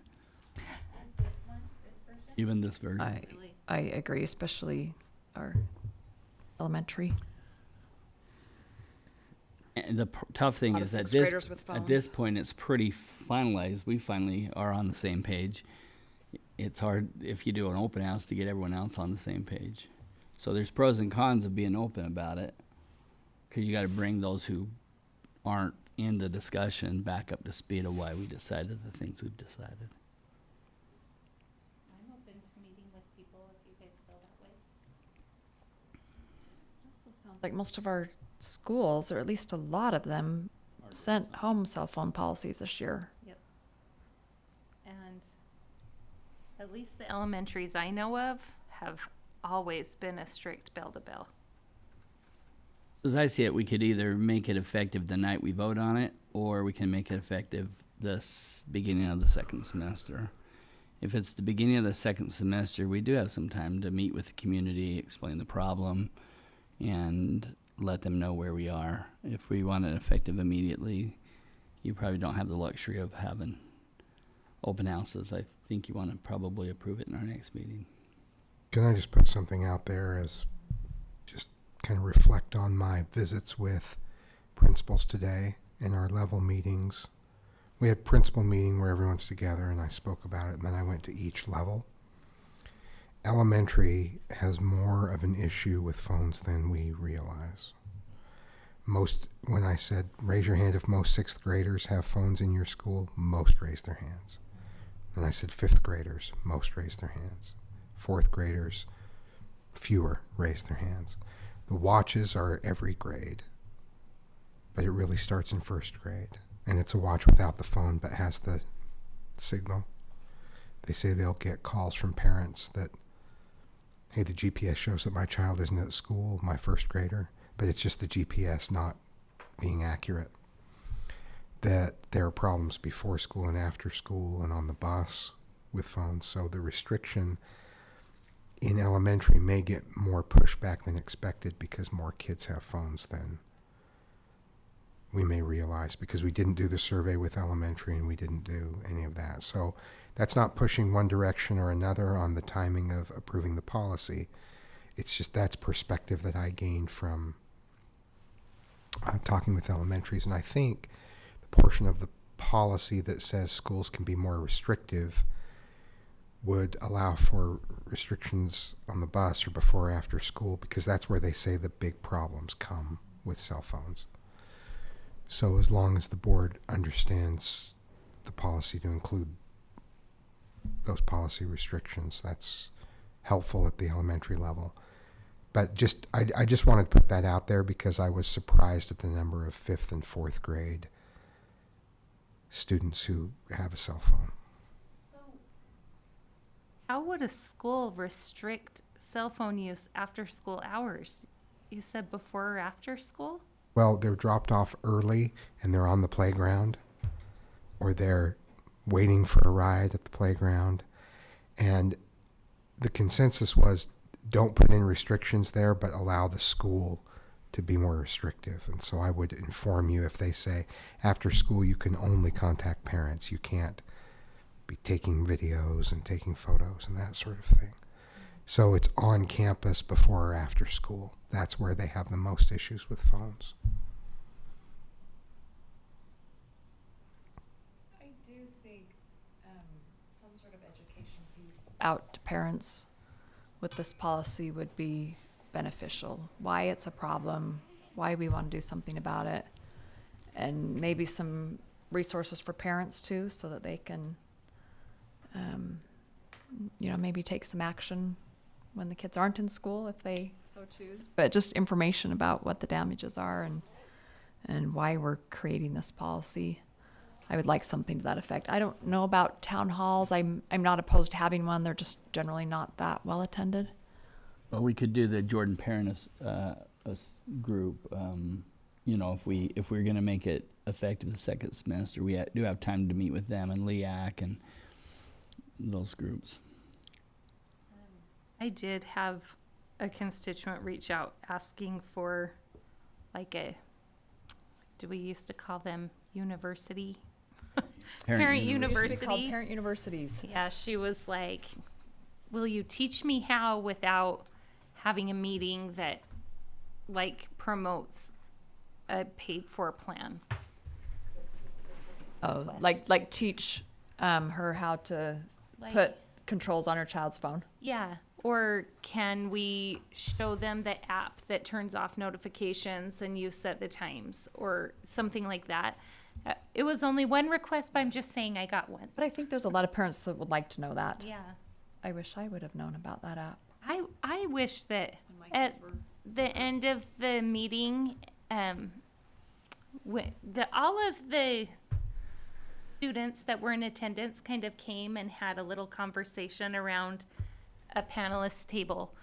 And that was one of the things that they talked about was, why isn't this a part of our curriculum? Why aren't we learning how to navigate this like responsible adults? And I thought that was an interesting comment.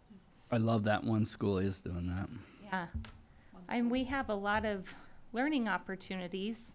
This feels like a good place for it during TA or whatever that scenario is at different schools. Best part of the meeting we held was watching people change their opinion when they were educated, when they saw the studies, the reality. I saw a lot of hearts change. That was our intention, is here's the problem. And people changed I had several people come up and just say, I'm glad I came. I totally changed my tune after listening to the data. I changed my tune after listening to the data. I'm a little worried along those lines. I'm a little worried that the expectation from this policy and its successful implementation is being put into the minds of parents that this is going to solve your cell phone problems with your kids.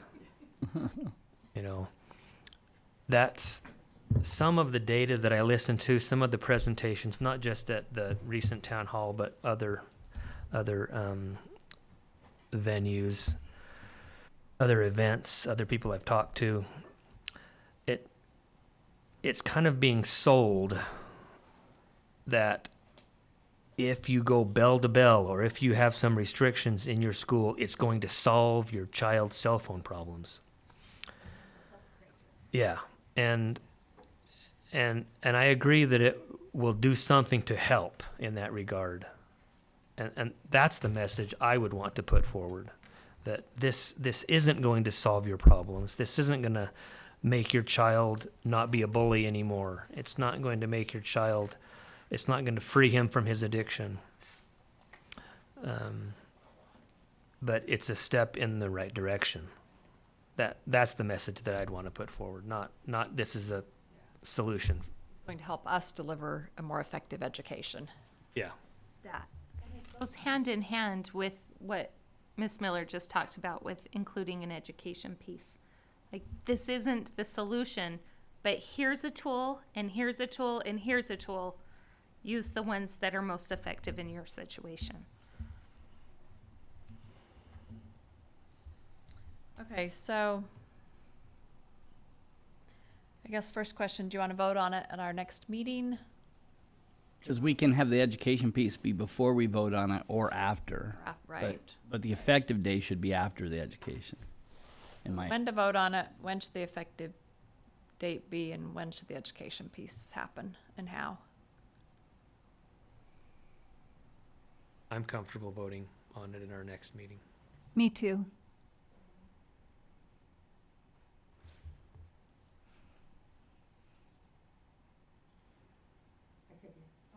I didn't say yes, I nodded my head. Forward. Blocking my view. Okay, so there will be public comment, and we'll have it on the agenda for our next meeting. And this probably doesn't apply now, but I'm going to say it anyway. I do want to go on record that I'm still very much in favor of a bell-to-bell ban on all levels. And I just want that out there. I just feel very strongly about it, and I will continue. I'm not trying to be stubborn. I will support the board in whatever is voted upon, but I do want to go out there and just say, I'm still in favor of a total ban.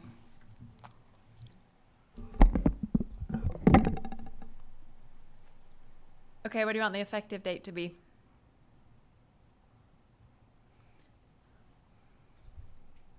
Retroactive.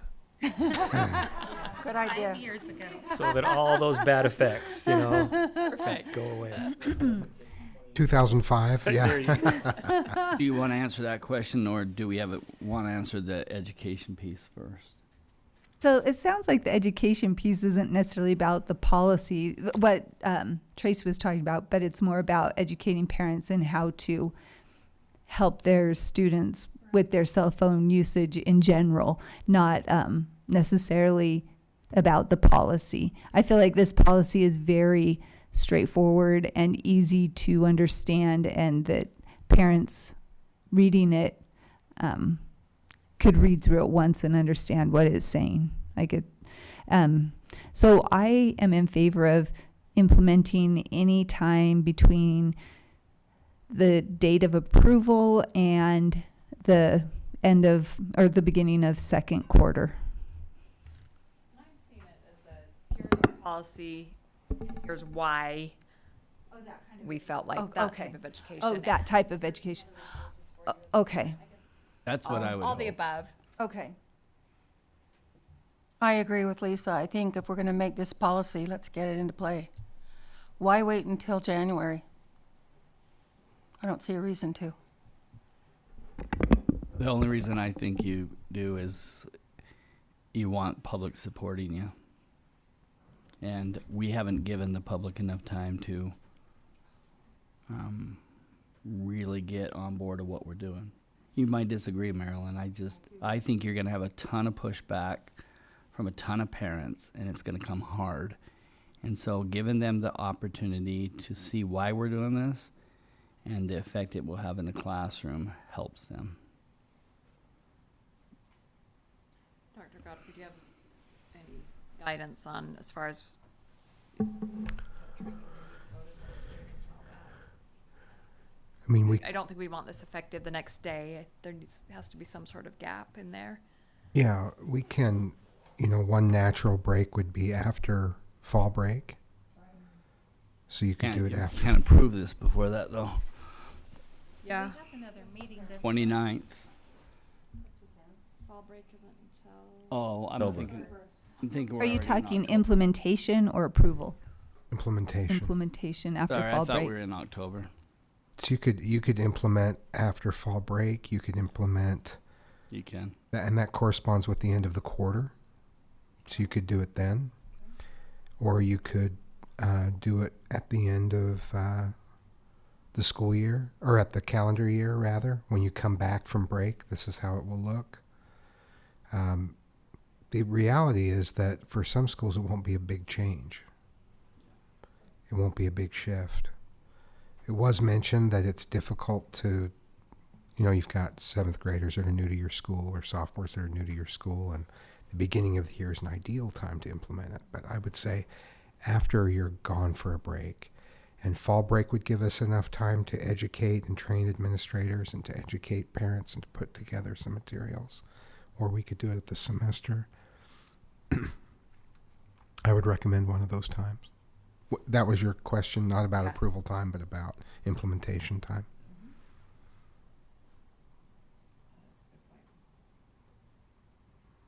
Either after fall break or after winter break. You say fall? Fall for sure. Fall. Looks like after fall's got a majority.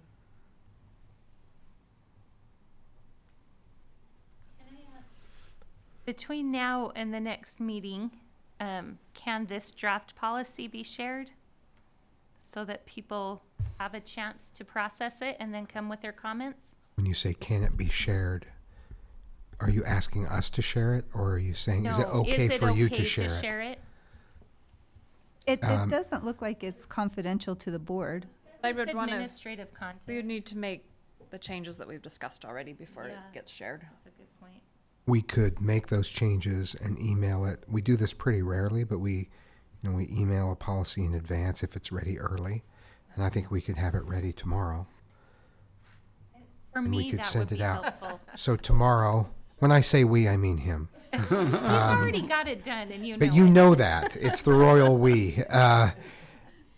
We can have it tomorrow. Mike can have it tomorrow. And then we send it to you as a PDF. And that's the draft that will be considered. And that's something we can send out. We don't, generally, a draft is not considered a public document. But in this case, that gives an opportunity for you to get feedback from the people who've been contacting you. So I think that's a good question. I think it's appropriate. But the version that Mike sends that's updated with tonight's discussion. With a big draft watermark across it. Yes. I have a lot of interested people that would be eager to look at it before making comments. The reason we avoid that sometimes is that a draft is treated as the final word. There is already enough difficulty, even for me and anyone who's in this meeting, to remember after a discussion, now what did we land on? What did we decide? Because we talked about so many options, and the worry is that if a draft goes out, then people get that locked in their mind, and no matter how much you correct it, they think the draft is the policy. So that's the risk, but it's not unprecedented for us to do that, and we can easily do that. I think the board just has to decide. I think we'd send it, make sure everything's good with the board, and then upon their blessing, send it out that way, or Well, no, you send it to the board tomorrow, reflecting the language from the discussion, and then board members can share it with constituents and that sort of thing. We wouldn't send it out. We wouldn't do a mass. maybe just here, make sure it does reflect, and then once that has been agreed, Yeah. then we can send it. Wait for some consensus. Do we want it sent to everybody and let them know? Public comments coming up on it? We can also do that. Another time we've done that was dress code. We'll have that long of a meeting, I think, one way or another. It's just if you want other people to notice it. With that calendar that outlined after fall break, it'd be the Tuesday after fall break, the Tuesday the 29th, because there is a grade transmittal day on the Monday the 28th. So that'd be the anticipated day, That would satisfy some. just in time for Halloween. Okay, is everybody comfortable with a PDF draft document being available that board members can share with people? Yes. Okay. Thank you. So we'll send you the draft. We'll say if we don't hear back in, by this time, then, or if you don't hear from us by this time, then we haven't had any changes suggested, and you can share it more broadly. Great. Okay, on to the education piece then. Do we want a town hall? Do we want a or a parent university? Do we want I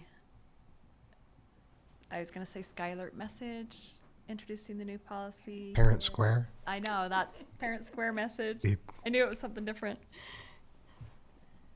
A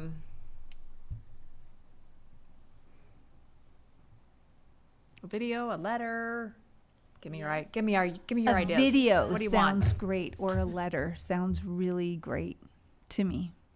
Now I'm ready for Bryce's video. Don't sleep through your education.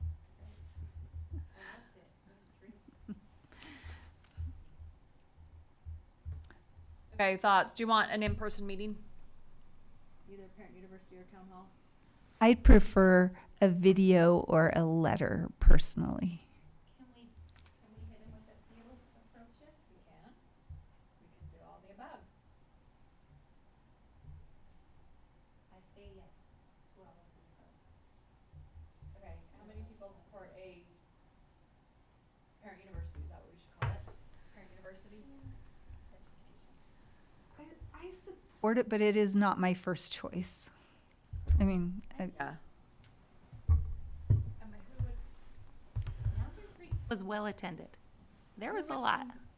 Yes, who would conduct, or who would put on the parent university, and what's our goal of it? that's what I'm thinking. Like, what are we trying to do?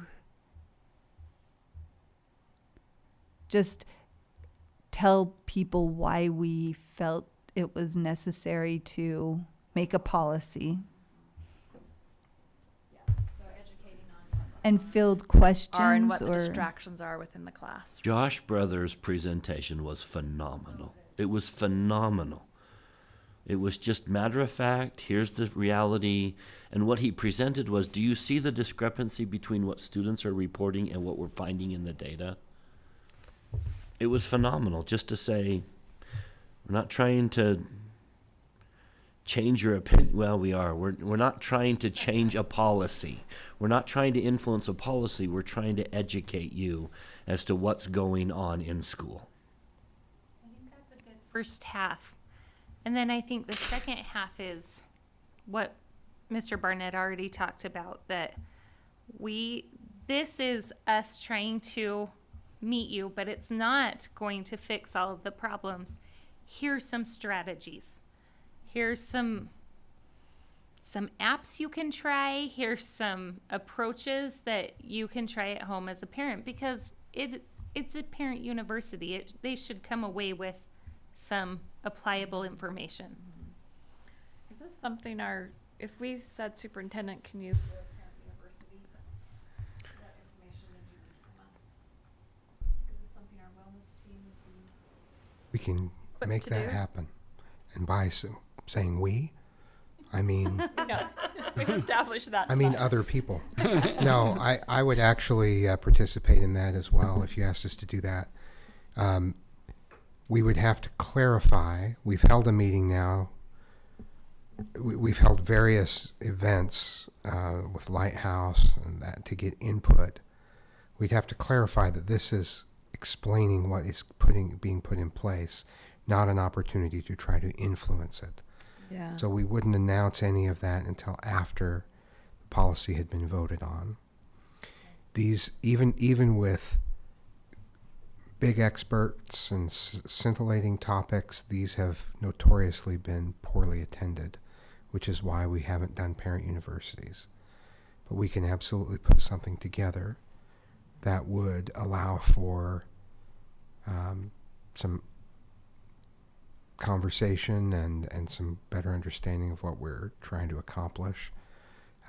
Any direction from the board on what aspects of the message you want to be sure to emphasize would be great, just to be sure that we hit the mark.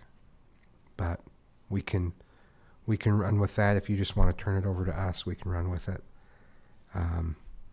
But it is the board's policy, so we would just want some direction on what you want us to cover. My preference would be receive some talking points, maybe some frequently asked questions type of stuff, and maybe just a general description, summary of why we implemented this policy, and then educate my constituents on my own. There's a group of people that have emailed me. I've gone back and forth with them, and I would just continue that. I would take upon myself the responsibility to educate the parents that are within my district. those who are interested in learning more. That'd probably be my preference, rather than doing it kind of globally from a district level, producing videos and all other sorts of content, or hosting a poorly attended event. There be a possibility of having a live event that is recorded and accessible to families who are not able to attend live? It's difficult to make that engaging because it's a very different sort of a format. We've done that before, and the question and answer, and it just becomes a little bit more difficult to try to make a live event work as an event you watch later. But we can do that. The quality of the video has been low in the past because it's, well, you know, it's difficult to make that engaging, but we can certainly do that. We can do any of that. We can create a video, we can hold a town hall meeting, we can record the town hall meeting and offer for people to watch that recording. We can just provide information to schools, the talking points, or what Mr. Barnett suggested. We have to be careful. I always want to walk the line of maybe this is more of an informational campaign than educating. It's just what we call it is we have to walk the line because we don't want to appear to be telling parents how to be parents. We don't want to be saying, well, this is what you don't know and this is what you need. I want to help support parents, but I don't want to appear to be telling them how to do their job. So it's a balance, and informational campaign or supporting information to you know,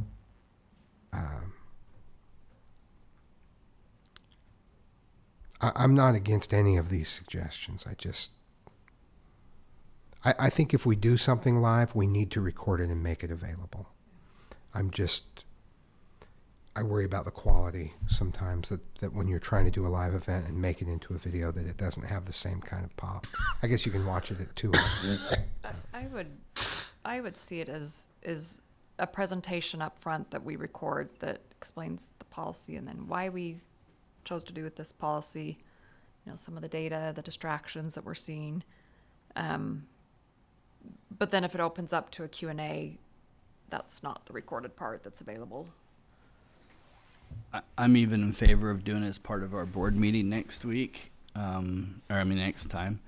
All I need is evidence, so when the public calls and says, why wasn't I informed on this, I can say, oh, here. We've had opportunities for you to be informed. So whether or not it's a newsletter that goes out, or, you know, whether you know, your parent universities or whatever the case is, when people call to complain, then I just need to say, well, here's the places. And it would be nice to, you know, why did you implement this policy? Well, watch this town hall parent university presentation that's posted on our website. Yeah. But that being said, you could do that without having a meeting. You can create something. Evan just got a text requesting a supercast. I'm sure that's coming. Yeah, we can definitely do that.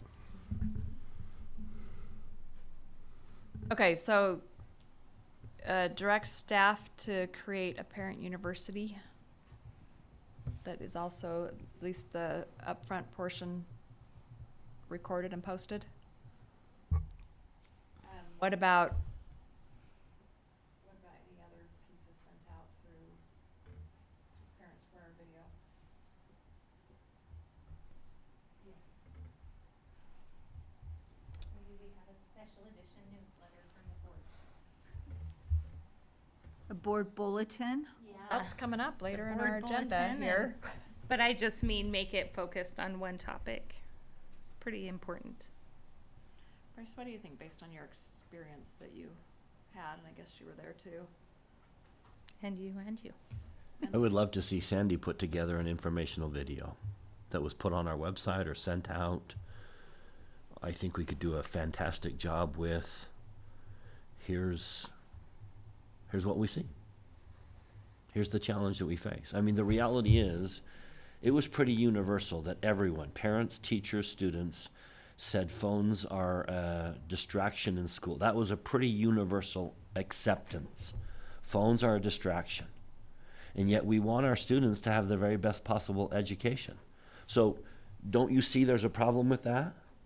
Our students are not receiving the best possible education because there's a distraction. We need to do something. This is us doing something. Engage, help us. Let's figure out all the details together. However we want to present it, but I think we're pretty clear on the general message is something needs to be done because students are distracted in school and it's affecting their education. I really like how you alluded to showing what our Lighthouse survey results were. You know, we started out by asking, and this is what you told us.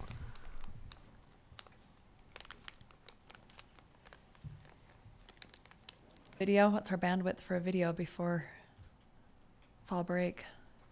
We can do that. We can definitely do that. And by we, just Oh, I'm not going to keep explaining the we. It just makes it sound like I'm not doing I was just trying to anything. beat you to it. Just to be clear, the superintendent is our only employee. We don't have any other employees, Yeah, that's so we right. can only That's direct right. him. I'm working hard, but there are lots of other people doing a lot of work. And as you saw earlier in the presentation, lots of people working. So but yeah. Okay, everyone's good with a parent university and a video. Okay. Sent out to everyone. You want to set a date for the Well, yes. At least I say we. I don't say I am going to do it and then assign other people. I really was just teasing you. I do because include you've that. said that No, I several know. times No, tonight. it's true. I just become aware of it. I think, oh wait, I'm saying we, and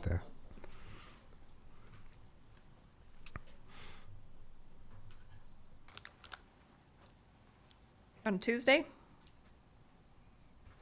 This is the day for the parent university. Yes. So like the 15th of October, the Tuesday before fall break, or?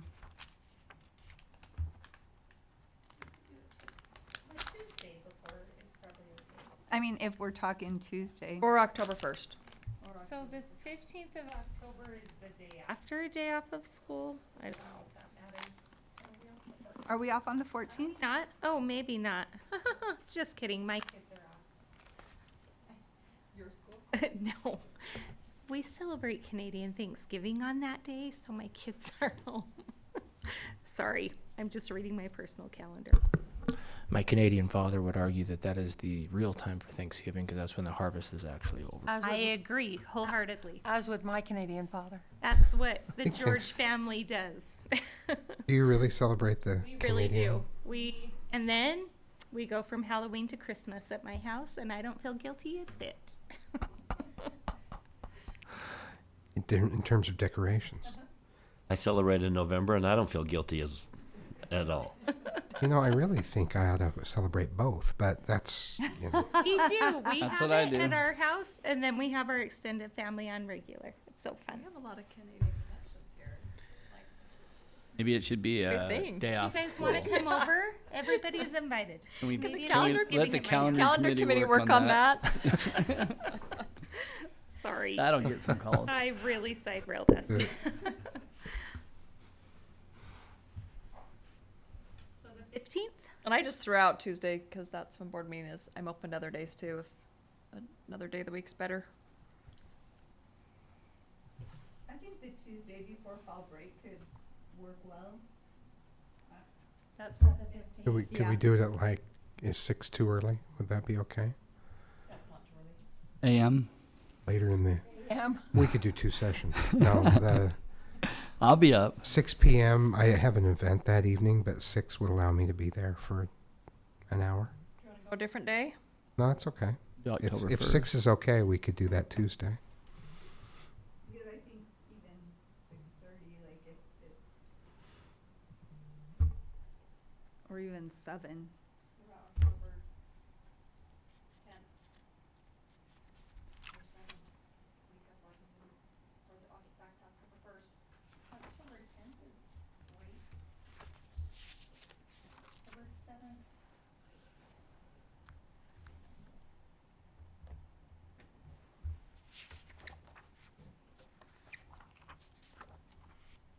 For October 10th? I don't have objections. I think I haven't written everything down in my calendar yet. So every day is pretty open. The 10th, I'm not free. Not the 10th, okay. What night are you free? You know, the 15th does work for me if we 15th is best for me, but if 6 if o'clock's 6 okay. isn't too early, then I can be there. 15th gives us more Oh, time. too to- early? So your event is after or Yeah, before? it's Oh. later. So if we do 6 so o'clock, 6 then I'm o'clock, fine. Yeah, 6 o'clock. I thought you were talking it was before, and that's why I thought maybe 6.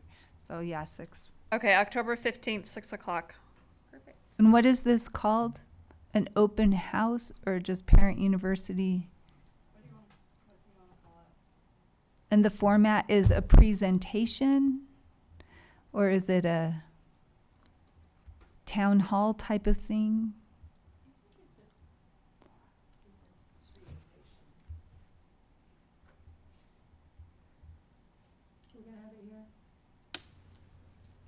Cell phone policy presentation. Where would you like to have it? Is that better than parent university? If we can call it a parent university. I don't care what we call it. That may resonate. I'm saying it correct. Using the word parent helps. Is everyone okay at parent university? We haven't had them for a long time, but we used to. For my days. Okay.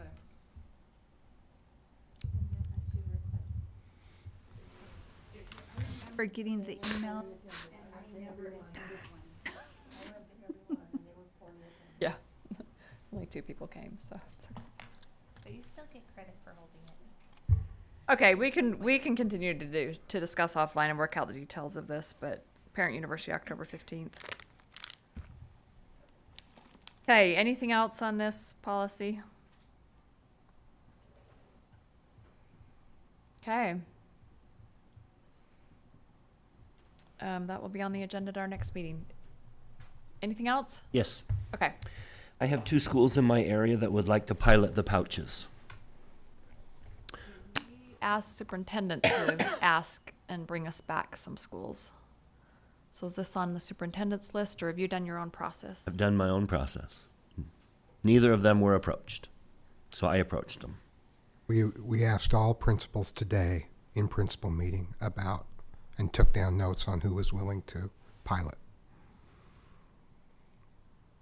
And if I had known that it was up to me to go and find out if there were schools in my area that wanted to do that, I would have been more proactive to seek out principals and ask them. Well, I did. Directed superintendent, so board, do you want superintendent's list or Bryce's list? Superintendents. I think Bryce can get with the superintendent, just make sure that you're not missing something, because I think both lists probably match. I think naming specific schools right now might Are cause. you not want to name specific schools Yeah, I at wouldn't. the moment? That's probably wise. I am not.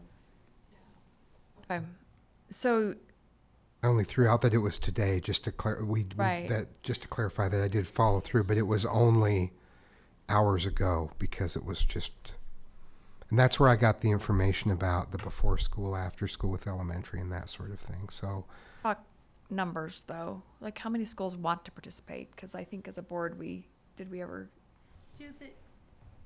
When you Set a final? presented this, did you invite them to bring it to their school community councils, or did you say, get back to me? in a couple days? Well, that's a good question because when I asked, that was the trepidation, and it's back to Brian's earlier point. It was, and I don't know what your conversations were with them, but it was like, well, I'm interested, but I don't want to volunteer because I haven't talked with my school community counselor, my teachers, because they don't know. So I guess my question is, how do you want me to proceed from here? Because I'm fine if board members want to talk to schools about, with their principal about the pros and cons. I can email you a list of people who are initially interested, and you can talk with them more, or I can talk with them more. I don't know how to decide from here because we have, let me pull it up. And Mike was in there for the high school discussion. I think we have 4 of the 6 comprehensive schools that would be interested in either lockers or pouches. They would not be interested in piloting an all-day restriction without pouches or lockers, if that makes sense. But there were 4 schools that were interested in that at the high school level. At the middle level, there were 5 that would be interested in piloting an all-day ban with pouches purchased. The option 2, the class time ban with phone lockers, there were 2 that were possibly interested in that. And then the option of an all-day ban with no pouches, there were 2 middle schools willing to try that, but they were pretty hesitant about that, just because of the policing during lunch. And So I would like to give principals time to talk to school community councils and see if there is support from their school community councils, maybe. what the 2 schools that what did they say about lockers or pouches, or none of the above? None of the above. In both conversations, it leaned towards the pouches. But I'm sure one or both would be interested in piloting something, okay, as long as, there was a device. I think that the general consensus is I'm happy. I would love to pilot and try something, but give me a device I can use. I agree with that. I think there's some real hesitation to do it without a device for the entire day, without lunch or break access. Wrong about having pouches available when you needed to intercede, like option C. It was written on the board, but maybe that wasn't the board. I didn't ask about that, whether that was on the board. I'd have to look back at the photo. We talked about it. We talked about it. Yeah, I offered those 3. It was the 3 pilots that I offered were lockers, pouches, and an all-day ban without either. I didn't talk about the other, but that would be easy to do if we wanted to. I was just going to add. Easily forgotten. It happened at the town hall as well. So. I think What's it's that? also. Sorry. No, sorry, I didn't hear you. No, I just said it's been easily forgotten, and maybe that's a indicator of interest. So. Oh no, not necessarily. If that was an oversight of mine, then we. Yeah, I would just add that I think a lot of schools are basically implementing option C, where they're either putting them in a pouch, the zips and locks, or they're stapling a bag together. So a lot of them have expressed interest along those regards as well. Some of them are already doing that, so that may be why. I mean, they use the pencil pouch, or they have a Ziploc bag, or they have something along those lines. But you just said they're nervous to do it without a way to enforce, and that would maybe alleviate some of that nervousness. I thought if that you was could- during passing periods and lunch. Yeah. Bell to bell cell phone ban without a way to implement it, without pouches or something. An all-day ban without equipment they're uncomfortable with. So including passing time and lunchtime. But without equipment. At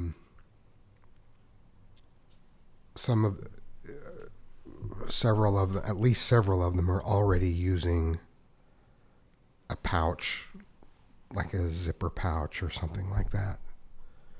But I didn't ask them specifically about what if we provided a pouch, just a few per teacher. But I can easily ask that because we're going to need to solidify this anyway, and decide how we determine exactly who gets to pilot any of this and how many pilots we have available for each one. So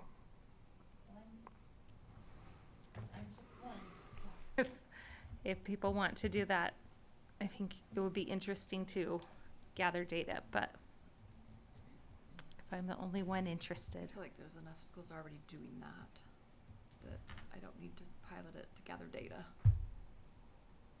But are they gathering data? I mean, they probably are. I just don't know that they're passing it on. That should be the implied understanding, though. If you're piloting something, at the end of the pilot, you're expected to give a report, right? Yeah.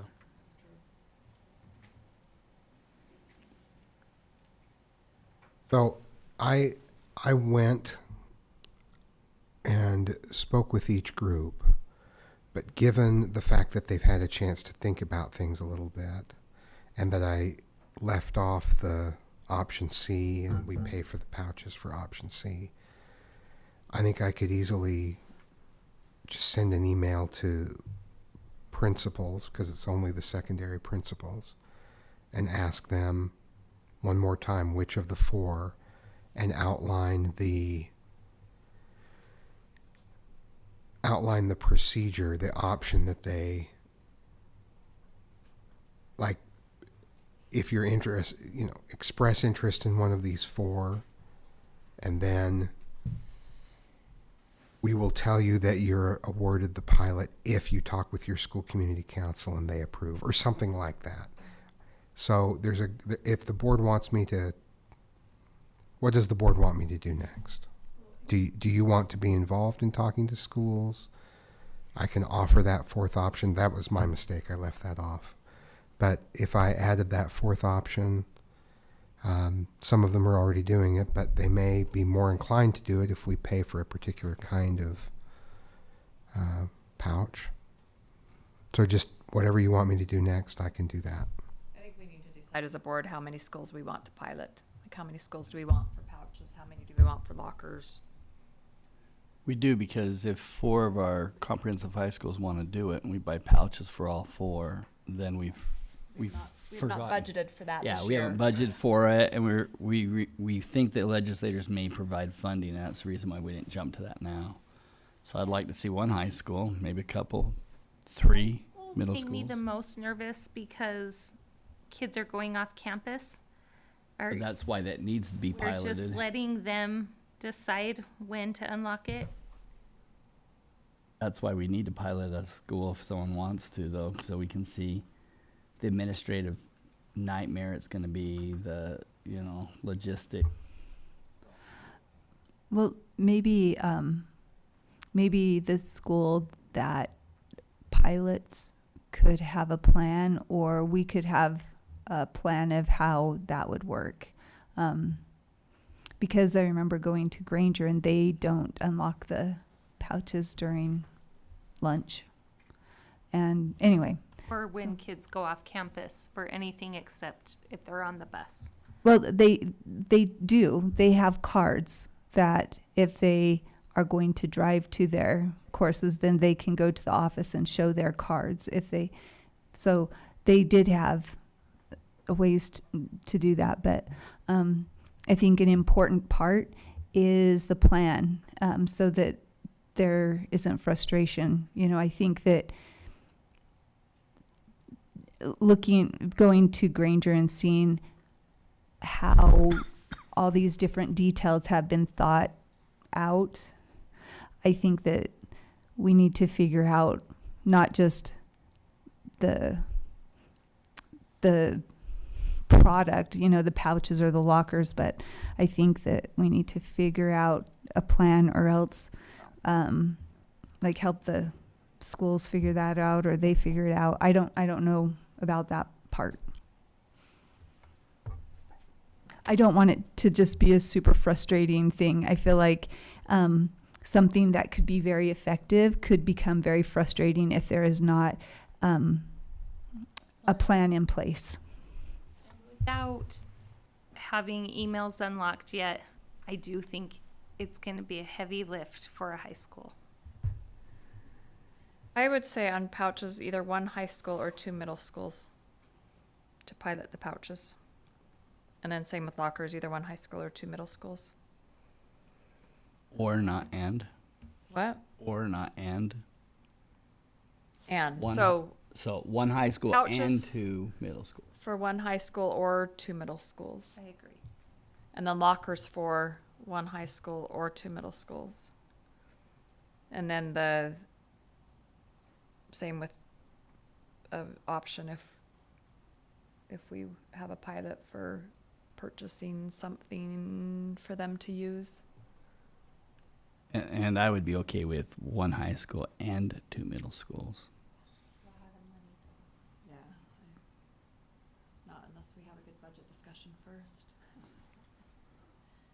I just think the trial's going to be different at those 2 levels. So why wouldn't we want to pilot it at both if there's interest?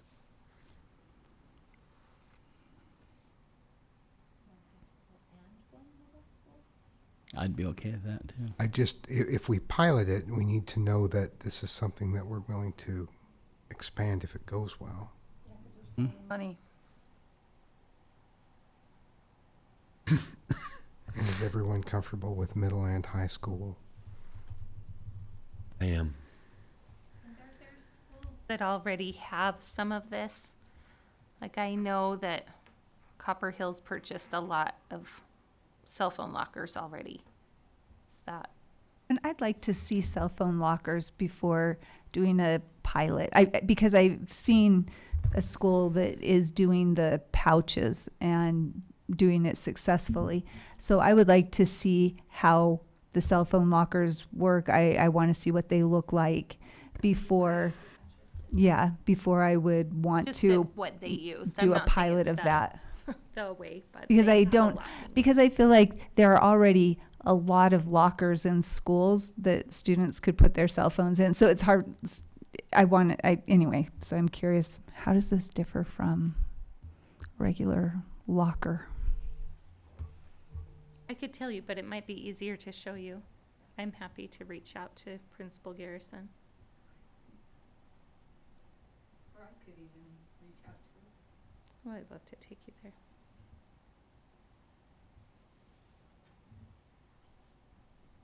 I mean, as far as what we're doing down in the future, I mean, my personal preference is that we pilot pouches in middle schools, because I would love to see all middle schools using them eventually. High schools, I think if we can take care of the problem in middle school, then can loosen up a little bit in high school. But that's me thinking long term. Yeah, I agree. And optimistically. I think we need to see it in the high school to answer all the questions. Yeah, personally, I'd like to see a pilot in a high school and in a middle school for the pouches. Okay, one high school, one middle school for pouches. That's what I would like to see. One middle school, one high school for pouches? You want to decide which schools get it. That's a bell-to-bell pilot. So that's outside the scope of the policy we're going to be voting on in 2 weeks. Correct. Well, that would be a school choosing to go with further restrictions. My preference is that, I mean, the school volunteers and their school community council's all on board. Well, we have enough. But if there's multiples, then We have more than one at each level. So how do we determine which one? And do we start by saying, you're the pilot school, now go to your school community council and see if they approve that pilot status? because you don't want everyone going to their school community council. We don't want everyone going, Oh, that is getting pre-approved and not be selected. to buy a home and then not buy one.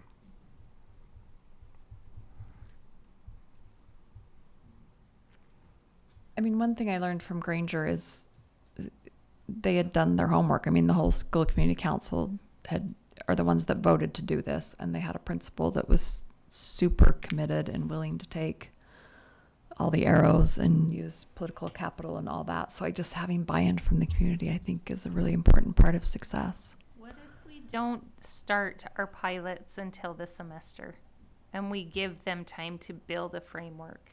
Yeah, and make a plan. And What are you going to say?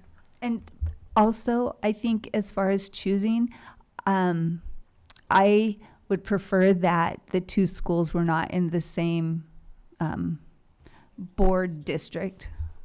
Just spread them out. Spread them out. One of the reasons I proposed my schools is I'm willing to take the bullets. I'm willing to take the bullets too. I need to know that the principal's willing. Yeah. Mine are. They take a lot. Well, and I think it's important to get a variety of demographics.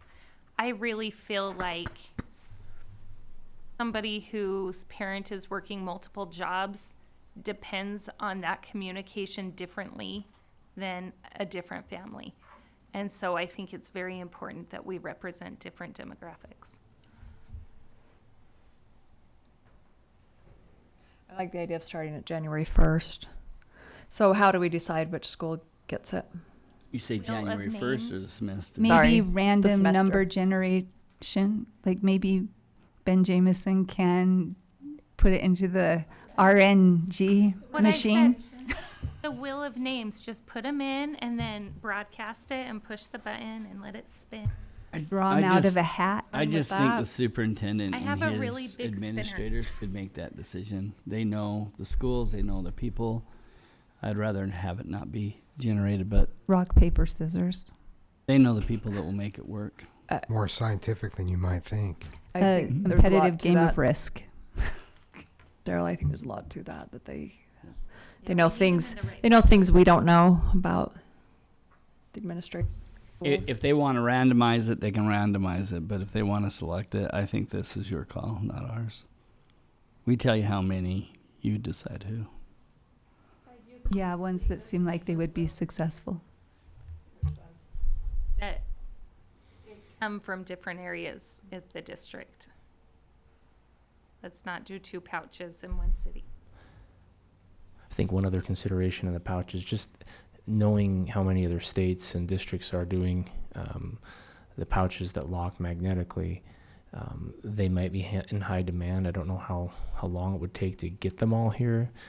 There's also a training element involved that the company requires the schools to undergo before they implement it.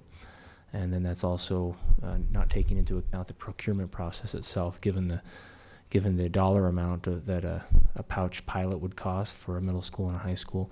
We'd have to go through the full-blown process and board approval and so forth. So it's just an argument for a little more time to make all that happen. Is that the semester reasonable? I think so.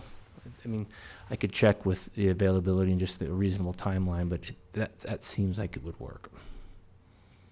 'Cause I'm even fine starting it at the beginning of 4th quarter if it's hard to procure the pouches and hard to put together the plan and the framework that it would work in. So How about if we work with the default that it could start at the semester and we will let you know if that doesn't work? Okay. Can we do that? And did the board as a whole determine how to decide on which school? I think that maybe you should decide. That would be my preference too. Good luck. Or on that. Okay. looks like you get to decide. Okay. Yeah, thank you. And one high school with the yonder pouches, specifically the magnetic ones. We've determined they're the only magnetic ones. I know John is cringing Is right that the now. pouch people want, or were there other pouches you wanted? We'll put it out there. We will put, no, John, before you say it, we will put an RFP out there. And if there is a sole source, then we will go with that sole source. Yonder is the only one I'm familiar with. That's why I mentioned it. And we did our own research, but we will make purchasing do the research to make sure that if there are competitors, we get a competitive price. But to make sure I understand, it's the magnetic locking pouch that we're talking about. Is that right? It's a locking pouch. Okay, My so if it's a recommendation was locking going pouch, to be 80% locking and 20% Velcro. Why? okay, so this is opened up to some other types of pouches, and anyway, so Wait. I'm In glad the I'm same school, clarifying that. Bryce? You're going to have some Velcro for the exceptions. Oh, gotcha. I think the very high anxiety people could be given a Velcro to start off with and then gravitate to a locked. Would yonder pouch allow that? They do have Velcro. They have Velcro. So we can buy their product for an entire school, even if it's different products? Yeah, they have Velcro and locking pouches. Velcros would be for accommodations that are needed. Whatever. Mr. Larson? If we ended up going with that company, which is not a sure thing, of course. I would really welcome your perspective on these purchasing decisions. Do you have any counsel or advice for us? The procurement process has to be gone through, so the specification of what you want is what's important. And once those specifications are determined, then that's the solicitation that will go out for any vendor that can provide those specifications. Like a magnetic locking system. If it's something else, then there'll be other specifications or other responses. So I think that's why So when clarifying that. we were looking at pouches, one of them was a signal blocking pouch Yeah, 3 of Found a them were. great price that on didn't one. necessarily lock, right? Was it just Velcro? There were 2. There was one that attached to desks that just had a flap lock on it. Then there was one that just did not attach to a desk that had a flap lock that anyone can open, right? It's like folding, and then you twist the top so it's inside. And then there was one that was Velcro, and those 3 were Faraday pouches. I love the idea of that at a high school. You set it on your desk at the beginning of class, teacher checks that your phone is in it, and away we go. If the pilot isn't being implemented until the semester, we would have time to bring other devices to show you, other types of pouches, before we make final decisions about pilots. And then we could offer that 4th option as well and say, we have this type of pouch that we've decided on. And if you're using pencil pouches or Ziplocs, who would want us to provide this as a pilot? So we could bring the pouches and explore the type of pouch. The blocking pouches you would just have teachers have on every desk, I think, right? Come in, students just put it in the pouch, and then the notifications are off. It's turned off completely. I love that at high school. Yeah, one of them. Going to bring pouches back to our next meeting to discuss what our specifications are. I think the two pilots would be dynamic.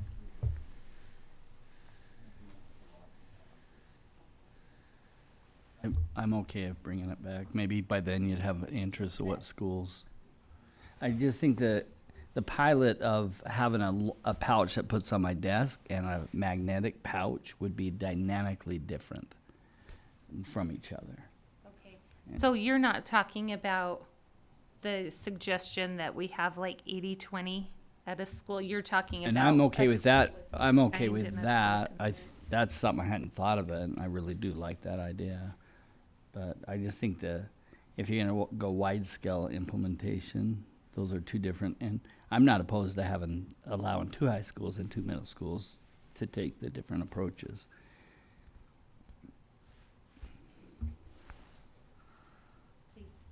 Is the idea behind the pilot because the board may choose one in the future that all schools do? In the course of the discussion today with the principals, when concerns were expressed, one of them, a common theme was, well, if we pilot something and we like it, and we pilot something else and they like it, and the board decides to go with option B over our option, they're concerned that they'd have to undo things and then re-implement. That was a common concern, which I can see. We talked about that, and the board said they're willing to I go think, with one option.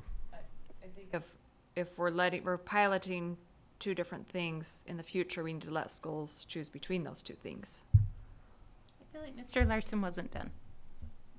Did you have more to say? Well, I had another follow-up question, but I don't want to. Well, the other follow-up was, is the state going to tell us which kind to use? Very real possibility.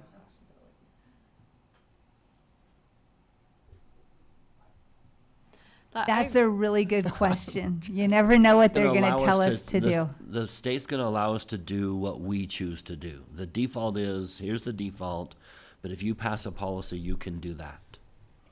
I think they're going to provide money for a specific product.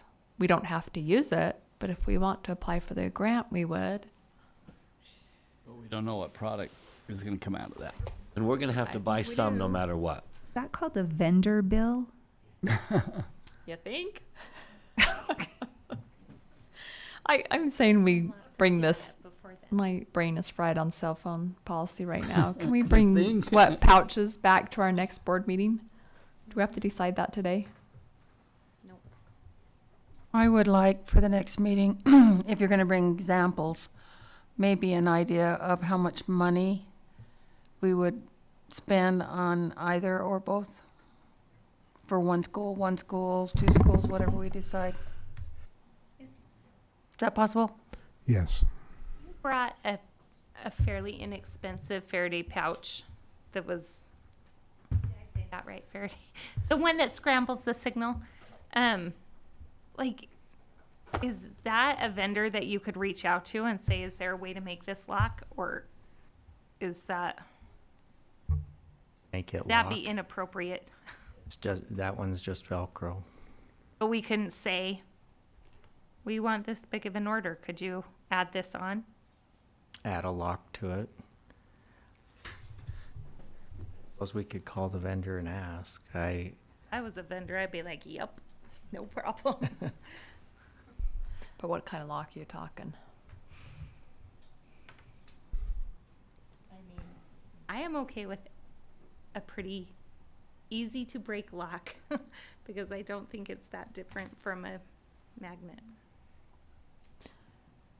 With students who drive to school, high school, why would they not just leave their phones in their cars? So the thing is, the goal of this would not necessarily be to try to get, the goal is to have a phone-free school, regardless of how that happens. So if a student decided to leave their phone at home, then they wouldn't have to put it in a pouch. If the student decided to leave the phone in their car, then they wouldn't be putting it in the pouch. Do you know what I mean? So I feel like the goal is not to try to get, it isn't about the pouches and the phones. It's about the classroom. It's about the environment where teachers and students can engage to the highest degree with each other and the curriculum. But if they're leaving it in their car, then they're running out there and checking it during breaks and lunch. I think it's fine if they run out there and check it during lunch. And I think that very few students would be running out during passing periods to check their phone. It's a good point. I'm sure some would. But I think it's not easy to go out to your car to check your phone and then get back to class on time. More than 5 minutes to walk across the parking lot. Yeah. Okay, so we'll continue our pouch discussion. Superintendent will find out who's interested in a pouch at a high school and a middle school. Do we also want a high school and a middle school for lockers? Phone lockers? Yes? I want to Everyone's see them yes? first, the phone lockers. But We'll have a pouch not and a opposed. locker discussion next time. We can But bring go ahead and lockers ask. and pouches next time. I'll try to go see the lockers at Copper Hills. And then also a high school See and a them in middle action. high school and a middle school for just giving the school something to lock it in if the phone comes out during the day. So not everyone gets one, only the violators get one. Correct?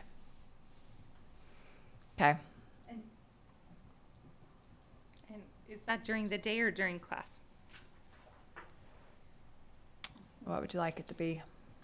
So once again, unless there's something comprehensive like a pouch, I'm very uncomfortable with trying to restrict, like put school staff responsible for monitoring cell phone use in the hallways and during lunch. You don't want to do a pilot of the Bell to bell without. bell to bell and just give a locking device to the people that violate it. No, I don't want to do that. Anyone else? Is that in class or bell to bell? Can I just clarify that My really preference quickly? would be the only pilot that's bell to bell is the pouch. Yeah, because the locker is just in Locker class. stays in the classroom. What would you like that one to be? In class. In class. Is everyone okay if we do a pilot of providing teachers with a locking device if they violate the policy during class? And that we provide, and that we purchase that locking device for the school, high school and middle school. I'm in favor of that.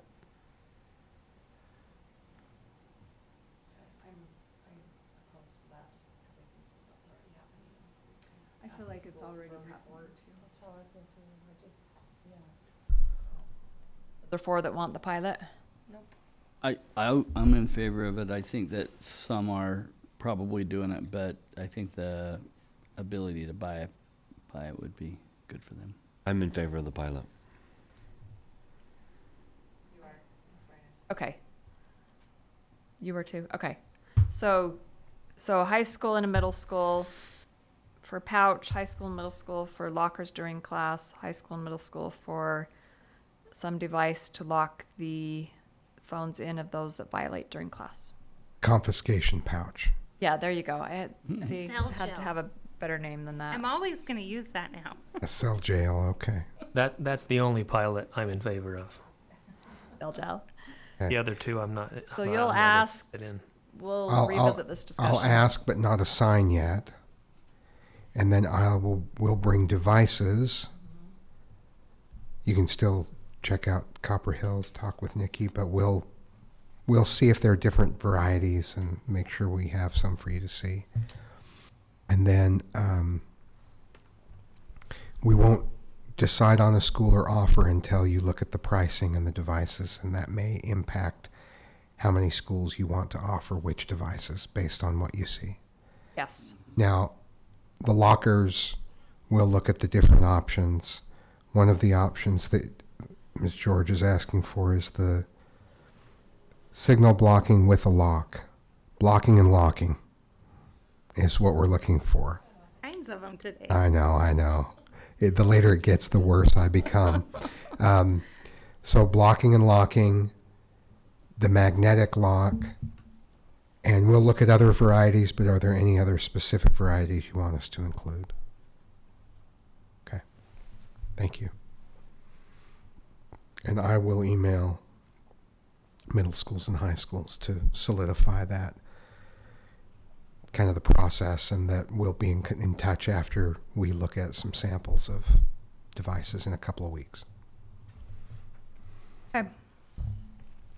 All right, can we end this? I move that we table item F. Please. In fact, I'm really sick. I gotta go to the bathroom. Okay, all in favor of tabling item F for our next I'll meeting? second it. Okay. All in favor, say aye. Aye. Okay, we're tabling item F. Facilities Committee. Do you have anything to report? We didn't have to have a meeting this time because there were no projects to talk about, so we canceled. Woohoo! Okay, we'll come back to finance. Government relations.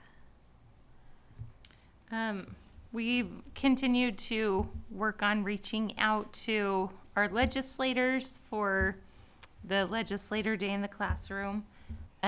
We will let you know as your legislators confirm so that you can be invited when they come. Do we want, 3 board members and 1 legislator? Or do we just want 1 board member there? Like, are we all going to be invited? That just seemed a little overwhelming. If there's 1 legislator that overlaps 3 of our areas. Yeah. It seems a little much to have all 3 of us there. What do you think? What would you guys like? And who's available is the other question. I know. I only have one so What far day is that it? said yes. The 26th. Oh, September 26th. I think 1 board member would be enough. I do too. Because that's overwhelming to the teachers too, to have like a swarm of elected representatives fall into their classroom. Yeah. Okay. Well, it depends on how many legislators you get. I guess if they stay for lunch, we can have more board members come just for lunch. So maybe we'll just play that by ear. Okay. We can let you know. And what is the purpose of it? Is it for them to see what's going on in public school, or is it for them to be with board members? You know what I mean? So I feel like it's nice for a board member to be there, but is that the point of it? I thought the point was for them to see what's going on in schools. When USBA first started discussing that, it was both having them in schools, but then also having them interact with their board member too.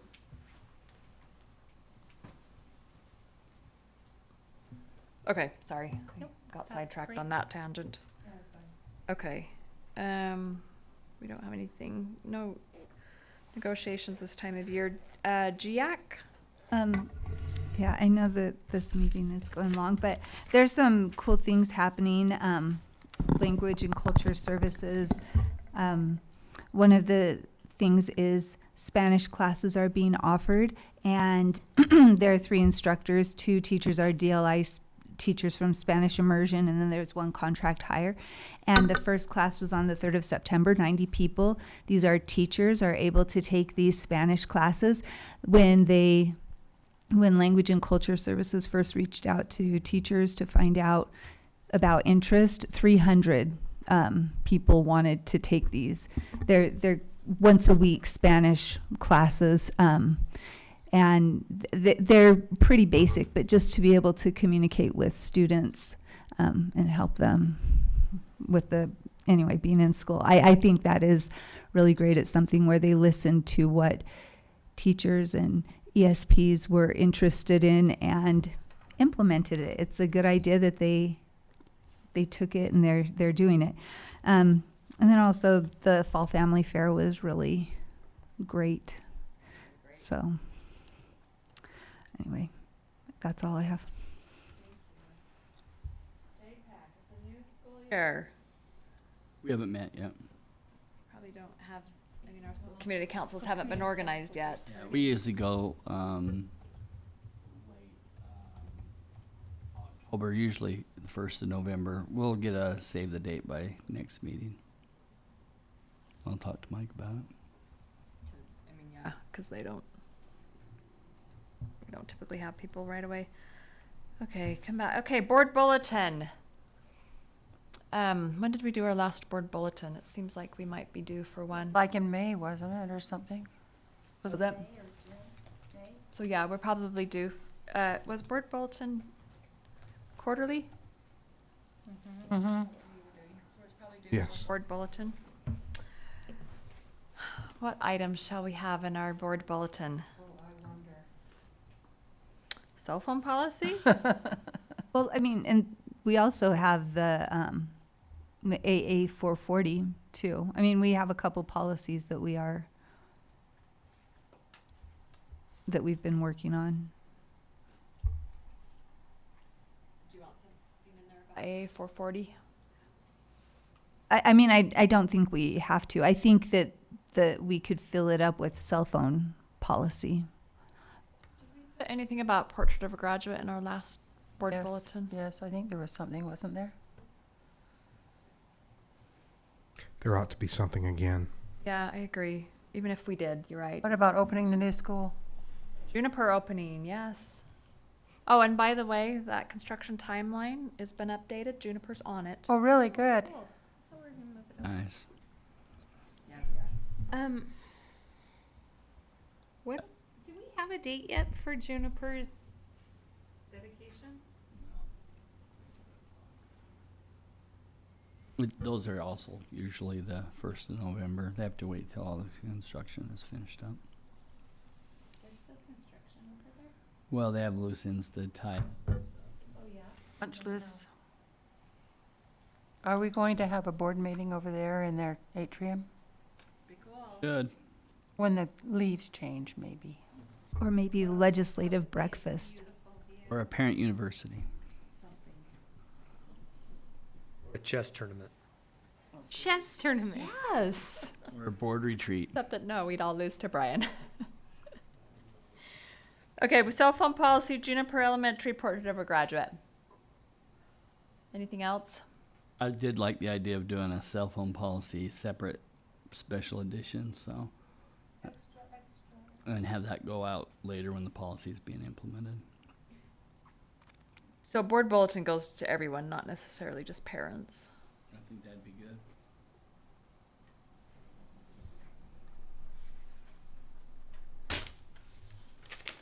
Okay, any other takers on a separate board bulletin just for cell phone policy? You okay? I'm up for it. You looked a little pale when you were leaving. Oh, I'm okay with that decision. I'm not okay physically. Yeah. I made it to the end of the cell phone discussion. Hey, do you have, we'll come back to board bulletin. Bryce, do you have anything from finance? No, we meet next Friday. No. Okay, if our communications department has any other suggestions for what should be in the board bulletin, are you guys open to that? Yes. Sure. All right, let's Thank you. give them directions on that. Will do. Okay. Anything else? Nothing from JLC, Jordan Education Foundation. They kind of start their new board year in September, and this Thursday actually is their big kickoff all-day meeting. So some board members go off the board, and then new board members come on the board, and this is kind of their kickoff for the year. So that's happening Thursday. PTA, anything? Nope. Every- We haven't met yet. Am Yeah, I I was gonna missing an say. email? Are you getting them and I'm not? I haven't seen. Cody is the one who goes to those meetings, so let me text Cody and see if there's. Salt Lake Academy. Things are going well. Around this time of the year, we've had a practice of bring them in and have them report on numbers after October 1st. It'd be nice to have a report. Yeah, let's put them down for a future agenda. Cody just indicated that he has not received an invitation, so. Okay. I think they do invite me, but it kind of passes fast, yeah. Parks and Rec. Great show. Our first realignment committee will be in a few weeks, and then I'll have more information for you. Good luck. It's always a Not easy. gray hair time.